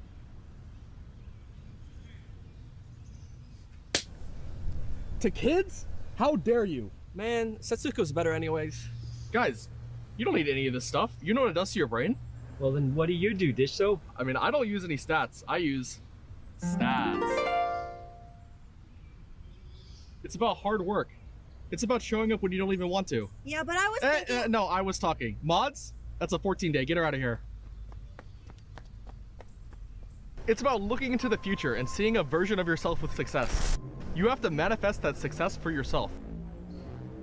Back when I won Worlds, in the final moment, I envisioned myself as a dragon. Not like a set 7 dragon like Alshin or Asol, or even the treasure dragon, but a real-life dragon, but it was me. And that's what you have to do for yourself, you know what I mean? We are back with Game 1 of America's Golden Spatula. Game 5 will be now present, and I'm together here with Dobz and CLE, bringing you the action. We'll be casting the final 2 games right now. Dobz, amazing games. Let's see what they have to bring us now.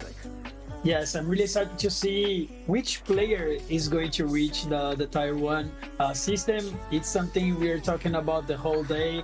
And I mean, everybody has this in mind. It's super important.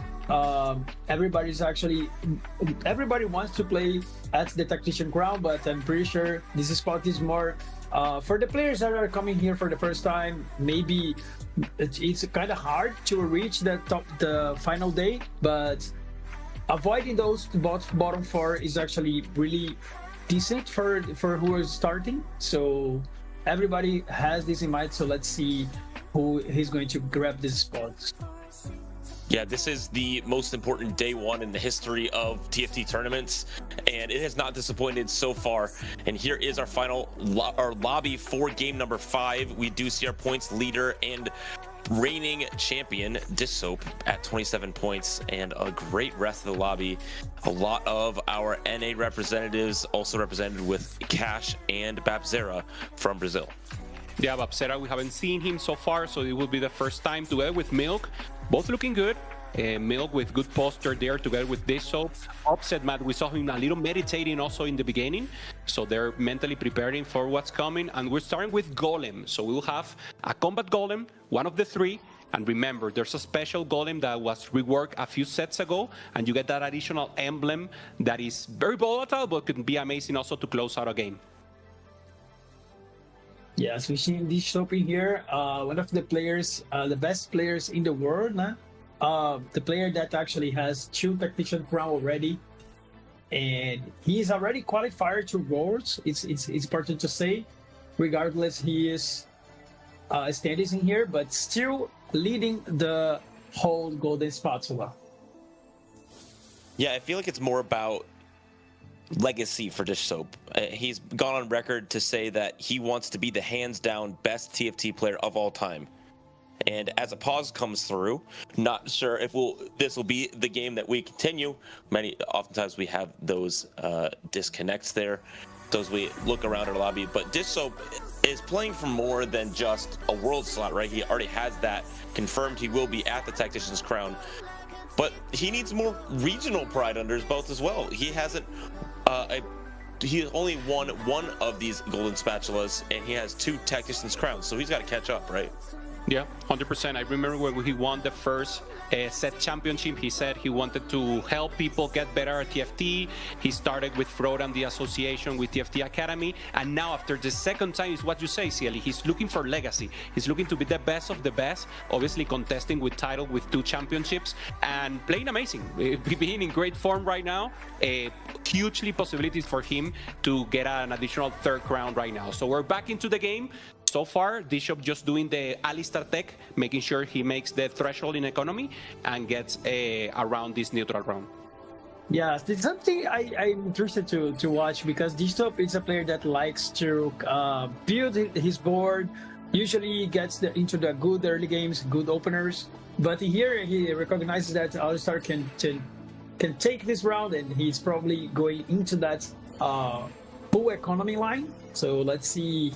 The augment's gonna show us something here. He has a LeBlanc, one of the best units that you want in the early game because of the Cypher line.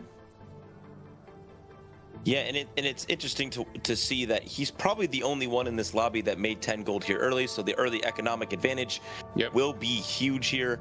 And so, yeah, you see on the right side, Cash also joining him at 10 gold. So both of them getting that early econ advantage, which can snowball really, really significantly, especially when you get a unit like Graves who can use that gold very, very effectively. Yeah, he finds here a slammable item. Get like Raven's angle here. Okay. Trade sector maybe? Also, but Thorn plate armor is just too good. So let's see what is the decision here. Thinking about it. So freestyling always as a role. There it is. Okay, Thorn. Hey, we know this is meta. Yeah. There's too much AD in the moment, and even though he had the chance to play Graves here, it's not a tier S comp, and this is a tier S augment right now. Yeah, as we look at the rest of our augments come through as well, for Broseph, we do have Worth the Wait Zyra, which we did see go straight to a top 4 last game with Tech Summers. And so continuing that streak there. Milk also taking Pandora's items is an interesting one. Not sure exactly where he wants to end up. We also definitely need to do a check for our Ornn artifacts for Dahua and Cash. I'd say that's the Broseph that has this Zyra. Differently from the Tech Summers, he doesn't have any single unit that plays alongside with the Zyra, and he has a bow and a glove. So it doesn't seem that great. So let's see how he's going to perform out of that start.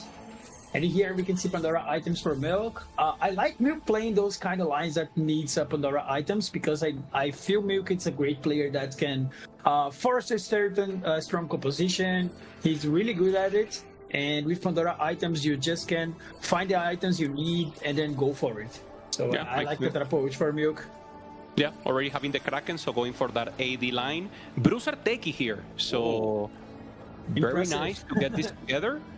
And trying to go for the reroll. The game is not giving him the units, but I mean, he has the angle. He has to go for Gorilla here.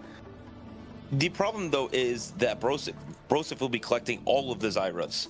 And so with Worth the Wait for Broseph, it's going to be very difficult. I wonder if we just play around some sort of vertical techie composition instead, or maybe maybe we could even play some sort of Fiddlesticks. I know it's a little bit far out there in this patch and does need artifacts most of the time, but could be an out as well.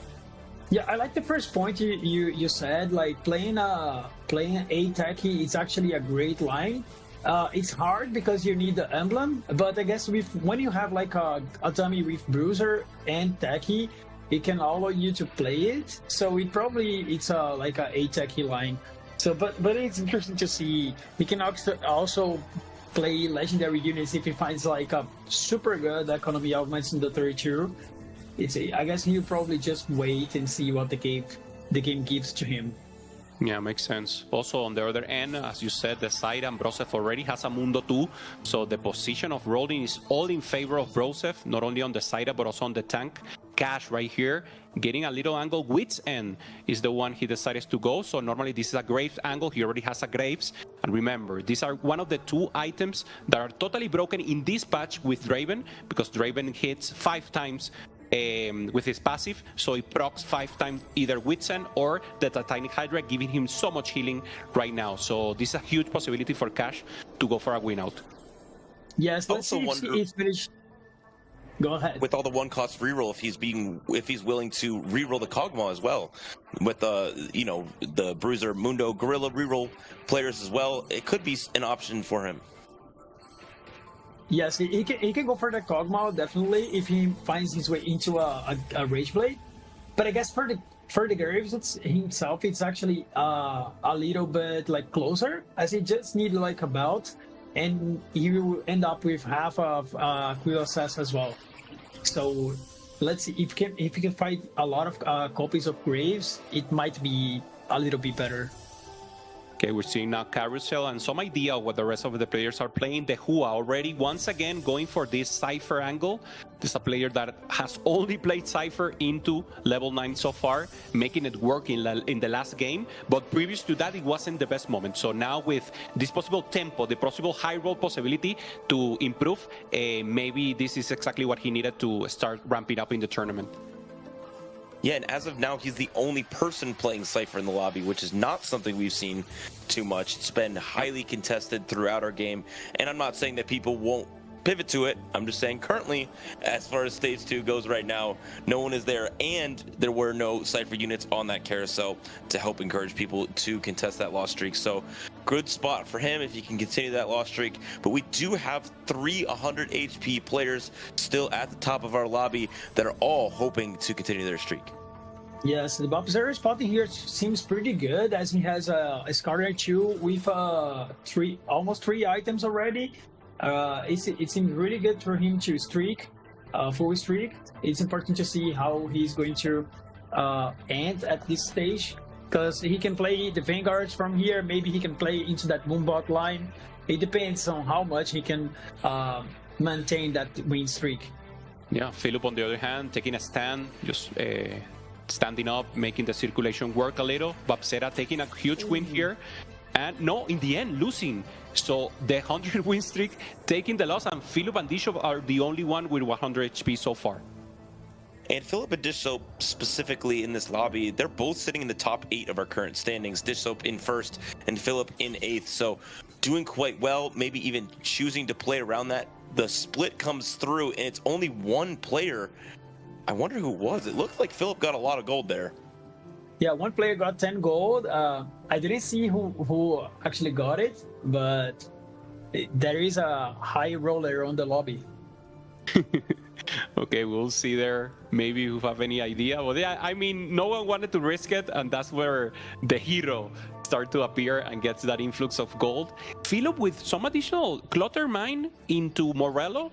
Makes me think about Vex into Boombots, like the legendary comp with only 2 Boombots and maybe Vex, and trying to get the Vex as your carry in the middle game. So interesting to see if that will be the angle. He's holding a lot of units, obviously of high prices, like this Rust. So it could be the Vinicorp, and obviously maintaining the possibility of Clutter Mine and getting additional value in leveling. Mm-hmm.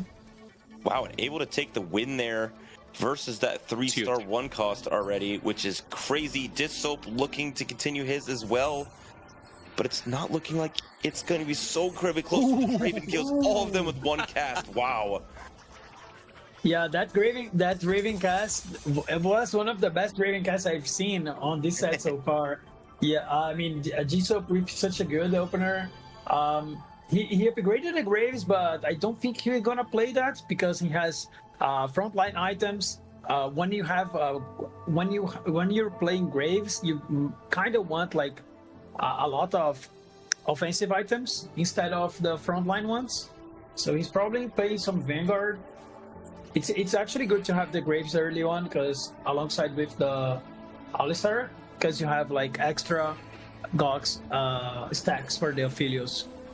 Yeah, makes sense. Yeah, also this was a game with delayed items, only 2 items in the start, with the 3rd in Carousel, so additional items like Thornmail, like the Crown, were very important for people to maintain tempo right here. So now Dishop needs to decide who will he maintain here with the Ox. That will be probably the angle here. I don't think him with any possibility here of pivoting, but he knows this a comp is very difficult if he's not able to ramp the Ox as much as possible to get the win out. Milk right now, Exotech, and we will try to check right here. He has Hyperfence, Corrupted, and Flux, so he can for sure play Exo from this spot. He sure can. He also has that Thieves Gloves, which works excellently with Exotech also, and that Jin too to help him carry him through the mid game. Milk is sitting currently at the danger point of getting day one here at the Golden Spatula, and so he's really looking for that good game. And if he's uncontested on Exotech, it'll be quite easy for him to find that top 4, barring that he hits units.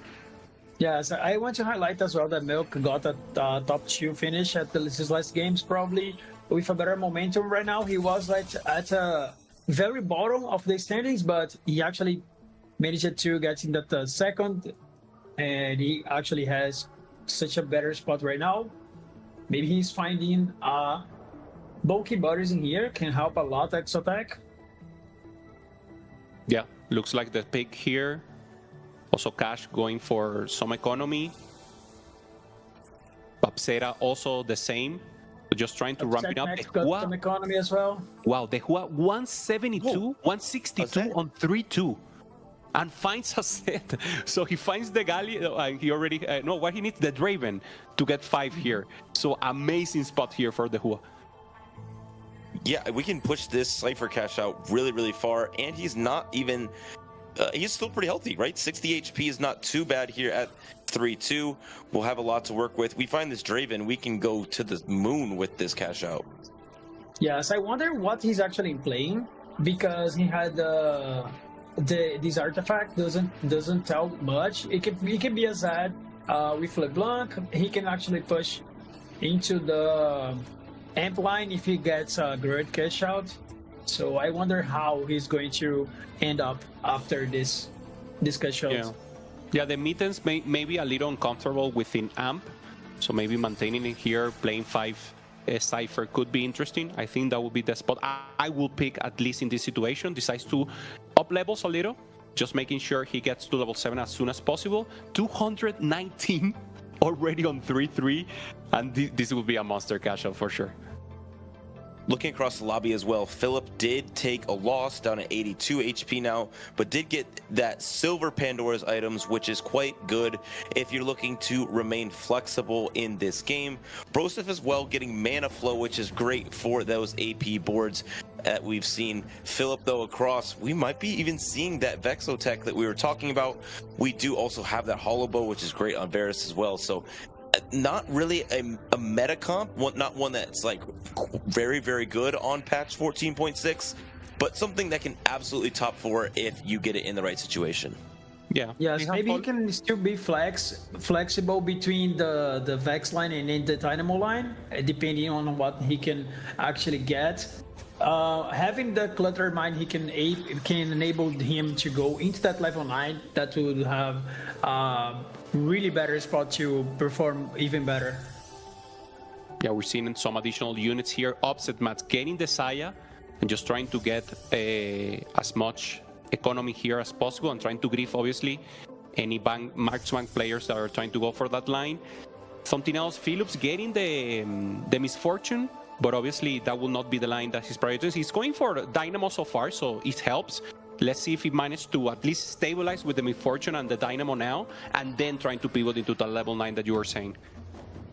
Yeah, Dish Soap has also taken a few losses, so no one is streaking at the moment. We do have Dehu on that 8-loss streak, but Philip now having some direction, not selling this Misfortune, but instead swapping some items and now playing that Dynamo on the board.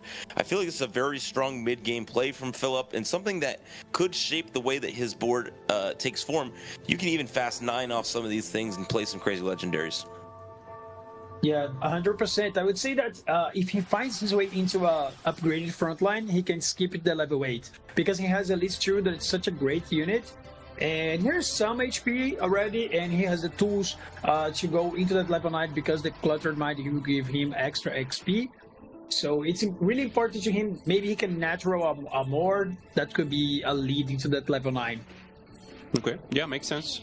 Maybe try to go for the Gunblade if he wants to commit to the Vex. Already has 1 Vex on the bench, taking a huge win here. So Upset is the one leading it, but also losing right now. The Hua only 30 HP right now, but that's obviously fair. With that horrible, huge cash out. Let's see one play. We can see another player, but then in the cash out, we have to stay with the Hua and be sure to see the final, what he gets around this. Yeah, and just like you talked about, Jupe, the Graves composition that we've seen played with Whip's End, we see it online here for cash. And so we do have a pause here real quick. Not exactly sure what happened, but we will resume at 3-6 as soon as we can. Yeah, Milk here getting some water, a little stretching for Bobsera, just trying to keep the focus right now. D-Shop talking to the camera also, complaining a little. Normal for TFT players here, just trying to, yeah, do the same that we always do, and that's help us. I feel if you don't complain a little, you're not a real TFT player. A little, not so much. Yes, I mean everybody does, right? It's a thing of TFT at the end of the day. I wonder if Milk actually sleeps on that mattress behind him. It's just kind of, I'm sure he doesn't sleep like that, but you know, I have my questions. Okay, maybe it's yeah, like more zen, like minimalistic approach, so he gets a little space, and then if he wants to take a nap, I think it's like a napping mattress. Like maybe he has the room on the other side where he actually sleeps when he playing, maybe grinding TFT, thinking about 4v4, just maybe quick nap, and then go again and play 8 more games. What about the Hua's window into the? Oh, that's nice, man. Into the Good trees. Window. It looks That's very amazing. good. Yeah. Yes, amazing film. Great view. You don't need to touch grass when you can just look at it, right? That makes sense. You'll be all right. We do have word that some players are just experiencing some not normal lag in our game, so they're working on fixing that for them, and then we will resume the game as soon as we can. Yeah, 100%. So we're backing now to converse, to talk a little about what's going on.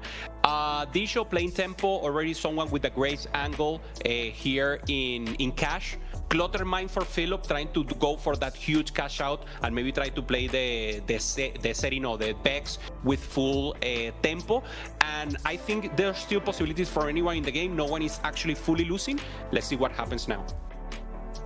Yeah, it's really hard to just see.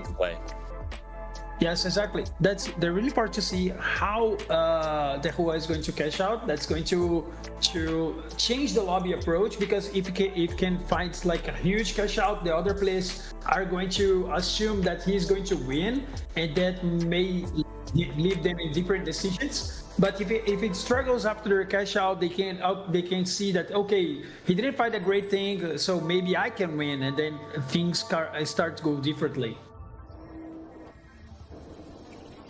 Sure can. We do see Broseph on the other side, not looking like he's going for the Zyra 4, instead hanging out with the Zyra 3, not re-rolling the other units either. But it's interesting because we know Broseph is playing these units, but Upset Max is also playing around a similar path, and it doesn't look like we're re-rolling here, so we're also pushing levels and playing for the higher levels of Techie. So they're stepping on each other's toes here. Yeah. Exactly what's happening here, and now we're seeing the one we came to see, the Hua, with the cash out 450. Wow. So okay, let's see what he gets. 450 can be a good one. Oh. Yes, Zeddy. Oh, this one is sick. Oh man, it's so good, man. It is so good, and especially when you have an artifact already on Zed, you are going to be absolutely chilling. Wow. Yes, I mean, it can be. It's not guaranteed that you're going to win, but he can stabilize. If he can stabilize, it's going to be massive. Yeah, and also he doesn't need to go for reroll. I mean, this set is just too strong. You're giving like 2 additional items with the utility, with the Knights and the Banshees. So this set is just too strong. Artifacts, 2 artifact within him, 2 artifacts supporting him, and now it's just a matter of giving maybe a little healing and additional damage, as he's just a menace to the backline. Yeah, this is an angle that he actually can play 2 Zeds on the board. Yeah, perfect. I do have a question of why would not play the Garen here on this board? Is it, do we not want the mods? Are we not looking to maybe pivot to some sort of like Divinicore or something like that? I mean, this has to be a mistake. Maybe he's not looking at the Garen. Maybe he knows something I don't know. I mean, for sure, the Garen makes more sense than Dobz set without items for me. Yes, I mean, he finds his way into that spot that he still wants the LeBlanc, So it's weird that he didn't want to level because the Garen could be on the second Z. So let's see if he can change on the next round. So probably the board with the 2 Zs is stronger, but for the to cap out the board would be even better to have the Garen already. Decides to sell, so maybe not the priority. Probably just playing 2 Zs and then another unit like to give an extra synergy. Overheal, pretty good here. Okay, long distance pulse, getting that additional influx of stats from Cypher to 2 units. So this will be so amazing for set together with Draven or LeBlanc. This is a lot of stacks that they're sharing each other thanks to the Cypher trade. And we will continue to re-roll these units as well. So it's not just this Zed that's going to be extremely strong, but the rest of the board.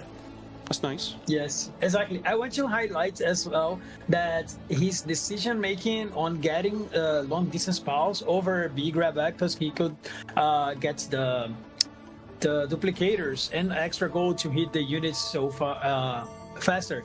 So he probably is in the comfort position because he didn't like he actually chose an augment that will give him extra power. But it's a little bit riskier.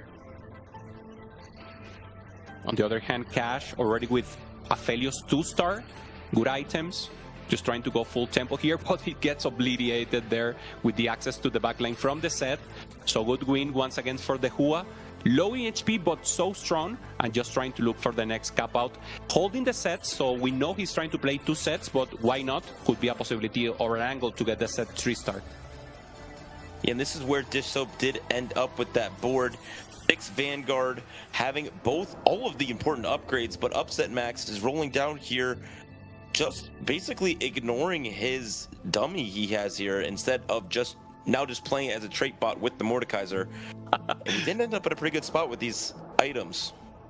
Yeah, I would say that if he had a great item for Zeri, that would be the correct angle. Because, I mean, Exotech just broken, and you get the 2 traits for the Mord, but he doesn't have the Zeri items, the perfect one.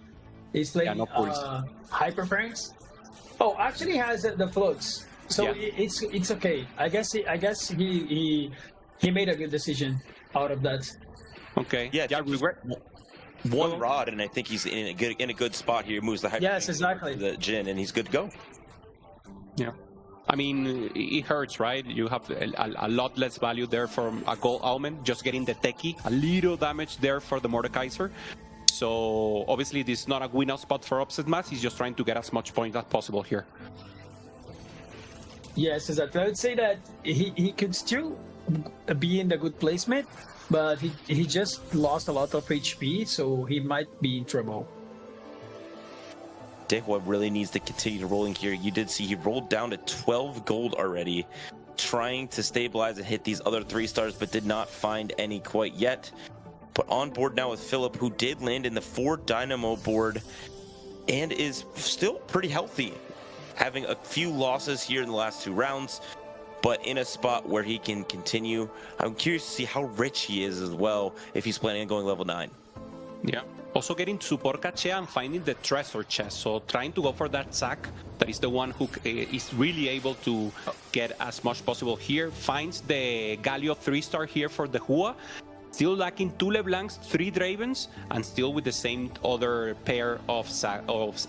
He's not losing, still winning, but as you say, Jack, he needs to step it up right here. At least finding the LeBlanc 3 should be enough. Yes, as the moment he gets the LeBlanc 3, he'll be able to level up and putting the second Z with the Banshees will be really great if you can find some extra items to the second Z. It does look like Philip is going to go to level 9, but we are going to go to another pause here. Seems like lag is a big issue in this game right now. Yeah, building tension. Of course, we want them to have the best possible experience during the lobby, so we will wait for lag to be assembled, and it will depend. Remember, all these players are in America, but it's mixed. Brazil is very in the south of America, and North America obviously in the north. So ping is an issue. Normally they play in servers within NA, so we'll just have to wait, maybe stabilize a little, and continue with the game. Yes, the Miami server is actually a really good server. That we usually, when I'm playing on North America server, I don't get a big issue with the ping. But if someone is actually with a bad internet connection, you have like these issues. But usually you're not that punished. Yeah, I want to talk a little bit about the point standings we have right now. And we can see the points next to the player names on our screen right now. Specifically looking at Babzera and Milk, who are right at the point where they might get cut from the day one here. They're literally splitting that line right now. And then Upset Max does have some catching up to do in these final 2 games. So needs to go as high of a placement as possible in this one to set himself up for whatever scenario he needs for next game. Yeah, 100%. Remember on the line the tier 1, so Upset with these points, he's just want to scrap as much point as possible and don't be in the bottom 3 of today and make sure he gets to the tier 1 on next set. Deep Shot just scrambling a little, making sure he's ready the rest of the game. Very focused. So Philip once again there, making a good chunk, and they're focused. I feel it's fine. Mental is good. I don't see no one like in a bad mood in any way. So just keeping the mind cold, very important for TFT players to be mentally prepared for all the scenarios. And well, this pass will be just for a moment, Dobz. Yes, I'm looking into that standings right now, and there is something to point out. It's like Upset Max is a really bad spot if it don't manage to turn around this game right now, because if he finds he gets like a bottom 2 in here, he can even be guaranteed out of the tactician of the tier 1 system, depending on how Unkali and Taliet goes in the other lobbies. So it's really key for him to make a turnaround in this game right now, because he's at that 7 points. It's pretty low. Players waiting here to see when we will restart this game, but it will be an exciting conclusion nonetheless. It is interesting to keep our eye on who is able to have that win out spot in this game. And right now, we thought it might be Dehua in this game, but the cash out is not proving to guaranteed win every round. We do have a good cash out, but it's not. We don't have great items on the Zed. Is probably the big issue. Yeah, Zed is lacking a little power there, still with possibility of getting there, and I feel that would be a good chance. Also, Philip with the Morello and going for Cluttermine with legendaries, he could be the win-out player for sure. Exactly. I mean, it all depends on how the Hua is going to be able to get the units that he needs as fast as he can, so he can push levels and punish the lobby. Or, in the other hand, can be like Philip having like time to reach the legendary board and then getting blobs for the Zac. So it will depend on how fast they can actually get into those caps, so they can punish the lobby and then securing their good spots. Yeah, and it's interesting because we have multiple players who are just kind of seeing if they can hit their 2 stars or not. And many of our Exotech players are in that spot, and some of our other players haven't even completely rolled all their gold yet, like Philip, who's just waiting to see where everyone else ends up and then maybe pivot to an open line.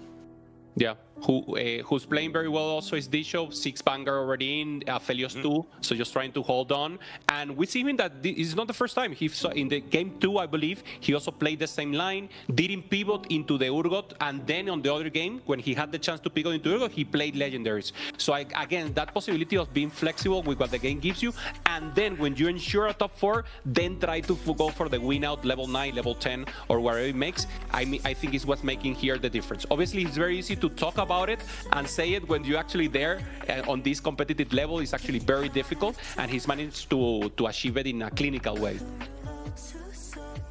Yes, Digitop across the board, I guess Digitop spot is one of the best because he already has every single upgrade that actually matters.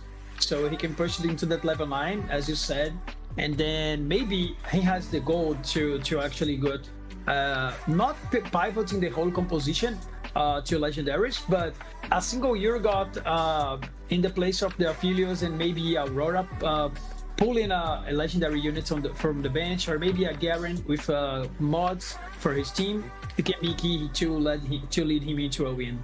So it's important to keep an eye on digital for this game as well.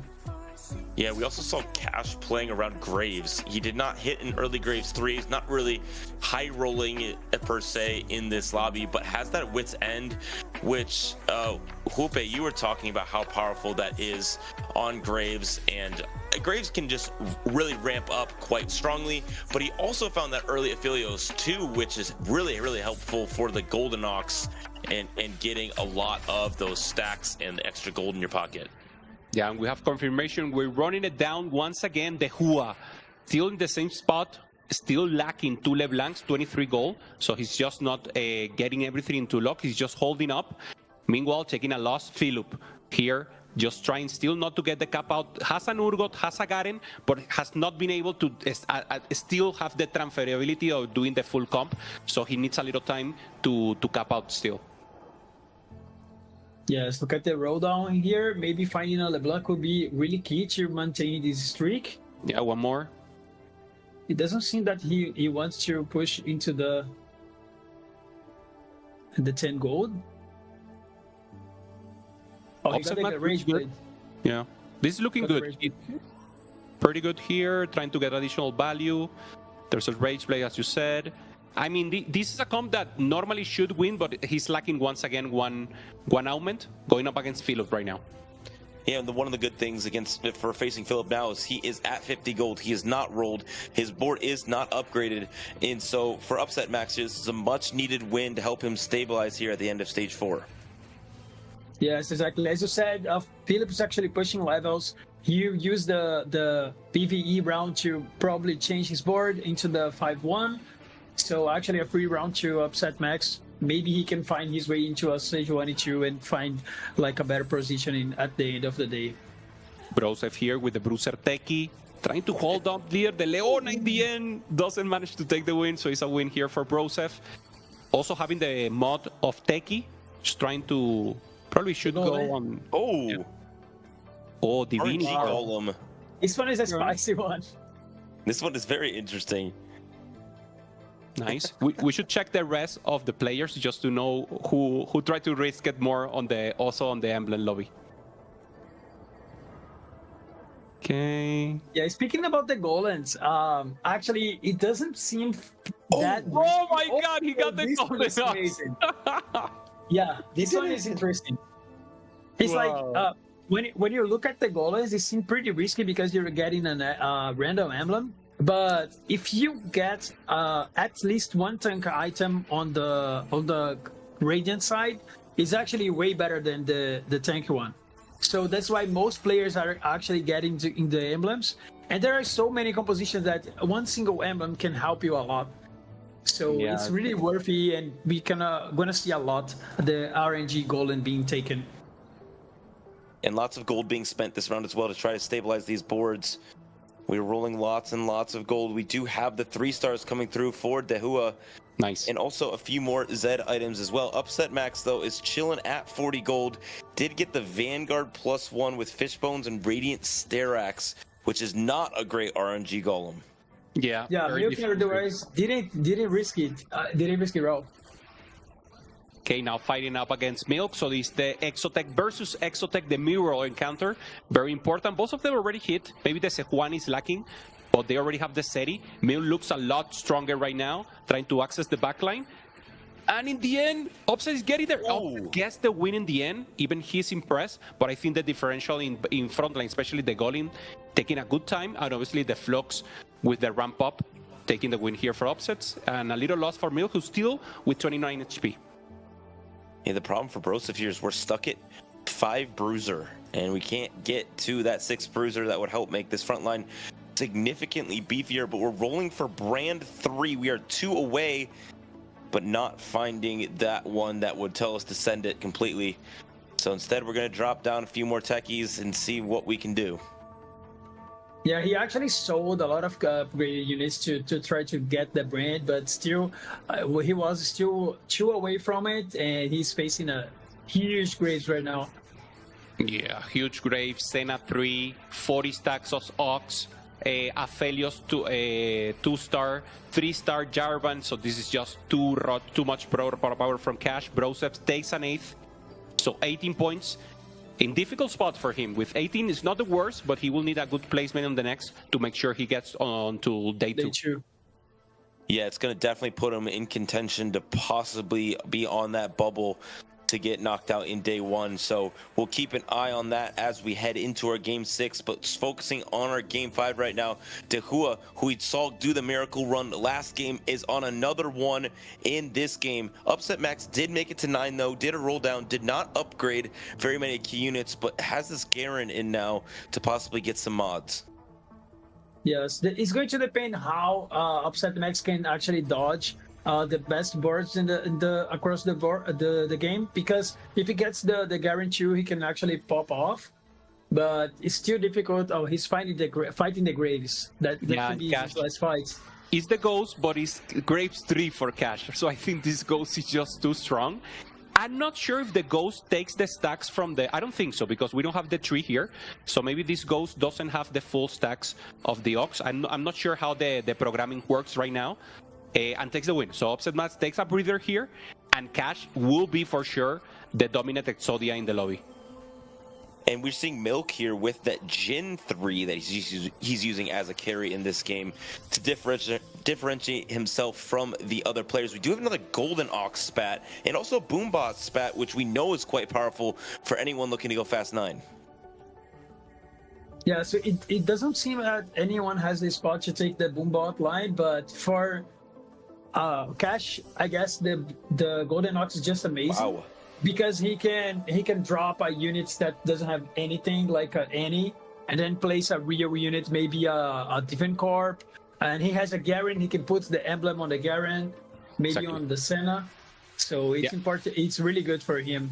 There are already so many stacks. Getting that emblem is so much raw power, and as you say, it's the +1 additionally. So now going on the Senna, already Senna 3. So this is so huge here. So much damage. The Jarvan 3 just holding the line, and the Graves with the healing. So it's perfect because you have so much damage that you just need your Graves to survive. You don't need him to be the carry, and now this is just looking like a perfect comp right now. And we have the Garen as well that we're going to be able to spread the love with the Golden Ox and put the mods on to our different units on the board to give them damage alongside that. And so we're seeing Philip's upgraded board across. It is just the Ghost, but we did hit a Zac 2. We have upgraded backliners. No Aurora 2 though, so not quite everything we're looking for. Yeah, we can see that he also got his RNG Golem gave him the hat. The Syndicate, yeah. Syndicate, yes. I was saying Transgressor. I forgot in Syndicate. Okay. Syndicate. So he got the Syndicate pretty good for his MF, and he has Zac 2, and he can, if he finds a lot of blobs, he can actually cap really high this game. Okay, Kobuko 2 for Philip on the left, on the right, Milk, both with very low HP. So it will be a matter of fact, if they face off, obviously that will be the match that we'll be facing. If not, let's double the screen and make sure we don't lose any of the action here. Sejuani 2 in shop for Milk and not enough gold to buy it is quite unfortunate, and so we're not able to find that really key upgrade, and they will be facing one another here. This is a huge fight. Ramping now, going to the backline, no access for now, duplicating now, giving additional items to all the units thanks to the sack and the treasure, but the front line of Phillips holding so much, and will be Milk the one who falls here. That Kobuko CC is really the reason that happened. Dissoap also drops out here. Yeah, let's see how it's going to end at the final result. Okay. Dissoap got a 5th. It's okay for him that he's leading the tournament, but for Milk it's actually pretty bad because he's at the bottom of the standings. He's going to need a really good last game in order to advance to day 2. Yeah, we saw so many players there in the bubble, like you call it, Jack, and now is the chance. So last game, the 6th game, will be so important also for many of them. And when we saw the table last round, we saw everyone like in 15, like 17 maybe, like in that range. So it's very close, the capitalizing to get to the day 2. Bapsera also really needed that top 4. Will get it as well. So these players have to be incredibly excited about their position in this game. Philip continuing to roll here on level 9. gets some good upgrades, lots more blobs. You can never have too many of those. Also, pulling in an Urgot 2 is very, very good. Yes, exactly. Pulling in Urgot 2 when you have like a front line with a Sectu, a Renekton, that also will give him extra time. And Yakubuko 2 is also one of the best units that you can grab because you already have enough front line, right? So you just want more damage. Yeah, front line, this is full, will be full from to back here. Accessing a little to the back line with the Misfortune, but the front line is holding up here for Babsera. Ramping up immediately here with the Aphelios, both Kraken and Rageblade, but the Misfortune obliterates the backline, and now only the Golem is the one doing the damage for Babsera, taking a huge hit, and a good win here for Philip. Just so many 2-star 5 costs for Philip that is really, really swinging these fights. That Renekton was an absolute terror in the front line, but no one has been able to beat Dahua, who is on that 11 streak. But it looks like maybe we'll have these players face each other, Philip or Dahua, who seem to be the strongest in the lobby, who will win. Dahua is now level 9, which will give him a great shot. Yes, we can actually tell that this round can tell who is going to win the game. It's probably between Philip and Dahua, but also Cash has that huge Grievous as well, so it's going. Things are really interesting. Yeah, already in 44 with the Ox, so very, very strong Cash on the left, and this could be a huge chance for him to take out. So Brazil against Brazil on the left, and on the right we have Philip just trying to get some damage against Dahua, but it shouldn't be enough. Access to backline from the sack. Taking some damage here. The set doing too much, but it's not enough. Man. And Phillips goes down 21 points and a good third place. Is it going to be a third? Actually, it's not. it was a fourth. HP. Yeah, you saw the disappointment on his face when he did drop out there. That is a very sad 4th place. Babsera quite happy in Cash with the high roll of that RNG Golem that is just allowed him to get to that 6 Golden Ox without changing this board nearly at all. But now they'll have to face one another. Has Cash had 6 Golden Ox in long enough to level up this board, or will Dahua be able to pull it off with his RNG Golem with the Rapid Fire Emblem? Yeah, this fight can be the key for the win for each one of them. So let's see. Cash against Dahua, full Oxford versus Cypher reroll. Access to backline from the set, almost eliminates the Senna, but it's not enough. Aphelios very low, Aphelios down. Set doing the work, and now it's just front to back. Still holding up until the end, and takes the win for Dahua. It's very close. I think it is close for anyone. And now, well, at least, I mean, positioning RNG, that would be the most important, and let's see who gets a good item here. That may be a Garen too. Okay. There is another thing that Cash might get another proc for his 3, so that could be the difference, because the fight was actually close. Yeah, he was low in gold, or maybe not in this round. He decides to roll just for value. So Laxat, but I mean, he already has 56, pretty good, right? Yeah. We did see an upgrade come through with the Vex, which will be a difference in this fight for sure. That is at least a little bit more HP on this board and a little bit more damage. But what positioning can we do to pull this off? He needs 3 rolls in order to get the next proc. Yeah. So if he gets lucky, he can proc during the fight. Okay. That would be the ideal, trying to get some gold here. Access to the backline once again from the set. Set is down. So great work there for the Aphelios. Doing the roll there. Wow. Oh my god, taking the win. Close. Perfect cash out, you call it out, Dobz. Taking the win there in the end. It's really close. Dahua is chasing his 3rd win in a row here. He has won the last 2 games that he's played, and so has the opportunity now to go back to back to back, but his match has been met here. Cash has now ramped up that Golden Ox, has gotten all of these resources, and I don't know if Dahua can beat him. Yes, I mean, the key in order to Dahua to win is actually exploding the Aphelios. Yeah. And then having just the Grave to carry will be the key, but let's see. Okay, Draven should have access to backline there also on the left. Trying to clean up what the damage that Set is doing. No, Draven goes to the front, eliminates the Senna, so Senna is down. Aphelios is the only one doing damage right now. Access to the backline from the Graves. taking a huge chunk of HP and takes the win. Graves, in the end, cash with the huge cash out and making the Oxford work. Huge game from him, and also the Who. I mean, both of them with amazing gameplay and amazing comps. And this is why you click RNG Golem, because that can happen, right? You go from a spot that's like, okay, I might go fourth to, oh, I think I won the game now. That's pretty cool. Yes, I mean, the RNG Golem couldn't be any better for Turkash, because it enables him to get into that 6 golden ox, and then he actually is snowballed from that. So well played by him. He was with a great spot already, but actually the RNG Golem just gave him the win. 100%. First time we see these Graves taking informed. Wasn't only the Graves, was also the Aphelios, was everything within the comp. But that breakdown and analysis will be with our desk after the break, so don't go away.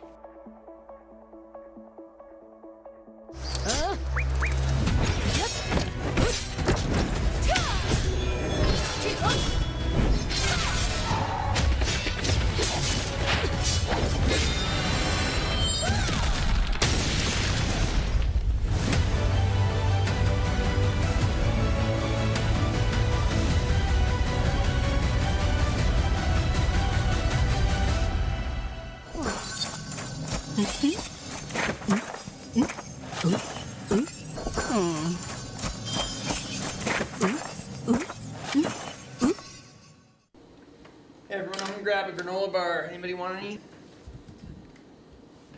9, okay. Dude, Scara, I think the IRS is trying to arrest me. That's Gigawis. It's an 8, man. I think it's a positive delta for me to go to jail.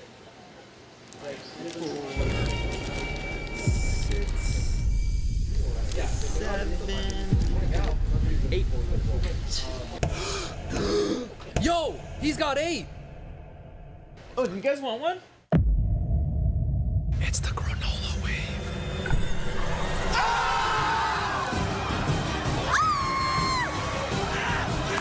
Dude, get the hole!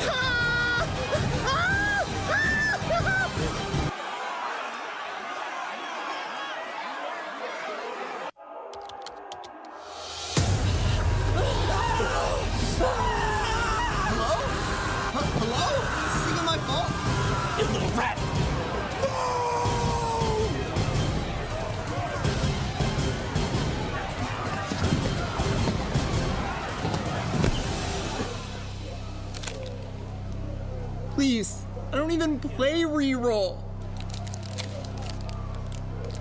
Or you fall out with a rat. Has this ever happened to you?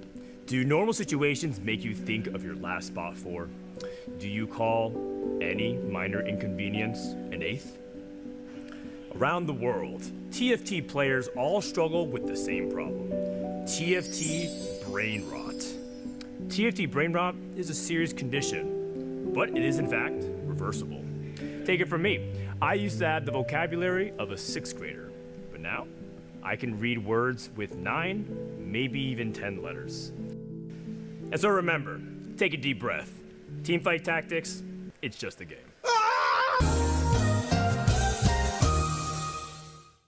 What's going on, everyone? I'm Jupe. I'm here with Alan, with Impetuous Panda and Cesar Baker. We'll be drawing some TFT stuff, and we will only have 1 minute to guess what the other one is drawing. Are you guys ready? Let's go. Sir. Hey, vamos!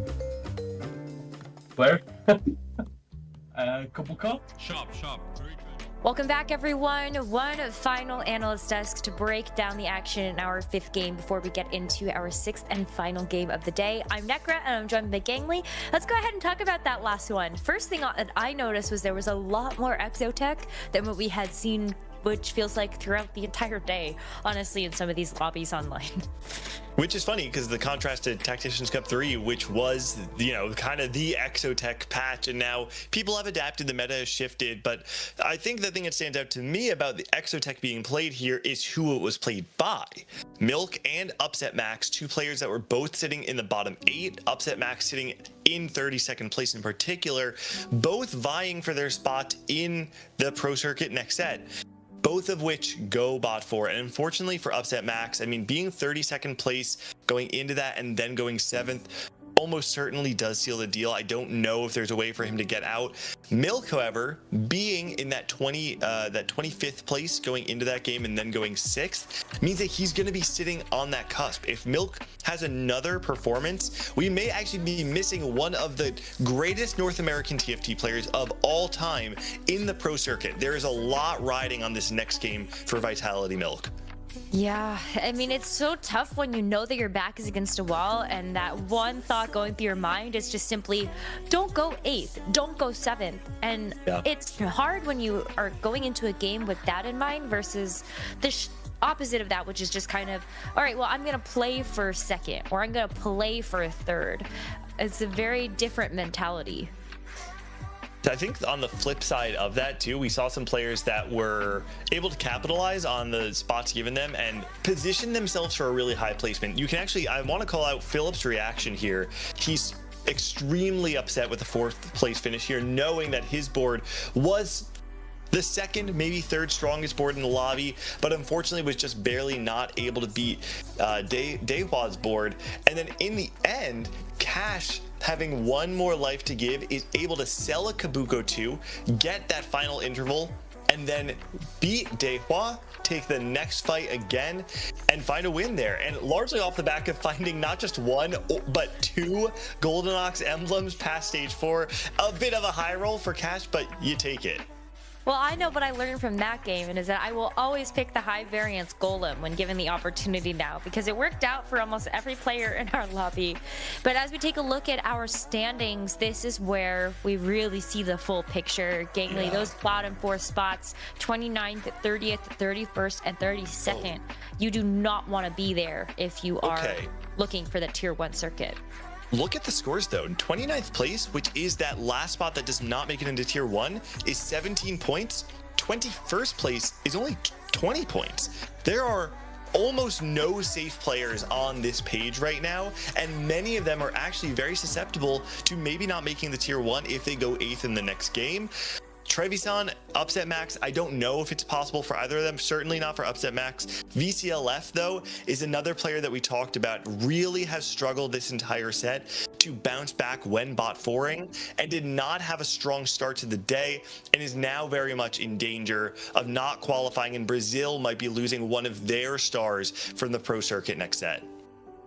There are still those 4 invite slots, so crossing my fingers for any of those players that do not qualify to day 2 of competition. But we've got Robin Songs, Sealy going old man on top. Yeah, Robin Songs here and making a statement. You know, Robin Songs is one of the very first players that I ever saw. Like, Robin Songs and Milk are the 2 players that stick out to me as like the players that I had watched as some of the best in TFT. Kurum X as well, and now Kurum is also here and just doing amazing. So I can't wait to see how this final game is going to turn out. So I think that's it from us. Let's go ahead and get into this final game of the day. So much on the line, so we're gonna send it back over to our casters.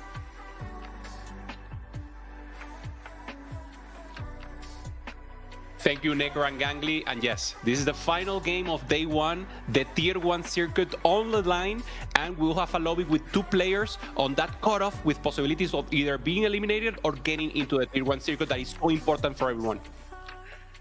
Yes, exactly. As Nekkra pointed out also, there might be a Robin walk today. Robin at the top of the standings, showing up that he's actually really in a really good shape because he actually won Tactician Cup 3 at the end of the last weekend. So he knows the meta. It paid off for him at least by now. So let's see if he can keep going on that highest level.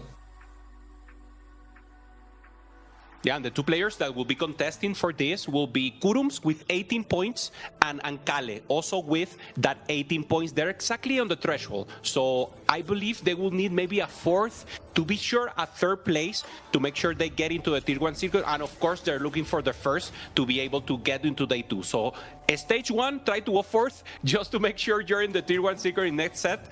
And then obviously the 1st place will enable them to advance to day 2.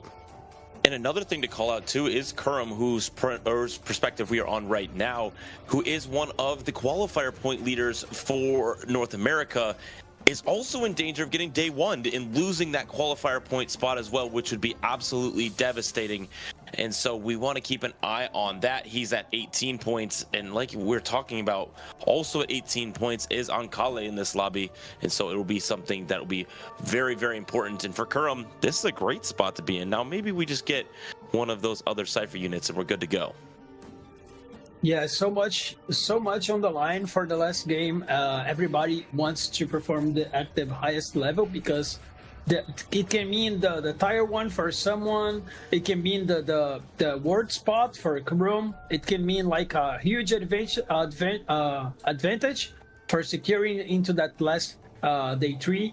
So let's see if these games actually people are going to sack the stages and try to that end high-end game compositions, or maybe if they are going to play like the more standard way. Yeah, totally. Keeping his option opens right here, holding Exo, holding Kog'Maw, holding obviously the Cypher, and just trying to play the game. Oh my god, finds the Galio. In HP! And there's the pass! Well, also in that hacked orb is HP, and he also now has Cypher on 2-1. And so for Kurum, this is the ideal spot. But I know with the extra 10 HP that everyone will have, everyone will be looking to play Cypher if they can. Yeah, that has been the angle that everyone has been taking, either to get a little ramping goal or normally to go to those cap-out boards, legendaries, AMP, obviously a Cypher reroll that has been so amazing, also to give you good position, fight for the first place, but normally you get a third, a second. And now, once again, a little pause. Players need to maintain the mental, very important. We see the points again here, Dobz. Kurum's 18, Ankale 18, they need a 4th or similar to make sure they advance. And as you were saying, Jack, CLE, this Kurum's, he's now dropping the possibility of Weishan getting the qualifier points possibility. It was Kurum's Sangrea, but if Kurum's is dropped here on last or in a bad position, Weishan can get that spot. Yeah, also, anybody at 22 points in this lobby and 20 for Taliant is not safe either. If either Quinta, or Replay, Arctics, or Taliant go 8th, they also could fall out. And so they need to play at the best of their ability, know what they're playing for in this lobby, but also realize there's no point reset. After day 1 into day 2, there's no point reset. And so in order to make that final lobby, in order to get a spot at the Tactician's Ground, you cannot let off the gas. So even if you just need a 4th to get to day 2, you still should play for something higher because you need to set yourself up as well as possible to make that day 3. Okay, good possibilities now. Robin coming back, washing his face a little, just making sure he's ready. And I mean, they're totally focused. I'm not concerned about anyone. Ankale doing the Soyu there, going a little on the down, just getting a little aura to make sure he's ready. Antics also combing his hair, Kurum's, making sure he looks good. And now, again, final game with so many and so much on the line. Yes, exactly. So much on the line. We are heading back to the game. I mean, this spot for Kurum is just like the perfect spot a player wants. Extra HP and Cypher at the early game. I mean, when I'm needing a result, I dream for this. You know, that's exactly what you want. Oh. Okay, now we need to check the Exo here for Kurum's. Exo plus Vanguard. Or see that Vanguard. Trying to go for that line. Okay, so once again, it's a little pause. Trying to get the players the most or the best possible scenario for them to perform in their highest level.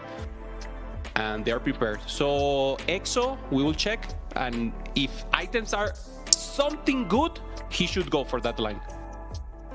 Something also I noticed in the neutral rounds is many of our players hit that 10 gold threshold as well.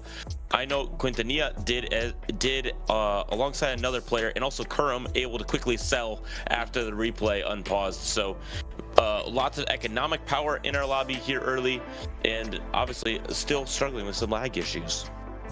Yeah, I wonder how replay is going to be able to open his game as well, because he got Forge. And Portable Forge actually can lead you into some scenarios like good grave stuff, and maybe you can get Freaker Blade and then open up a good Zeri or a good Filios. So maybe a Menazane and go for that LeBlanc. So it's important to see what he is going to get in here as well. Yeah, good possibilities. Once again, the only one with that additional angle to get a good win is Kurums, and he knows how to play this. He has tried it so many times.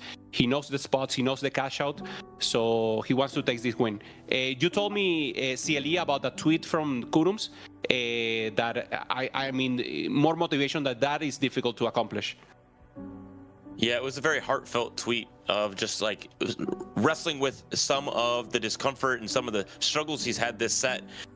With not qualifying for EWC and not being able to make it for Worlds for over a year's actual time.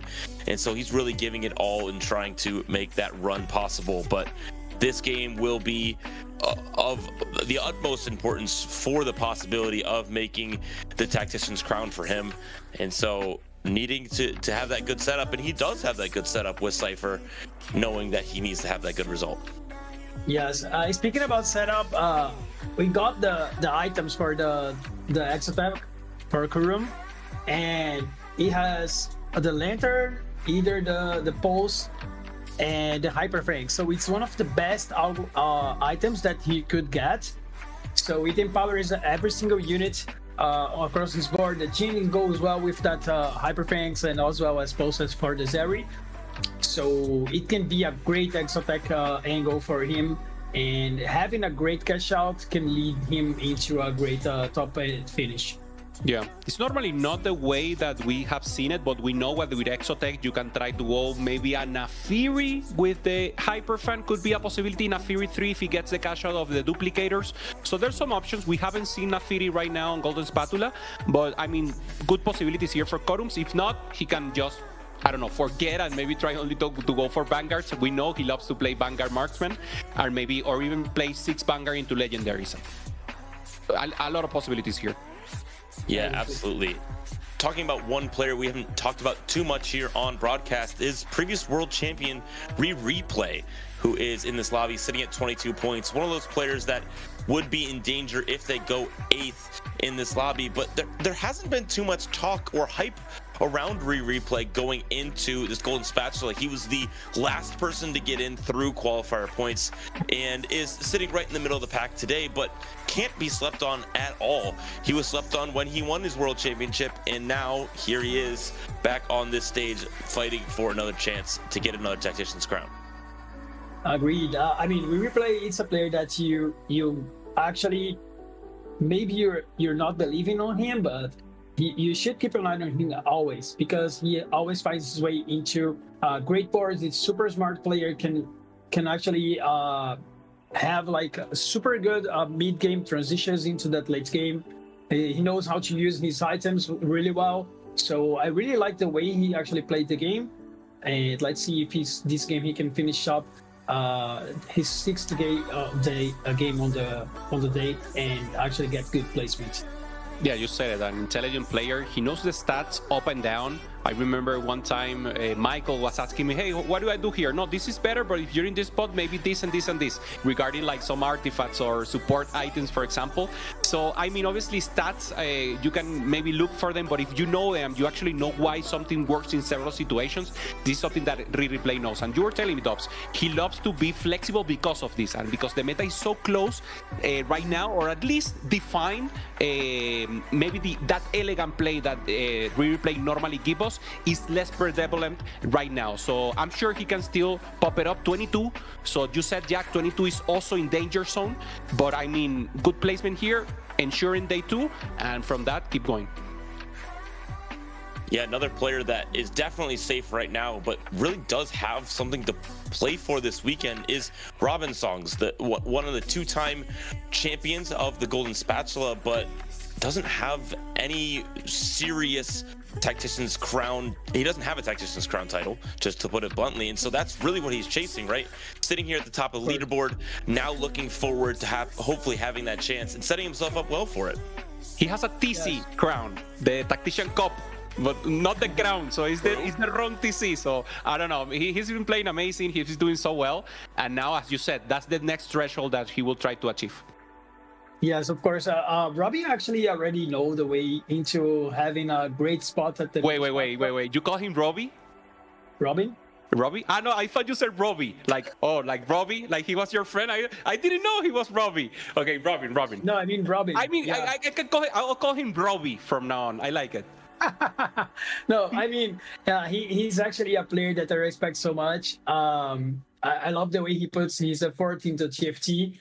And he's actually the last winner of the Spatula, so we have to respect the history behind him, and he might know the way that finds into another win at the Golden Spatula, because he's the only player, if I'm not mistaken, to win 2 times NA circuit, but still the main goal for him is of course the tactician crown. So let's see if he can find his way back to play Worlds, and maybe he can find his way to a top finish. 100%. We'll go to a short break, making sure the players are ready. So don't go away. Final game incoming. Short break, and we'll be right back.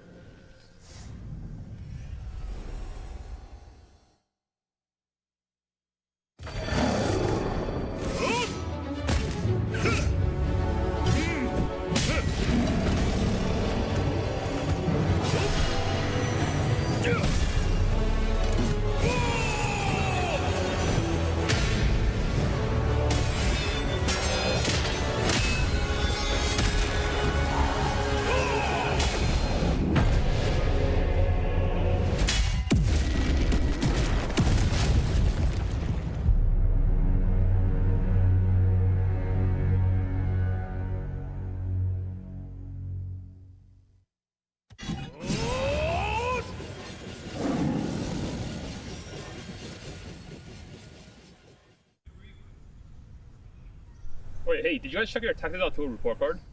Yeah, I got a C- in execution. I think my mom's gonna kill me. Yeah, you take Wolf Unchained one time, suddenly you get a D rank. I wish I was like Dish Soap, man. How does he do it?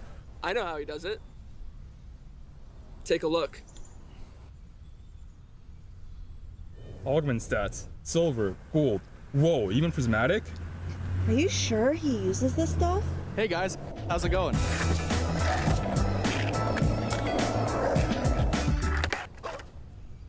What up, big dog? How you doing, man? Stop, Dish Soap!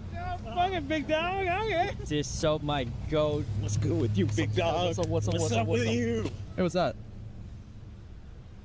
Nothing.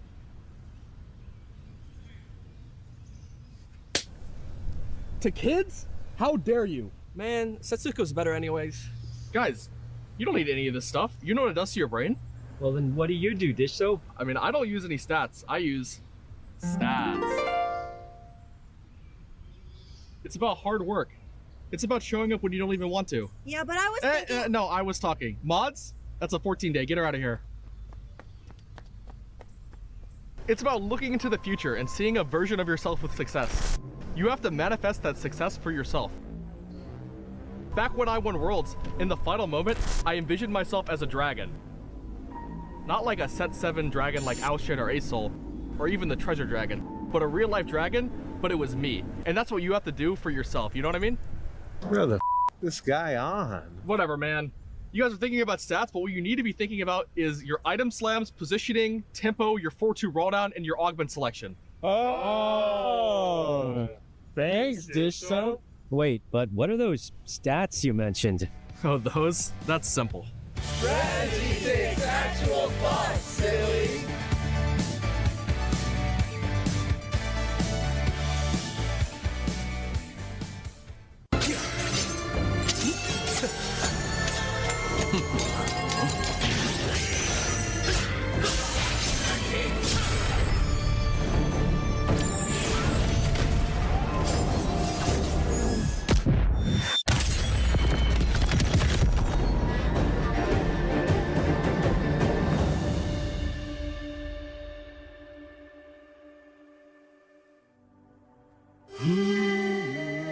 Hello everyone, while we wait for our players to get ready, Gangly and I are here to talk a little bit more about the wonderful competitors that we have here at the America's Golden Spatula.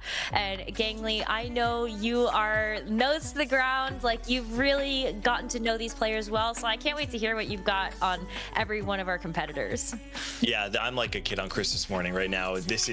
Listen, all of you viewers out there, buckle up, because I don't know exactly how long it's going to take until the game is unpaused, but until then, you're stuck with us. And so, like Nekkra said, I think it's just a good time to take a look at our players. And listen, there's 32 players in the field, and it's really hard to keep track of the stories and the history and, really understand a big picture of all of them.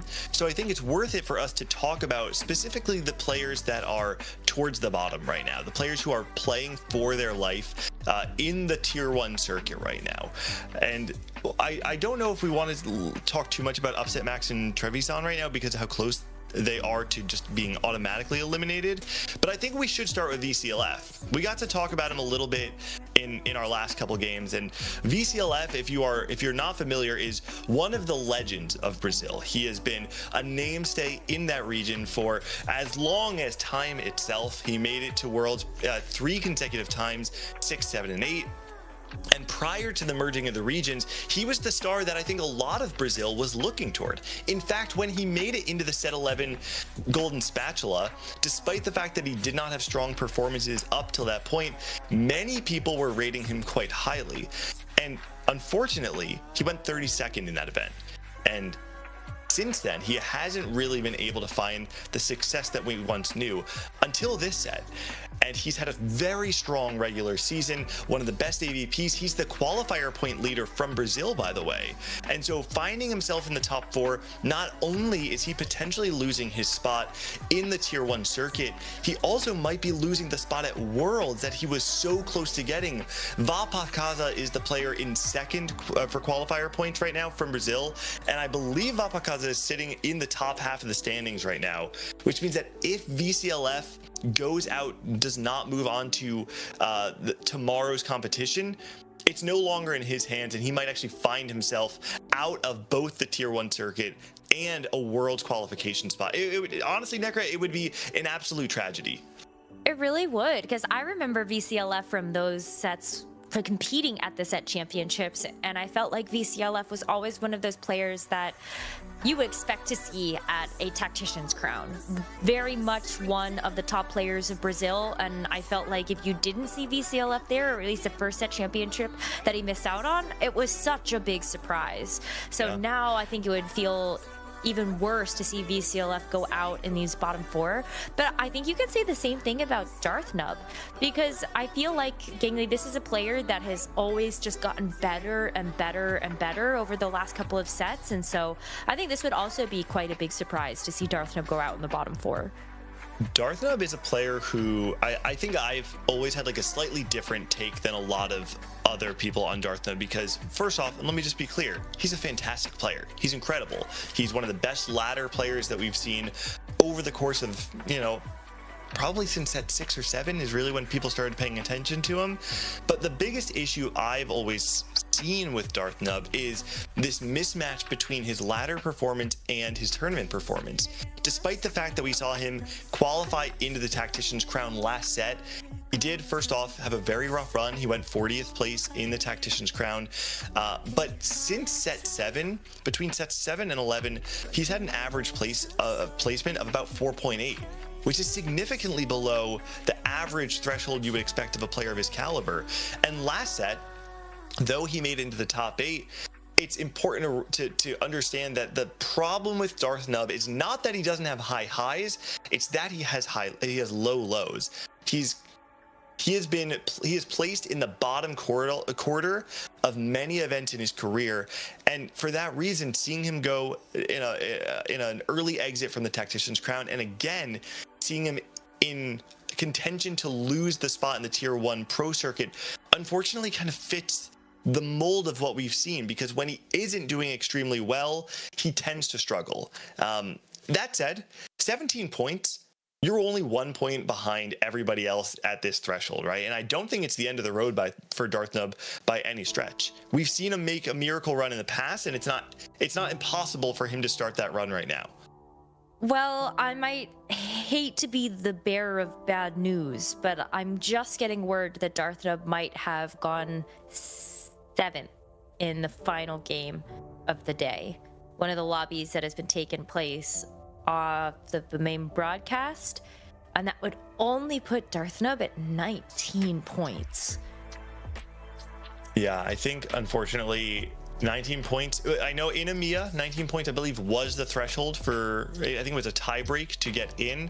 7th place when you're sitting at 29th though, it feels like it's pretty much impossible at this point.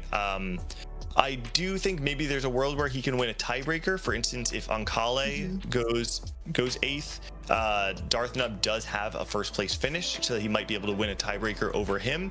But it does mean that it's no longer in his hands. He has to wait for everybody else to play to see exactly where the points fall. And maybe this is a good time to talk about Ankale, because this is, whether you want to call him a dark horse or whether you want to call him the underdog, I don't exactly know where each person would categorize him. Personally, I would say that Ankale feels a little bit like he sticks out in this field. There are newcomers in this field, but all of the newcomers have performed this set one way or another. They have qualified in through qualifier points, or they've been able to do it through snapshots. But Ankale was the Latin American sub-regional qualifier along Tech Summers. And when he did play in the cups, he did not inspire much confidence. He lost in trials of one cup, and then he got day 1 in another. And I think we just haven't quite seen this player prove himself. What I will say in his defense is that he is representing a bit of the new generation of Latin America. And while he may not be in his final form yet, I think qualifying over the Latin American players that we do know, your Michael and Altanawes and, you know, many great Latin American players who have shown themselves time and time again, you have to give him points for that. You know, like it's not like he unfairly got his spot here. You have to give him credit for winning over the other Latin American greats. I don't think anyone expects him to make it out of day 1. In fact, I think most people expect him to end in the bottom 4. And I would say if you're Ankale and you make it into day 2, that is in of itself a success, because it shows that you are able to outperform your seed, outperform the expectations people had for you, and I think most importantly, prove that you belong on this stage with everybody else around you. And I also think that making day 2 just extends you a second life. Think about how far you could actually take that with some of the players that are on the first page of our standings, not to show them yet, but they've made some big comebacks. Like Dehua, I think, is one of the players that I think about that started today off pretty poorly, but then has been able to get multiple first places and just continue to get better throughout the day. So who knows what you can do when you have that second life extended to you for the the next day. But I think another one of our players that actually is in the danger zone of maybe even not making it to tier 1, let alone making it to day 2, is Milk. And I think that's a very surprising player to see towards the bottom as well. I think Milk, for the most part, to me, does stick out as one of like the North American greats, but we also haven't actually seen him perform at the same level in every single set that he's played. There's the thing that's interesting about Milk is that I feel like there's this legend about him, right? It's like the legend of Milk when he tries. When Milk is actually trying to win, does he ever lose? It kind of feels like the answer's no. Like he actually just always shows up. The thing that the question mark around this set, I think, is less to do with is Milk committed to the set. I actually think the question mark is more, does the fact that the study group Milk is normally a part of, K3 Soju, Spencer, Prestivant, Setsuko, most of those players are not here. I would argue it's a nerf. When so many of your practice partners are not there to grind day in and day out with you, it does take you out of that rhythm. And I think having habits, having a rhythm of improvement is an important part of TFT, which specifically because it's a game that changes so quickly. I don't think that, I can't say that it is because that study group is not here that Milk is finding himself on the out. What I will say is that Milk is a player who, despite that, I would expect to be able to make into day 2. Even with him sitting at 18 points, this feels a little bit like Milk to me. When Milk first broke out, he was the player that was like the lose until you win and then win out the rest of the game. That's what this is. He's got his back up against the wall. I don't think that Milk chokes under pressure. I think that he is a performer. And I think going into game 6, I would expect him to be able to find a good placement.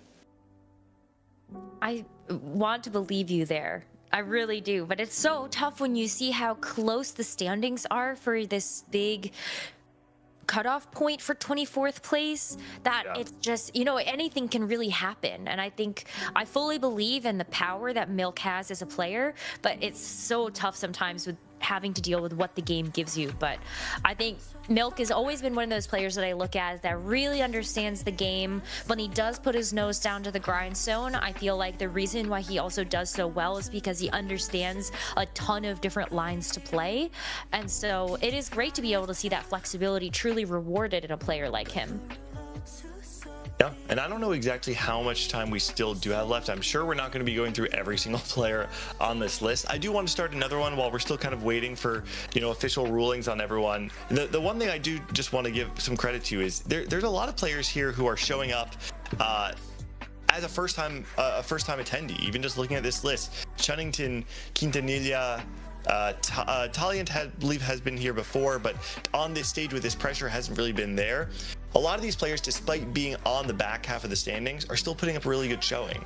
And it's kind of a curse for many first-timers that when you make it under the lights, when you make it on the big stage, you tend to not be able to perform like yourself. And it is worth it for us to be able to give the flowers to those players, especially because we are seeing the effects of that in players like Trevisan and Upset Max, who have struggled to perform despite it being, or in largely because, I would say, it being their first regional. So you have to give flowers to the first timers like Chunnington and Quintanilla, who are really putting in the effort to make a good showing of their first ever Golden Spatula.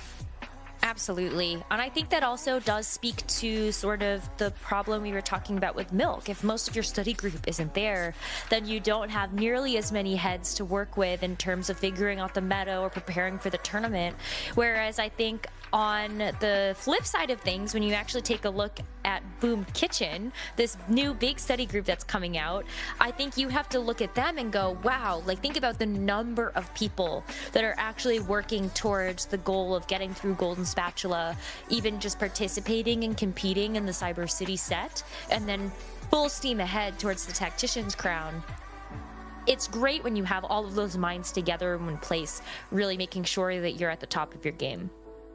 I love that you called it out. I remember back in set 9, which is to me, that was kind of the start of the study group era of TFT. It was the first time that we really felt like we were grouping players by who they were practicing with. And the two kind of titans of that time period were the Weijin Iverson study group and the Soju study group. You had the Setsuko and Soju, Milk, Toronto, Tokyo working together. Then you had your Weijin Iverson, Malala, Bosso Skills, Philip, a lot of players that have proven themselves time and time again. And it feels actually kind of interesting that the study groups that have major representation right now are the Weijin Iverson study group, Boom Kitchen, and then you kind of have your Brazilian, Team Liquid / Team Solid is the name that they've come up with. I believe that's Mecmeno and Vapakaza, Trevisan, or Taliant as well. And it feels almost like a new era of study groups, players who have never really been able to break out, now all breaking out together. And that's exactly what we're seeing with Boom Kitchen. This does feel like it marks a new era in TFT, where it's allowing these newcomers to shine in a way that puts them on the same stage as many America's greats from eras past. I love that. And I think that's really where we get a chance to consistently see the evolution of TFT. It isn't just these new faces that come in, but I think it's also the fresh perspectives that continue to elevate the game. And I remember even going back 6-7 sets, Gangly, it was almost unheard of to think about global community in terms of making everyone better. But now that we have these new shards of competition and these regional, like these big pan regions that we look at for TFT, like the Americas having Brazil and Latin America and North America, it breeds just such high level competition that's why on this Golden Spatula weekend we aren't seeing some of those big names that we remember from like 6-7 sets ago. Yeah, I think some of that has to do with like cross-pollination too, right? Because absolutely there's always some sort of regional divide. Of course, like you play with the players who speak your language and who you've seen regionally or locally or who you've played with in tournament. But all of a sudden, once those borders are blurred, we've seen study groups that are, I remember Robin Songs was a part of what people called the international study group. And it was like Robin Songs and Tech Summers and I think Saloga Song from EMEA or something like that. There's a lot of cross-pollination that has come, I would say, largely off the back of the merging of these regions. Even Team Liquid, prior to their current team of being just the Brazilian team, was a mix of Ego Illusions alongside Pokigam, Kurum, and T-Lides. And there's a lot of efforts that have gone into making this America's region feel more unified. And I think that an effect of that is that tech starts to get crossed over from region to region, and players start to study together in ways that they never really were before. And altogether, I do think it's been uplifting the region as a whole. So it's something I love seeing, and I do love being able to see the regional study group kind of the borders of them blur as people start to study together in new ways. It's been awesome, and I think a lot of those groups have become a lot more fluid also in terms of who they let participate in those groups. I think even what we heard from Broseph, it was kind of, well, let's first start it with scrims. But wait a minute, we all actually understand and talk about the game in ways that really helps each other out. So let's actually form a true study group for this. So it's just been amazing, and I love being able to hear about all of these players. But we do have an update for everybody. So unfortunately for today's competition, we are experiencing some technical issues. And importantly, it is server latency issues that are impacting the tournament realm servers across the Americas. So we will be postponing the last game that was supposed to happen today, game number 6, to tomorrow for lobbies 1, 2, and 4. Lobby 3 has already finished their gameplay for today, but lobbies 1, 2, and 4 will finish out their final game tomorrow. They will be played out at 1 p.m. Pacific. And the check-in time for those players is going to remain the same. So make sure that you are ready to go for day 2 of competition tomorrow. And unfortunately, we will not have any cuts today as only one of those lobbies are finished. So it makes tomorrow, I think, extra important. And hopefully this sleep and also fixing the servers will give everybody that fair competitive experience that we want to see here for TFT.